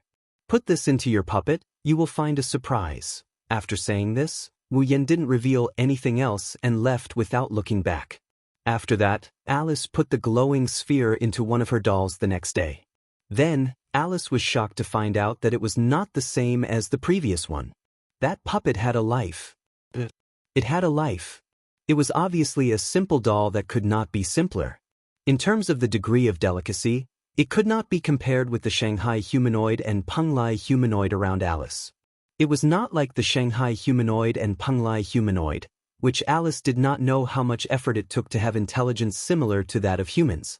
However, such a simple puppet not only easily had intelligence comparable to that of Shanghai and Penglai, but also could do things that Renhai and Penglai couldn't do. For example, it didn't need Alice's manipulation. This puppet could move freely on its own. For example, it didn't need Alice's adjustment and teaching. This puppet could speak human language by itself, which was something that Renhai and Penglai couldn't do. For example, it didn't need Alice's guidance. This puppet could distinguish what it could do and what it couldn't do. It could also read and learn. What was even more amazing was that once, Alice also saw that the puppet had a desire for the food it ate. If it wasn't for the fact that this puppet didn't have a digestive system and its body was full of wood, it would probably be able to eat. This series of behavior was extremely human. Some couldn't even be done by Renhai and Penglai. It didn't need Alice's personal manipulation. He was completely self-disciplined, as if he had a real life. How could this not shock Alice? Unfortunately, it was just a simple puppet. Even if it had life, its body couldn't support it to carry out so many human-like actions, and it broke down after a few days. Although Alice felt that it was a pity, fortunately, the glowing sphere was still there. So, Alice quickly took out the glowing sphere and studied it from the morning until now. The more she studied it, the more surprised she was. This was because Alice discovered that this glowing sphere seemed to have the same effect as the Book of Witchcraft. There were spells recorded in the grimoire. If a mage had a grimoire, they could inject magic into the grimoire. They didn't need to cast the spell themselves to be able to use the spells recorded in the grimoire. This glowing sphere was the same. It seemed to contain some kind of magic. It was because of this spell that the doll with the glowing sphere had life. In other words, if the glowing sphere was compared to a magic book, then the magic recorded in it would be the magic of life. Alice was shocked and excited at the same time. What shocked Alice was that she had never heard of any magic that could bring about life. Alice was excited because she saw a bright path ahead. Alice knew that if she could research this magic of life, then all her dolls would be able to have life in the future. It wasn't hard to imagine how attractive this was to Alice, who had always wanted to develop a fully autonomous humanoid with life. However, Alice found that it was more difficult than she thought to research the magic in this glowing sphere. After all, this glowing sphere wasn't like the Book of Witchcraft that could be opened directly. Although the mage's magic attainments had to reach a very high level in order to read the original Book of Witchcraft, this glowing sphere in front of her didn't even have the means to open it. So, how should she research this magic of life? Alice was a little distressed. After a long time, she made this decision. Let's put it in another doll first and see if I can get some inspiration from studying that doll. After making up her mind, Alice's hands started to itch for the first time in a long time. In front of her was a magical item that could bring life to a doll. And the next doll she made would be able to obtain life through it. Although this doll with life wasn't completely created by Alice alone, it had always been Alice's dream to create a doll with life. Now, knowing that the next doll she made would have life, even if it wasn't all by herself, Alice was very excited. And of course, this time, Alice wouldn't make a simple doll. Since it's a doll with life, then at least the degree of delicacy should be on the same level as Shanghai and Penglai. With that said, Alice picked up the glowing sphere. At this moment, the door of Alice's room was pushed open with a loud, dong, sound. At the same time, a loud voice rang out. "Alice, I'm here to see you." The sudden muffled sound and shout gave Alice a fright. Her hand trembled, and the glowing sphere flew high up into the air. It was as if Alice had thrown it out. "Ah!" Alice cried out in shock. It was as if she could see this most important prop breaking into 7 or 8 pieces like a porcelain bowl. Her cry was filled with fear. Fortunately, the direction the glowing sphere fell towards was none other than the entrance to Alice's room. So Wu Yan, who wanted to give Alice a surprise, just opened the door and saw a familiar glowing sphere flying in his direction. Wu Yan subconsciously caught the glowing sphere in his hand and said in confusion, "Isn't this Eve's heart?" This is the Eve's heart that Wu Yan made for Alice. I say, Alice? Wu Yan looked at Alice, who was patting her chest with dissatisfaction. Even if you don't like my gift, you don't have to throw it away, right? Who wants to throw it away? Alice stepped forward and glared at Wu Yan fiercely. Then, she carefully took the Eve's heart. I can't wait to treasure it. After saying that, Alice checked the Eve's heart in her hand. She didn't breathe a sigh of relief until she made sure there were no cracks on it. Seeing this, Wu Yan was a little happy but also a little unhappy. Of course, he was happy because Alice was satisfied with her gift. Moreover, the gloomy look from before had completely disappeared. Now, she was not much different from before she had sex with Wu Yan. Obviously, Alice has gradually walked out of this matter and calmly faced it. As for the dissatisfaction, naturally, it was because after he came, Alice still paid attention to Eve's heart and ignored him. Sigh. Wu Yan became melancholy. When you have a doll, you lose your husband. Alice's pretty face blushed, but she pretended not to understand and changed the topic. This time, what's the matter? If you want to talk about something, there is indeed something. Wu Yan scratched his cheek. I'm here to invite you to a banquet. A banquet? Alice paused for a moment. If there was one thing that was most famous in Fantasy Village, it would be banquets. Be it when which Boli was dealing with the mutation, or when some demons or humans were bored, they would hold 1 or 2 banquets to pass the time, or in the name of celebration. Alice likes to attend all kinds of banquets. Thus, when she heard that Wu Yan is here to invite her to a banquet, she nodded nonchalantly. Got it. When is the banquet? Let me know, I'll be there. Looking at Alice's nonchalant attitude, Wu Yan got even angrier. The banquet he held before leaving Fantasy Village was ignored by his own woman just like that? Looks like it's been too long since she was taught a lesson. At an angle that Alice couldn't see, Wu Yan smiled sinisterly and quietly closed the door. Ah! The next moment, Alice's scream rang out. It didn't take long for it to turn into panting and begging for mercy.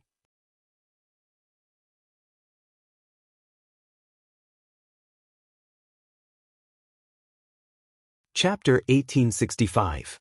Underground World, Earth Spirit Hall. In Gu Ming Diju's room, at the center of the room, Gu Ming Diju was holding a book and reading it with great interest.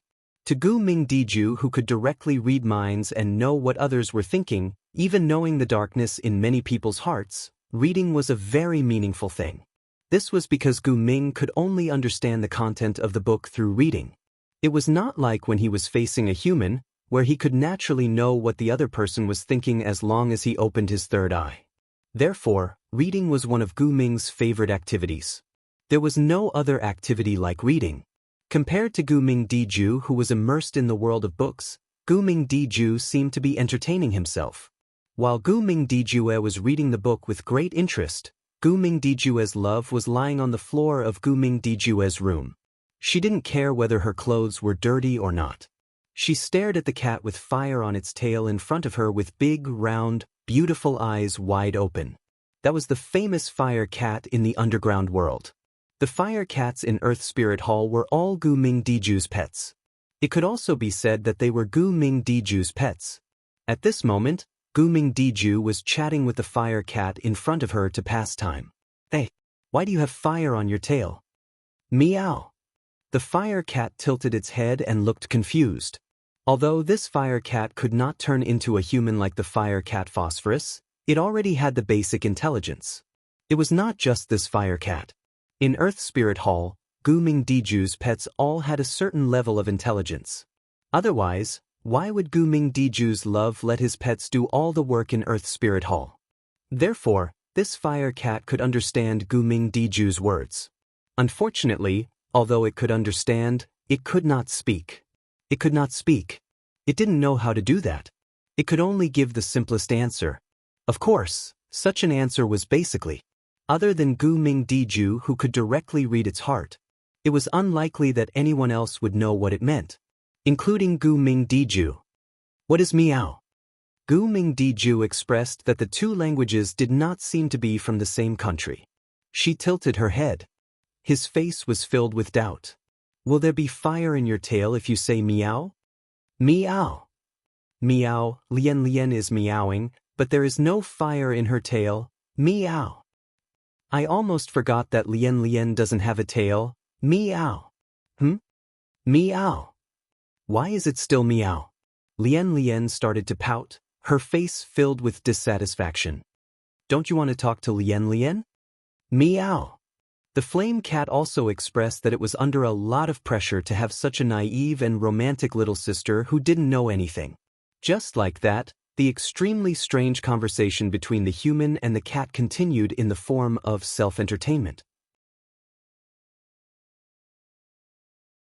Other than the man and the cat, the only person present, Gu Ming Diju, did not notice this rather annoying scene at all.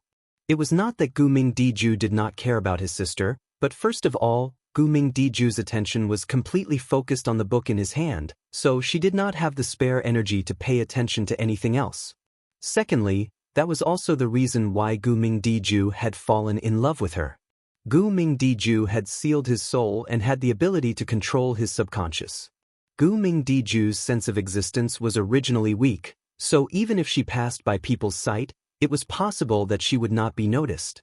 Because of this, and because Gu Ming Diju's attention was focused on the book in his hand, so even if Gu Ming Diju's voice and the cat's meowing were echoing in the room, Gu Ming Diju did not notice. From various aspects, this was indeed a very strange scene. At least, he directly came to the room with the magic of space transfer. Wu Yen, who had just come out of Alice's room, saw this scene and was speechless for a long time.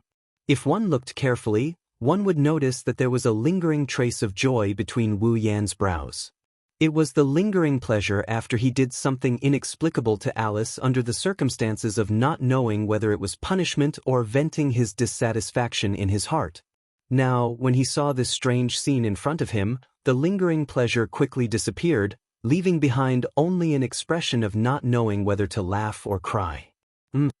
After a while, Gu Ming Diju, who was still bored talking to the flame cat, noticed that there seemed to be another person in the room. She turned her head and looked in the direction of Wu Yen.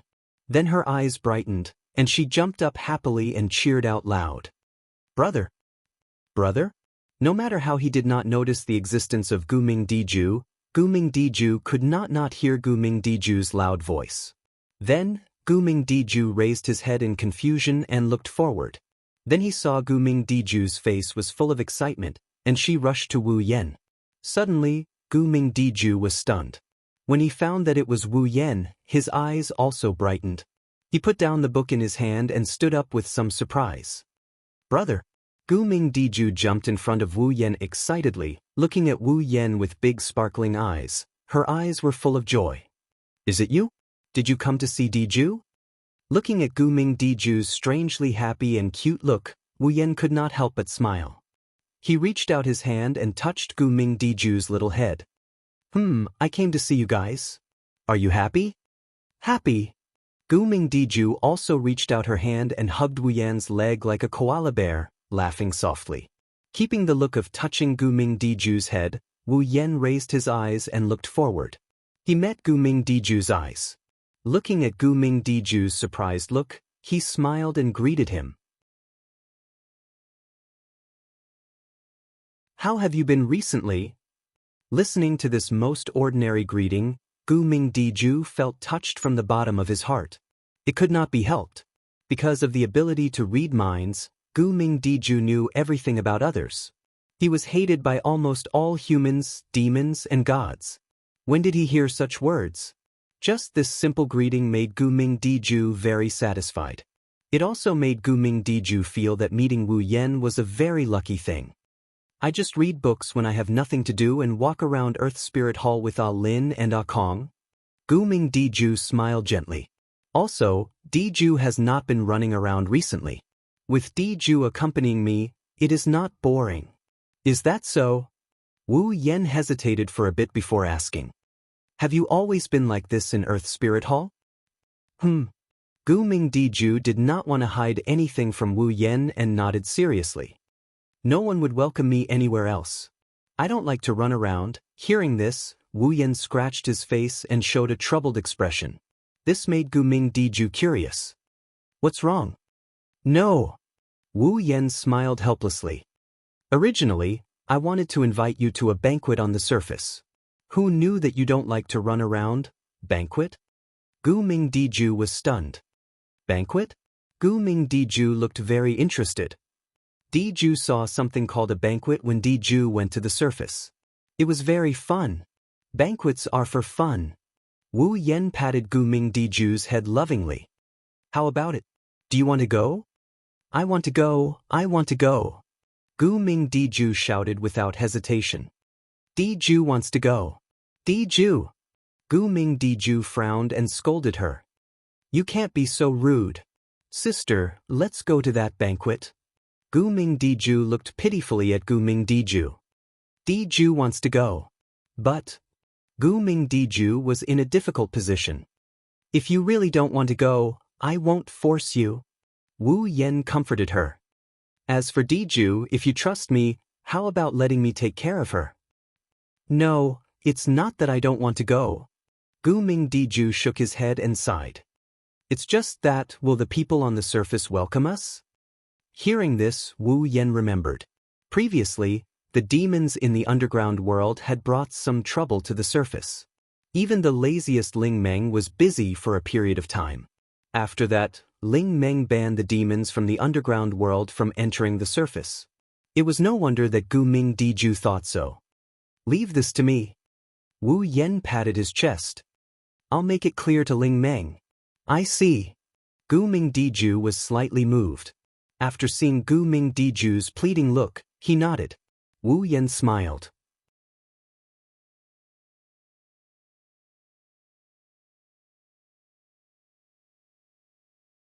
Chapter 1866. Fantasy Village, Lost Bamboo Forest. Step by step, Wu Yan walked on the mountain path leading to the Eternal Pavilion. He seemed to be reminiscing about the environment in the Lost Bamboo Forest.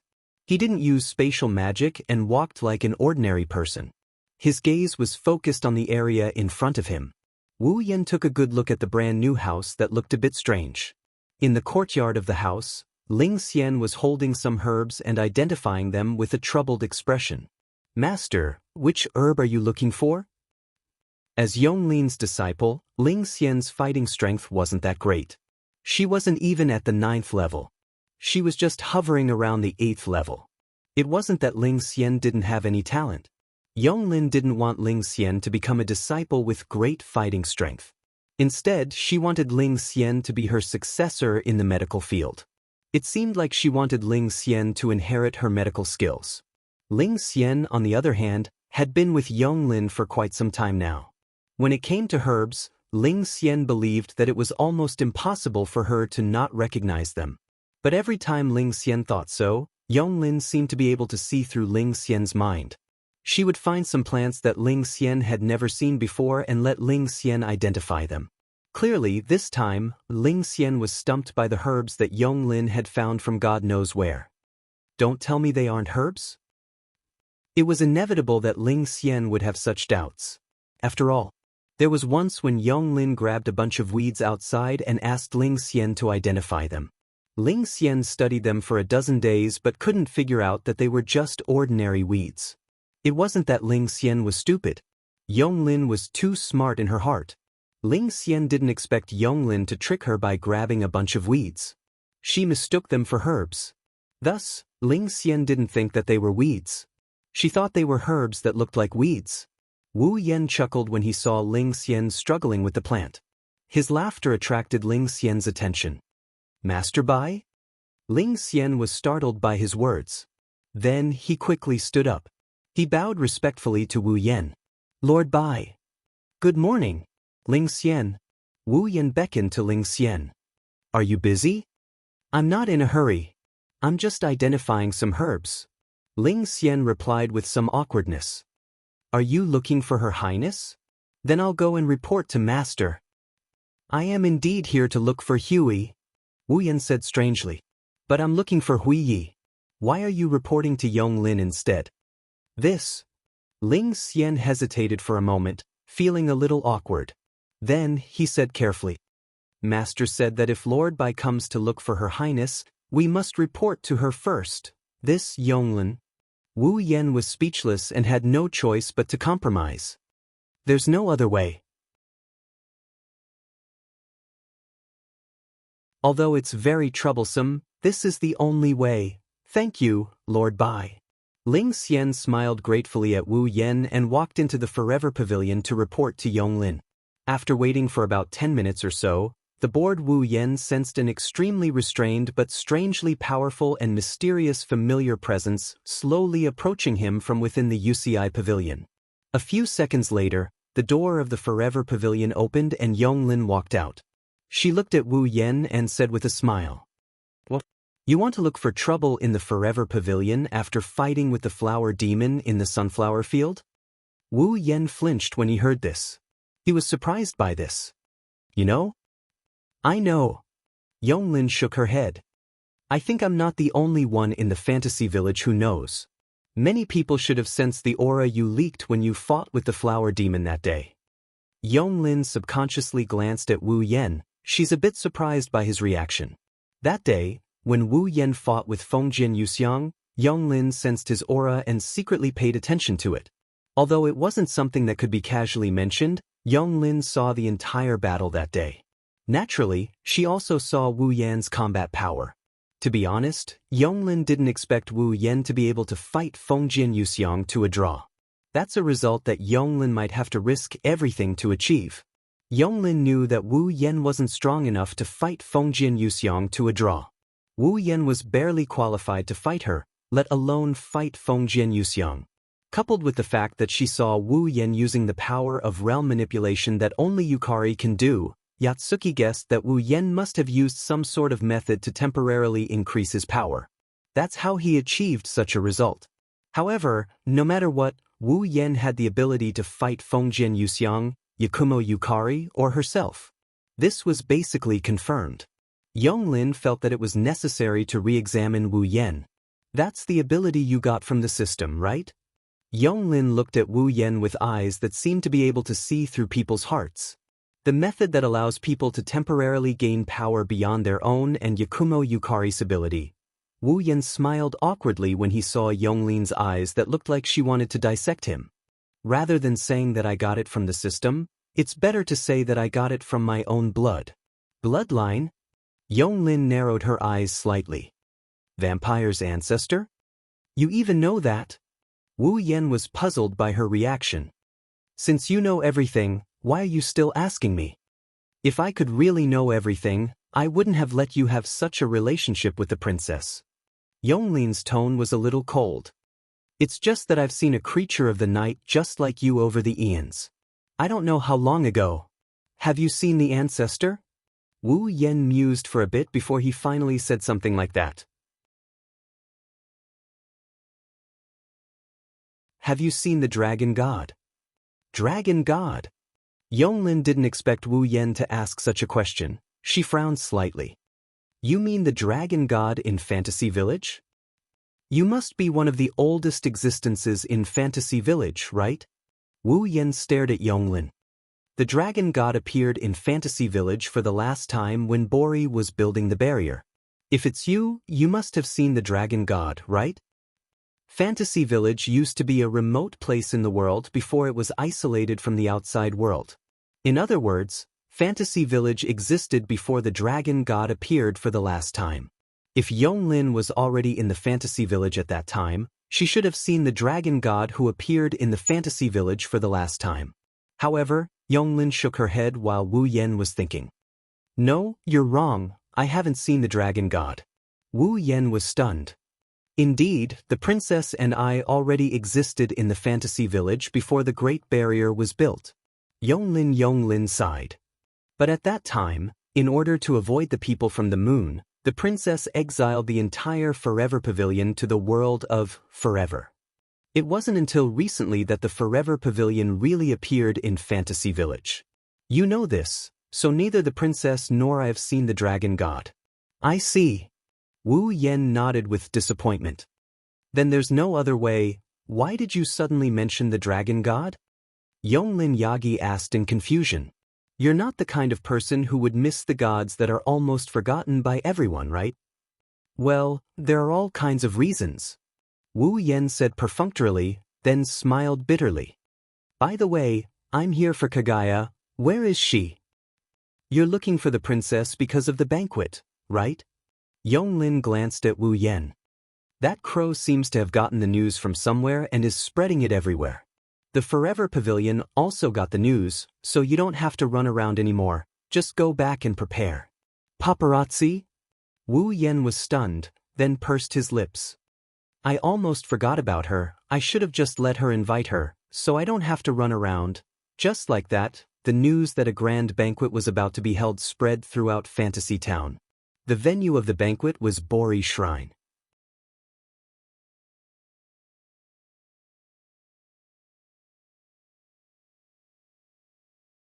Chapter 1867. Fantasy Village, Bori Shrine. Today, early in the morning, there were people flying in from afar and landing in front of the newly built Bori Shrine. In fact, although they were called humans, there were only a few real humans among the many existences that came to the Bori Shrine. The rest were all monsters, fairies, spirits, and other races that only existed in fantasy villages. There was only one reason why so many monsters, spirits, and other kinds of existences would fill the open space in front of the Bori Shrine. That is, today, a grand banquet will be held in the Bori Shrine. It was precisely because the banquet was held in the Bori Shrine that so many monsters, spirits, and other kinds of existences came. After all, if there is a place in Fantasy Village that is the most famous, it is definitely the Bori Shrine. Although the Bori Shrine is not the only shrine in Fantasy Village, the importance of the Bori Shrine to Fantasy Village is even more important than the various races that live here. Not for other reasons, just because, without the Bori Shrine, Fantasy Village would not exist. The Bori shaman who managed the Fantasy Village was here. The Bori shaman was also the one who established the Great Barrier and gave birth to the current Fantasy Village.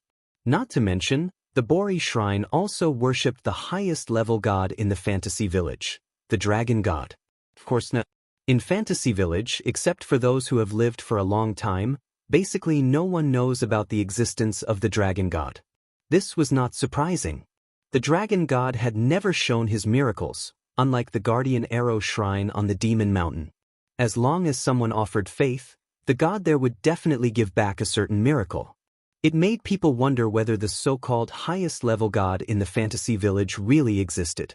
And this is also one of the phenomena that made the Purple Association doubt whether the Dragon God still exists. No one knows whether the god worshipped exists or not. In addition, The Bori shrines, which is lazy all day long. They were cold and indifferent to everyone. On the way to the shrine, monsters that were good at attacking humans would appear from time to time. Due to various reasons, very few humans would come to the Bori shrine to worship. However, this does not affect the popularity of the Bori shrine in Fantasy Village. Even if the god they worshipped was no longer around, there were only a few worshippers. Magus Bo Li was the manager of Fantasy Village on the surface. Furthermore, she would come out from time to time to deal with troublesome demons and resolve any anomalies. The most well-known place in Fantasy Village was undoubtedly the Bori Shrine. Therefore, even though the Bori Shrine was not very popular, there were still many monsters and even great monsters who liked to visit the Bori Shrine.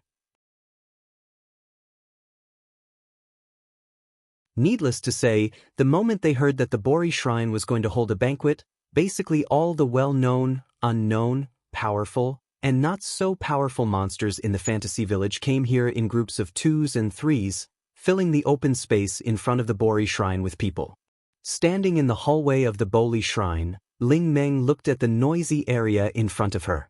There were at least a few hundred demons, and Ling Meng fidgeted with her jet black hair, almost causing the huge red bow to fall off.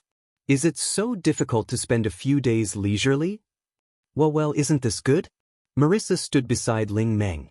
Unlike the resentful Ling Meng, Marissa appeared to be in high spirits.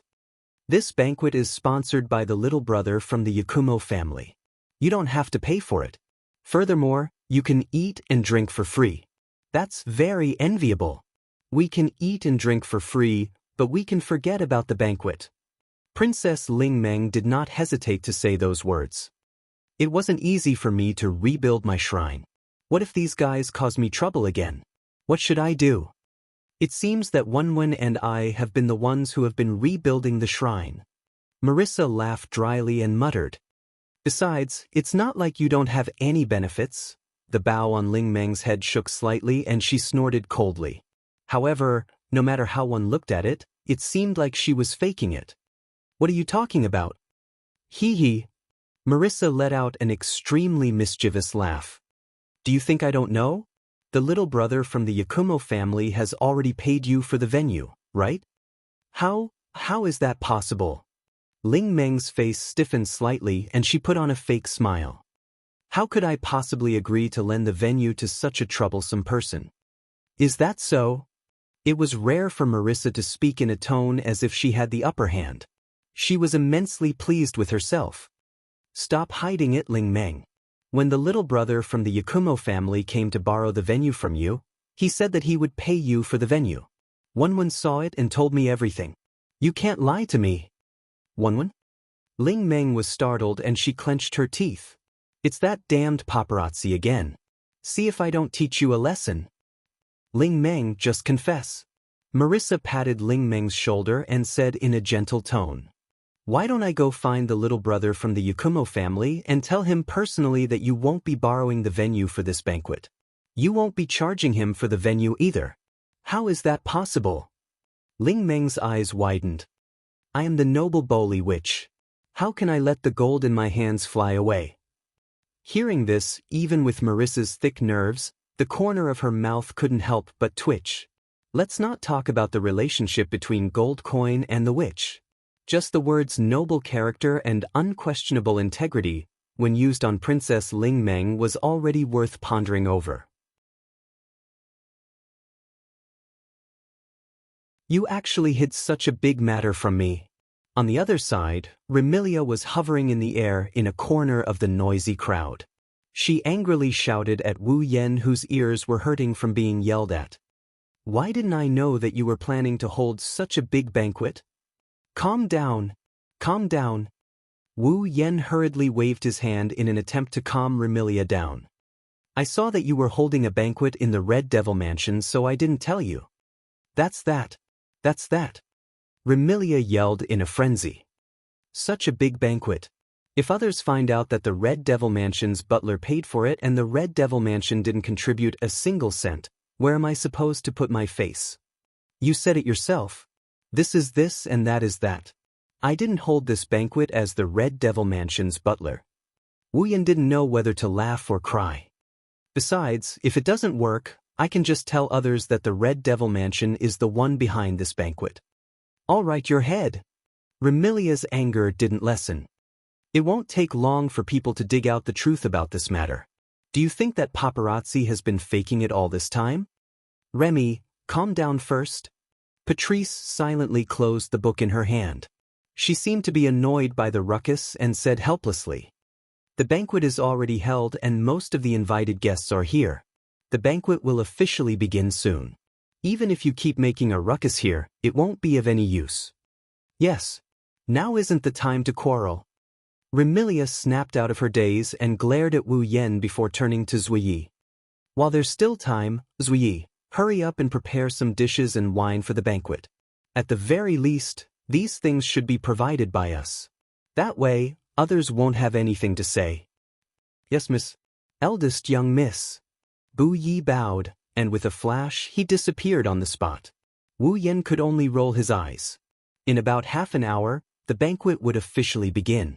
Even if Sui Yi had the ability to manipulate time, it would be very tiring to prepare all the dishes and wine needed for the banquet during this period of time. This Remilia actually made Sui Yi work so hard just for a bit of face. It seems like I have to find some time to teach her a lesson. Wu Yan's gaze wandered between Remilia and Patrice for a while before he asked, "Right, where's Fran?" Just as Remilia was about to reply, a series of hurried footsteps entered Wu Yan's ears. Not long later, Wu Yan felt a weight on his back as two petite figures appeared. "Big brother." Fran's face was slightly flushed and she seemed to be very happy. "Big brother." The other was Gu Ming's love.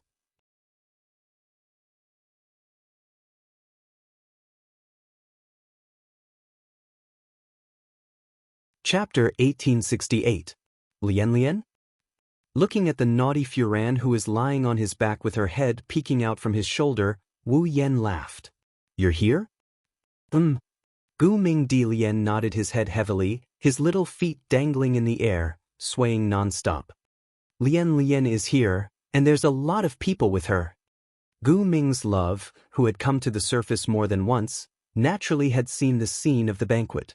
Moreover, after the mutation caused by the monsters in the underground world was resolved by Ling Meng, the fantasy paradise held a banquet as usual.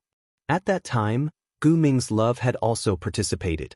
However, the scale of the banquet then was on a completely different level compared to this one.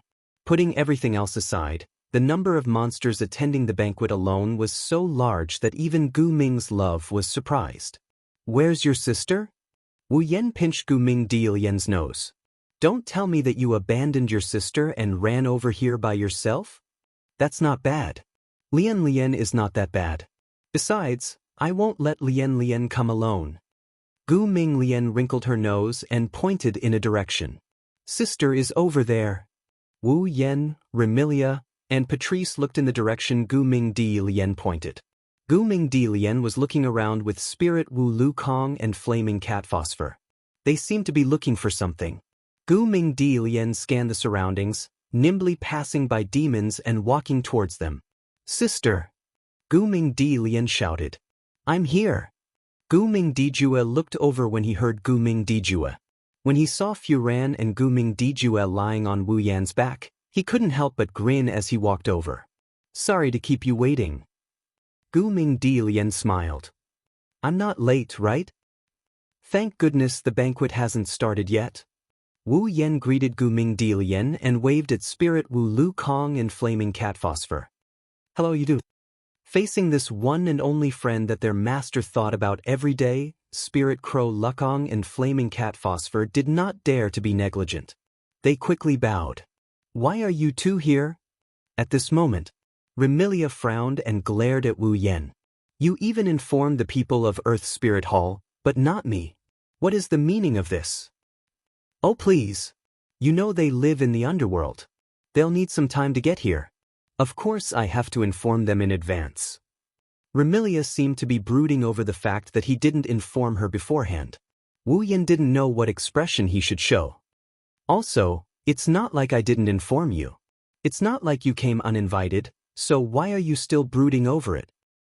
"I don't care," Remilia said willfully. If there's a next time, you have to inform me first. Do you hear me? Yes. Wu Yan could only reply helplessly. Patrice, Gu Mingdi Lian and the others found it funny. And in just a short while, another familiar figure appeared on the scene. Lord Bai. Following this voice, 3 figures appeared in Wu Yan's vision. One of them is a girl with bunny ears who greeted Wu Yan just now. One of them was a young girl with a cold and elegant temperament walking at the side. There was also an elegant young lady who walked in front of them. She was dressed in a Japanese outfit and had long, silky black hair that flowed like a waterfall. She looked like a princess. They were Penglai Mountain's Hui Yi, Yonglin Ba Yi and Ling Xian. How lively! Penglai Mountain's Hui Yi looked at the lively scene and seemed to be lost in thought. How long has it been since this concubine saw such a lively scene? Since betraying the moon, Hui of Mount Penglai had been living in the Forever Pavilion for a long time. He did not even appear in people's sight when the Forever Pavilion held an exhibition. He hid in his room and lived an otaku life. Thus, Penglai Mountain's Hui Yi didn't know how long it had been since she went out. She also didn't know how long it had been since she saw such a lively scene. Yonglin Ba Yi also seemed to be reminiscing. Now that I think about it, it's been a long time since I saw so many people. At this moment, these 2 girls who didn't seem to be over 20 years old were filled with an aura of vicissitudes. It was hard for people to get used to it. Wu Yan was the only one who teased him. Now you finally know how much of an otaku you are? This sentence was naturally directed at Penglai Mountain's Hui Yi. As a lady of a noble family, it's not strange that you don't go out. Penglai Mountain's Hui Yi finally recovered from her absent-minded state. She dragged her long sleeves and covered the corner of her mouth. Her beautiful eyes curved into crescent moons. Besides, the human heart is very complicated. For a weak girl like me, if I run around, I don't know when I will be abducted by a strange uncle. Saying these words, Mount Penglai's Hui still acted as if it was a serious matter, tenderly stroking his cheek. Without a doubt, Mount Penglai Kagaya was a great beauty. She was a woman who was much more beautiful than those who called themselves beauties. Otherwise, she wouldn't have conquered an entire era with her beauty and written her own monogatari. When such a great beauty touched the side of her face, it was indeed breathtaking. Even Remilia, Gu Mingdi and the other young girls couldn't help but cast sidelong glances. Wu Yan couldn't help but retort. Let's not talk about whether you're weak or not. Only a little lowly would be abducted by a strange uncle. You're not a delicate lowly. You won't attract a strange uncle. Don't worry. Allah, have you forgotten my ability? Penglai Mountain's Hui Yi smiled slyly. My ability is to control forever and for a moment. I have already recorded the moment when I was still a lowly. I can reproduce it at any time.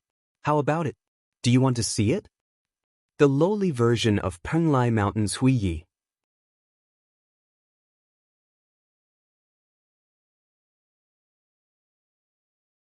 Asking if he wanted to see it or not, of course he wanted to.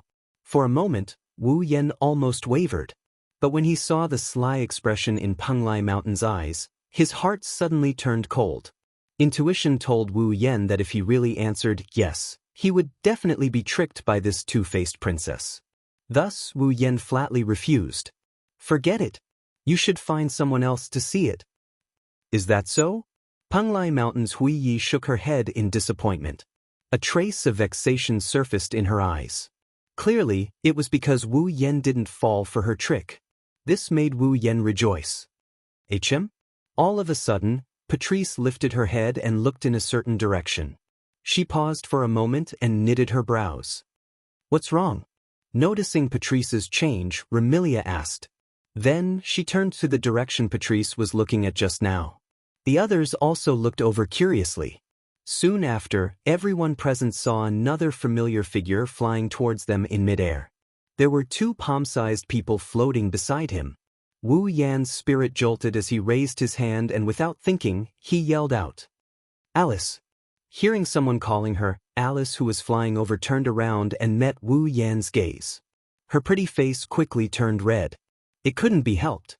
Not long ago, when Wu Yan invited her to the banquet, she placed all her attention on Eve's heart and ignored Wu Yan. As a result, she was viciously dealt with by Wu Yan. Alice still couldn't forget the scene where Wu Yan placed her in 18 different positions. In the end, she could only beg for mercy due to exhaustion. While Alice was furious, she also fiercely glared at Wu Yan. Even so, Alice obediently brought Xianxia and Penglai to land in front of Wu Yan's group. Alice didn't realize that she was getting more and more used to interacting with Wu Yan. She was no longer as distant as before. This made Wu Yan secretly delighted. If it continued like this, sooner or later, Alice would be willing to accompany him by his side, and it would be a matter of course. However, this joyful mood collapsed at the next moment. After landing in front of Wu Yan, Alice didn't look at Wu Yan immediately. Instead, she looked at Patrice. Wu Yan could only curse inwardly. These two girls with Yuri plots, they wouldn't quarrel, right?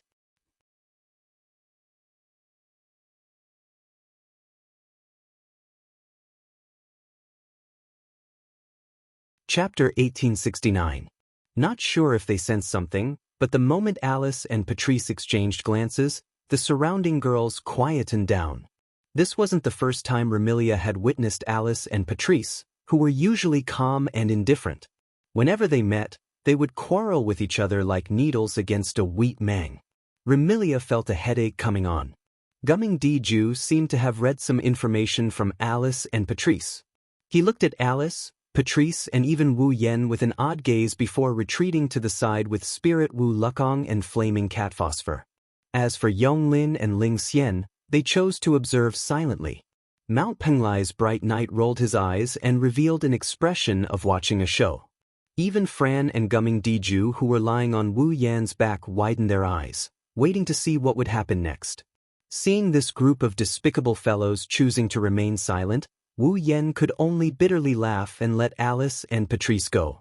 Just when everyone thought that Alice and Patrice were going to quarrel like before, the two of them revealed helpless smiles at the same time.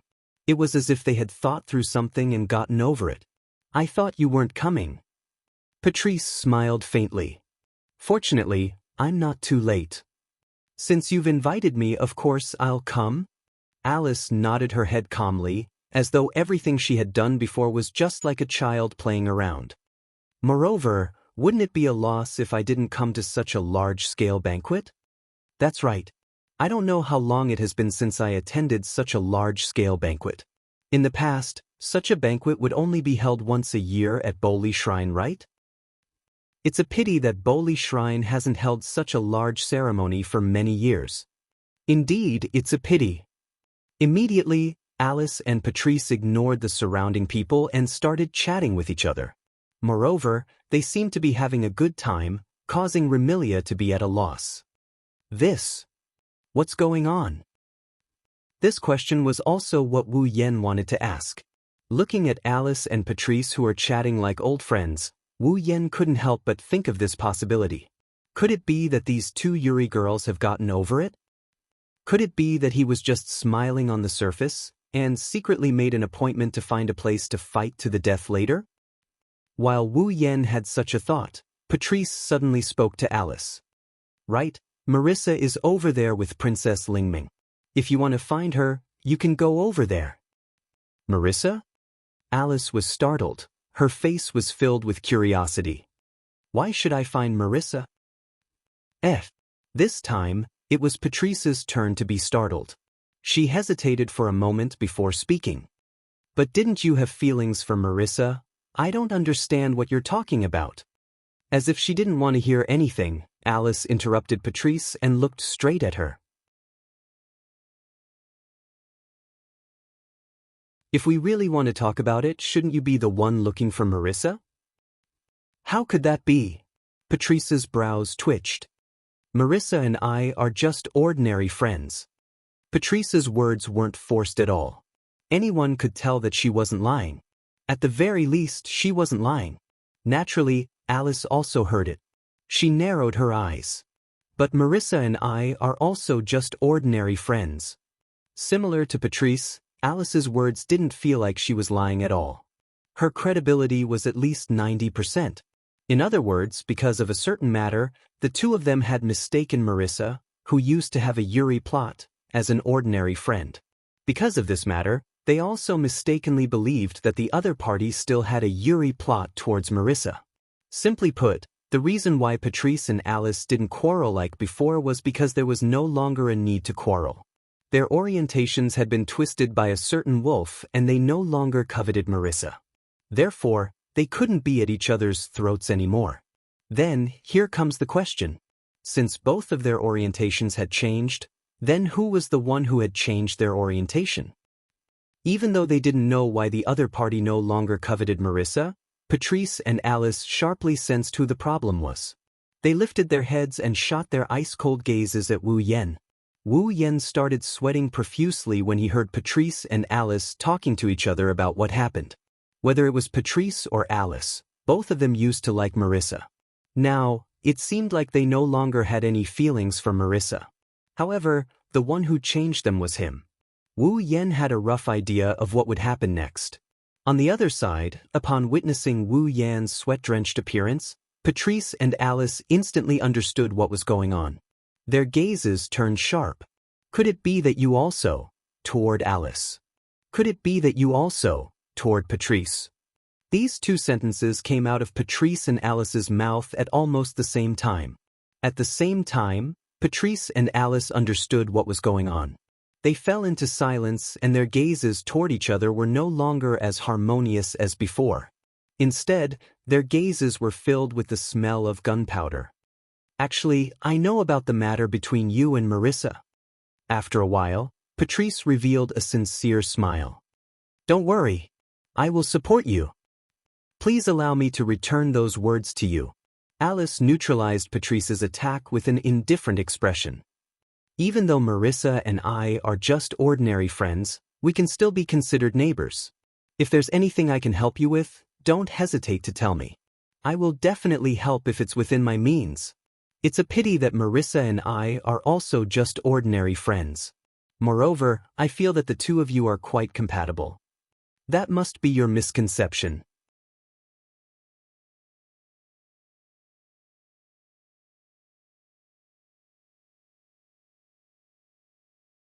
Today's banquet is not for any other reason but for this fantasy village that has touched me a lot. I hope that this banquet will leave everyone with beautiful memories and let everyone feel the incredible things that only belong to Fantasy Village. Wu Yan raised his hand high up in the air. Let us enjoy this incredible Fantasy Village at this banquet. Oh! At this moment, cheers resounded in the sky of Fantasy Village and didn't die down for a long time.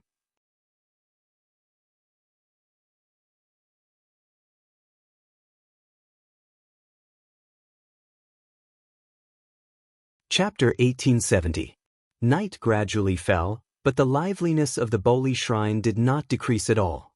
At this moment, in the open space in front of the Boli Shrine, no matter where it was, there was a picnic cloth spread there, almost covering the open space in front of the Boli Shrine. And on these picnic cloths of various colors, hot dishes and bottles of wine had already occupied every picnic cloth.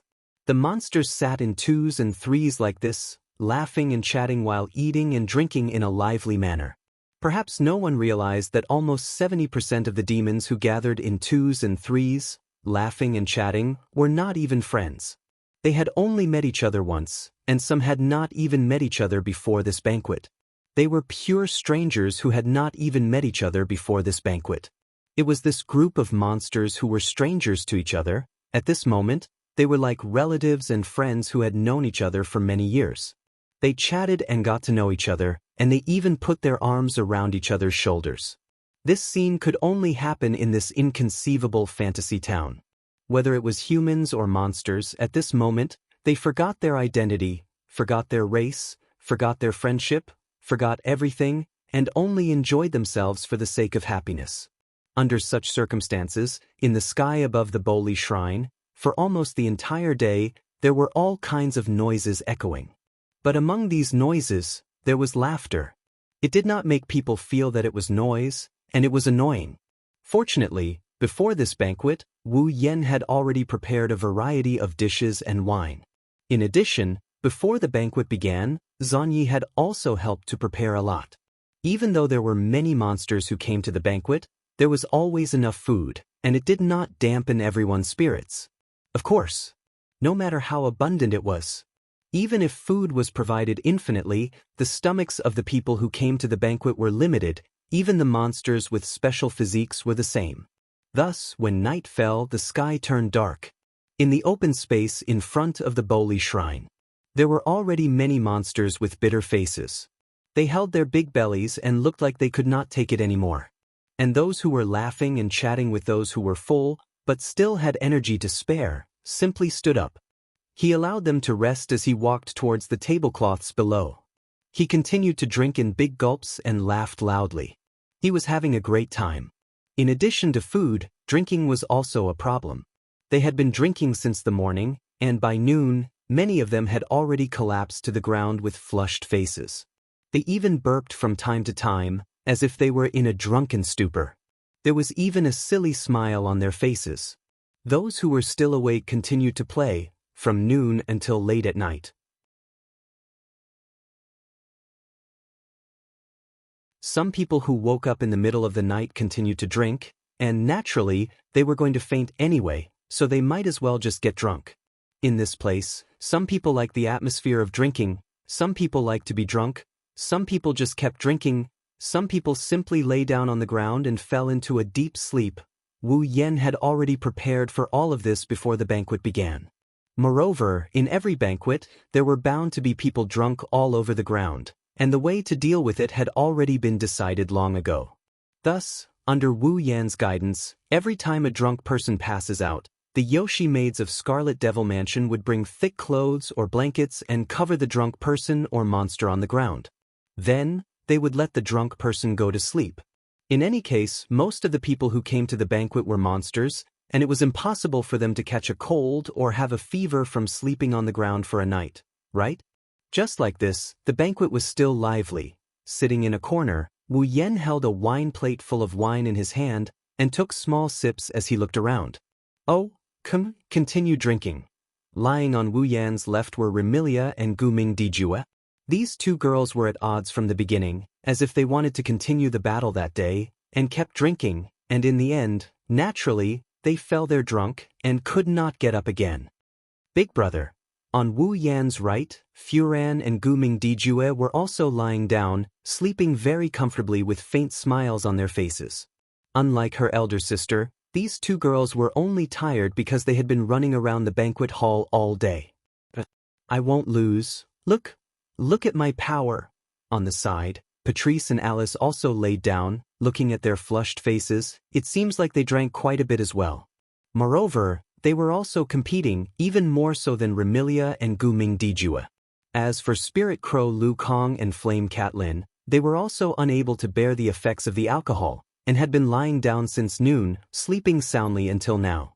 Only Sakuya was left alone. Looking at the drunk eldest miss, the tired second miss, and the drunk Patrice, he had a conflicted expression. He seemed to want to bid farewell to his mistress and return home to rest. But before he could say anything, he was pulled away by Marissa and Sensei Marumi. Right now, Zuyi is still being persuaded to drink by Princess Ling Meng, Marissa, and Fumer. Looking at his swaying appearance, he should not be drunk for long. Sigh. Wu Yan helplessly shook his head as he looked at this pitiful scene. He gently picked up some clothes and covered the bodies of the drunk and sleeping girls with them. In the sky, a dazzling full moon had unknowingly risen. The clamor continued. Some of the demons who were not drunk were still chatting with each other and eating and drinking. Compared to the morning, the scene was a little quieter, but it was still very lively. Looking at the beautiful full moon in the distance, Wu Yan picked up a wine plate and poured wine into it. While admiring the moon, he continued to sip the wine in his hand. Not long later, light footsteps could be heard. The person who came did not have the slightest intention to avoid arousing suspicion and directly sat beside Wu Yan, allowing that beautiful black hair to enter Wu Yan's eyes. Although he didn't turn his head to look, in his impression, among all the people he knows here, There is only one person who has such beautiful long black hair that cascades down like a waterfall. Moreover, he personally combed this long black hair before. Wu Yan chuckled. He didn't stop looking at the full moon, he didn't even turn his head around. Do you want a drink? Forget it. Like a dignified princess, the girl did not have any intention to play around, her tone was tranquil. I just drank a little with Yonglin, but perhaps it's because I haven't drunk for too long, my alcohol tolerance can't be compared to before. Wu Yan didn't try to persuade him any further. He just filled his own plate to the brim. Mount Penglai did not reply. She raised her head and looked at the full moon that was emitting a silver light. Strange ripples appeared in her beautiful eyes. It's still as beautiful as ever, is that so? Wu Yan gently shook the wine in the wine plate in his hand. You can't see the moon on the moon, right? But you can see the ground. Mount Penglai's face was serene as if he was reminiscing. It's different in the moon capital. You don't have to wait until nighttime to see the moon. In the moon capital, you can see the ground at any time. Perhaps it's because I've seen too much of the beauty of the ground and the coldness of the moon capital that I'm looking forward to life on the ground. That might be the case. Wu Yan closed his eyes and smiled, no longer answering. After a long time, Mount Penglai's Huiyi suddenly spoke. You're planning to leave the land of fantasy, right? Can you tell? Wu Yan was not surprised. He knew that he could not hide it from Mount Penglai's Huiyi. Even if he could hide it from Mount Penglai's Huiyi, he could not hide it from Yonglin. Even if I say yes, you won't leave with me, right? Including this time, we've only met 3 times. Mount Penglai's Huiyi said with a smile that was not a smile. Do you think that just because we've met 3 times, I'll be able to follow you or follow you to another world? It's because I don't think so that I didn't mention this to you. Wu Yan's expression was still calm as he sipped his wine and said this. But you came to find me at this time. This proves that you're not that against it, right? Perhaps. Mount Penglai Huey nodded his head in agreement. He stood up, turned around, and as he walked out, he lightly left behind such a sentence. I'll wait for the day when you can take me away. Looking at the full moon in the sky and listening to those clear words, Wu Yan's eyes began to ripple. He was a little drunk.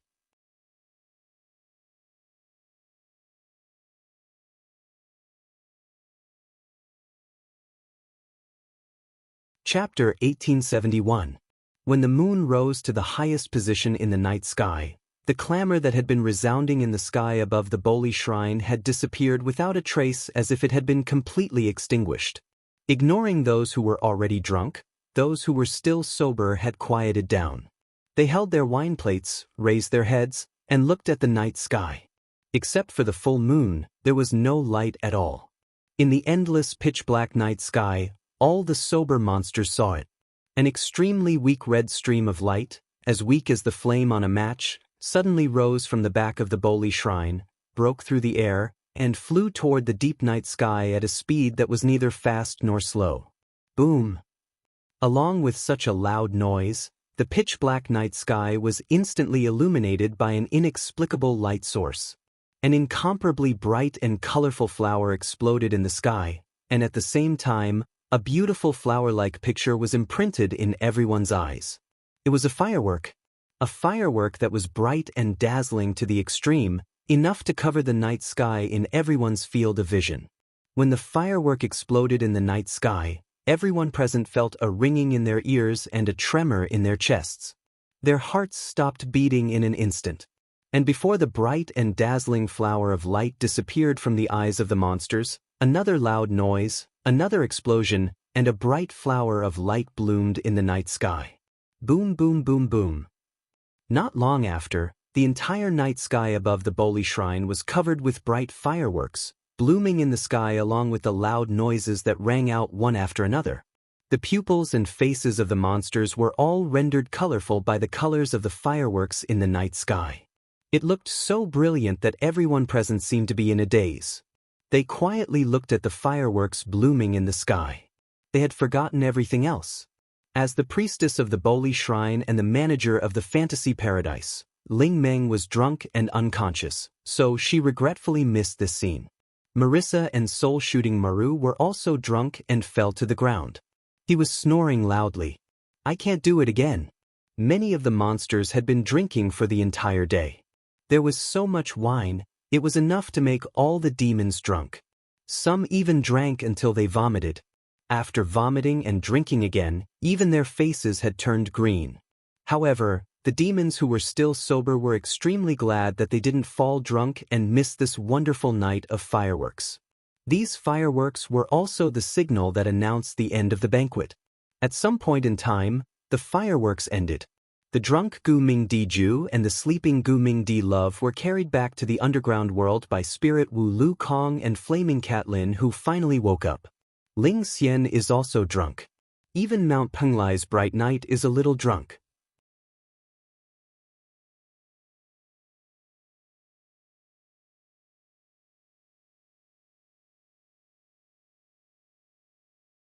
It should be the opposite. Wu Yan looked ahead and didn't look at Patrice, Alice, and Zhang Ye's expressions. I have found the 5 drops of blood essence with mystical powers. It is time to leave Fantasyland. Leave Fantasyland? Patrice, Alice, and Zhang Yi stopped in their tracks. Wu Yan also stopped in his tracks but didn't look at the girls' expressions. He looked ahead as though he didn't want to see a trace of sadness on their faces. On the other hand, Patrice, Alice, and Zhui Ye's expressions were constantly changing. Their emotions were fluctuating up and down. None of them said a word, causing the scene to become strangely silent. Phew! In the end, it was Patrice who returned to her usual self and nodded nonchalantly. Are you coming back? Alice and Raven Knight didn't say anything, but both of them became alert in an instant. Under the gazes of the 3 girls, Wu Yan nodded his head with an unquestionable attitude. Of course. Then, Zhang Yi hesitated for a moment before asking, how long will Lord Bai be away? I'm not sure. Wu Yan shook his head. But it won't exceed a year. I will definitely return within a year. Penglai Mountain's Bright Knight was Wu Yan's summon. Since Penglai Mountain's Bright Knight didn't follow Wu Yan to the Spalier world and chose to stay in this world, the time in this world wouldn't be completely frozen. Instead, it would be 100 times slower than the time in Wu Yan's world. No matter how long Wu Yan spent in another world, the barrier in Fantasyland would disappear after a year. At that time, Wu Yan wouldn't just sit by and watch. He would definitely return to Fantasyland. Therefore, a year was the longest time limit. A year? Patrice, Alice, and Zhang Yi heaved a sigh of relief. A year wasn't too long for Patrice, who had lived for at least 100 years, and Alice, who had a long lifespan. As for Zhang Yi, he was an ordinary human and didn't have as long a lifespan as Alice and Patrice. However, a year wasn't considered long in a human's lifespan. Therefore, a year wasn't something he couldn't accept. Seeing the 3 girls heaving a sigh of relief, Wu Yan also heaved a sigh of relief. Patchouli, Alice, and Bei were happy that he didn't make them sad. You're tuning in to the Wandering Hero YouTube channel. Don't forget to subscribe and join us on this journey to catch the most captivating stories.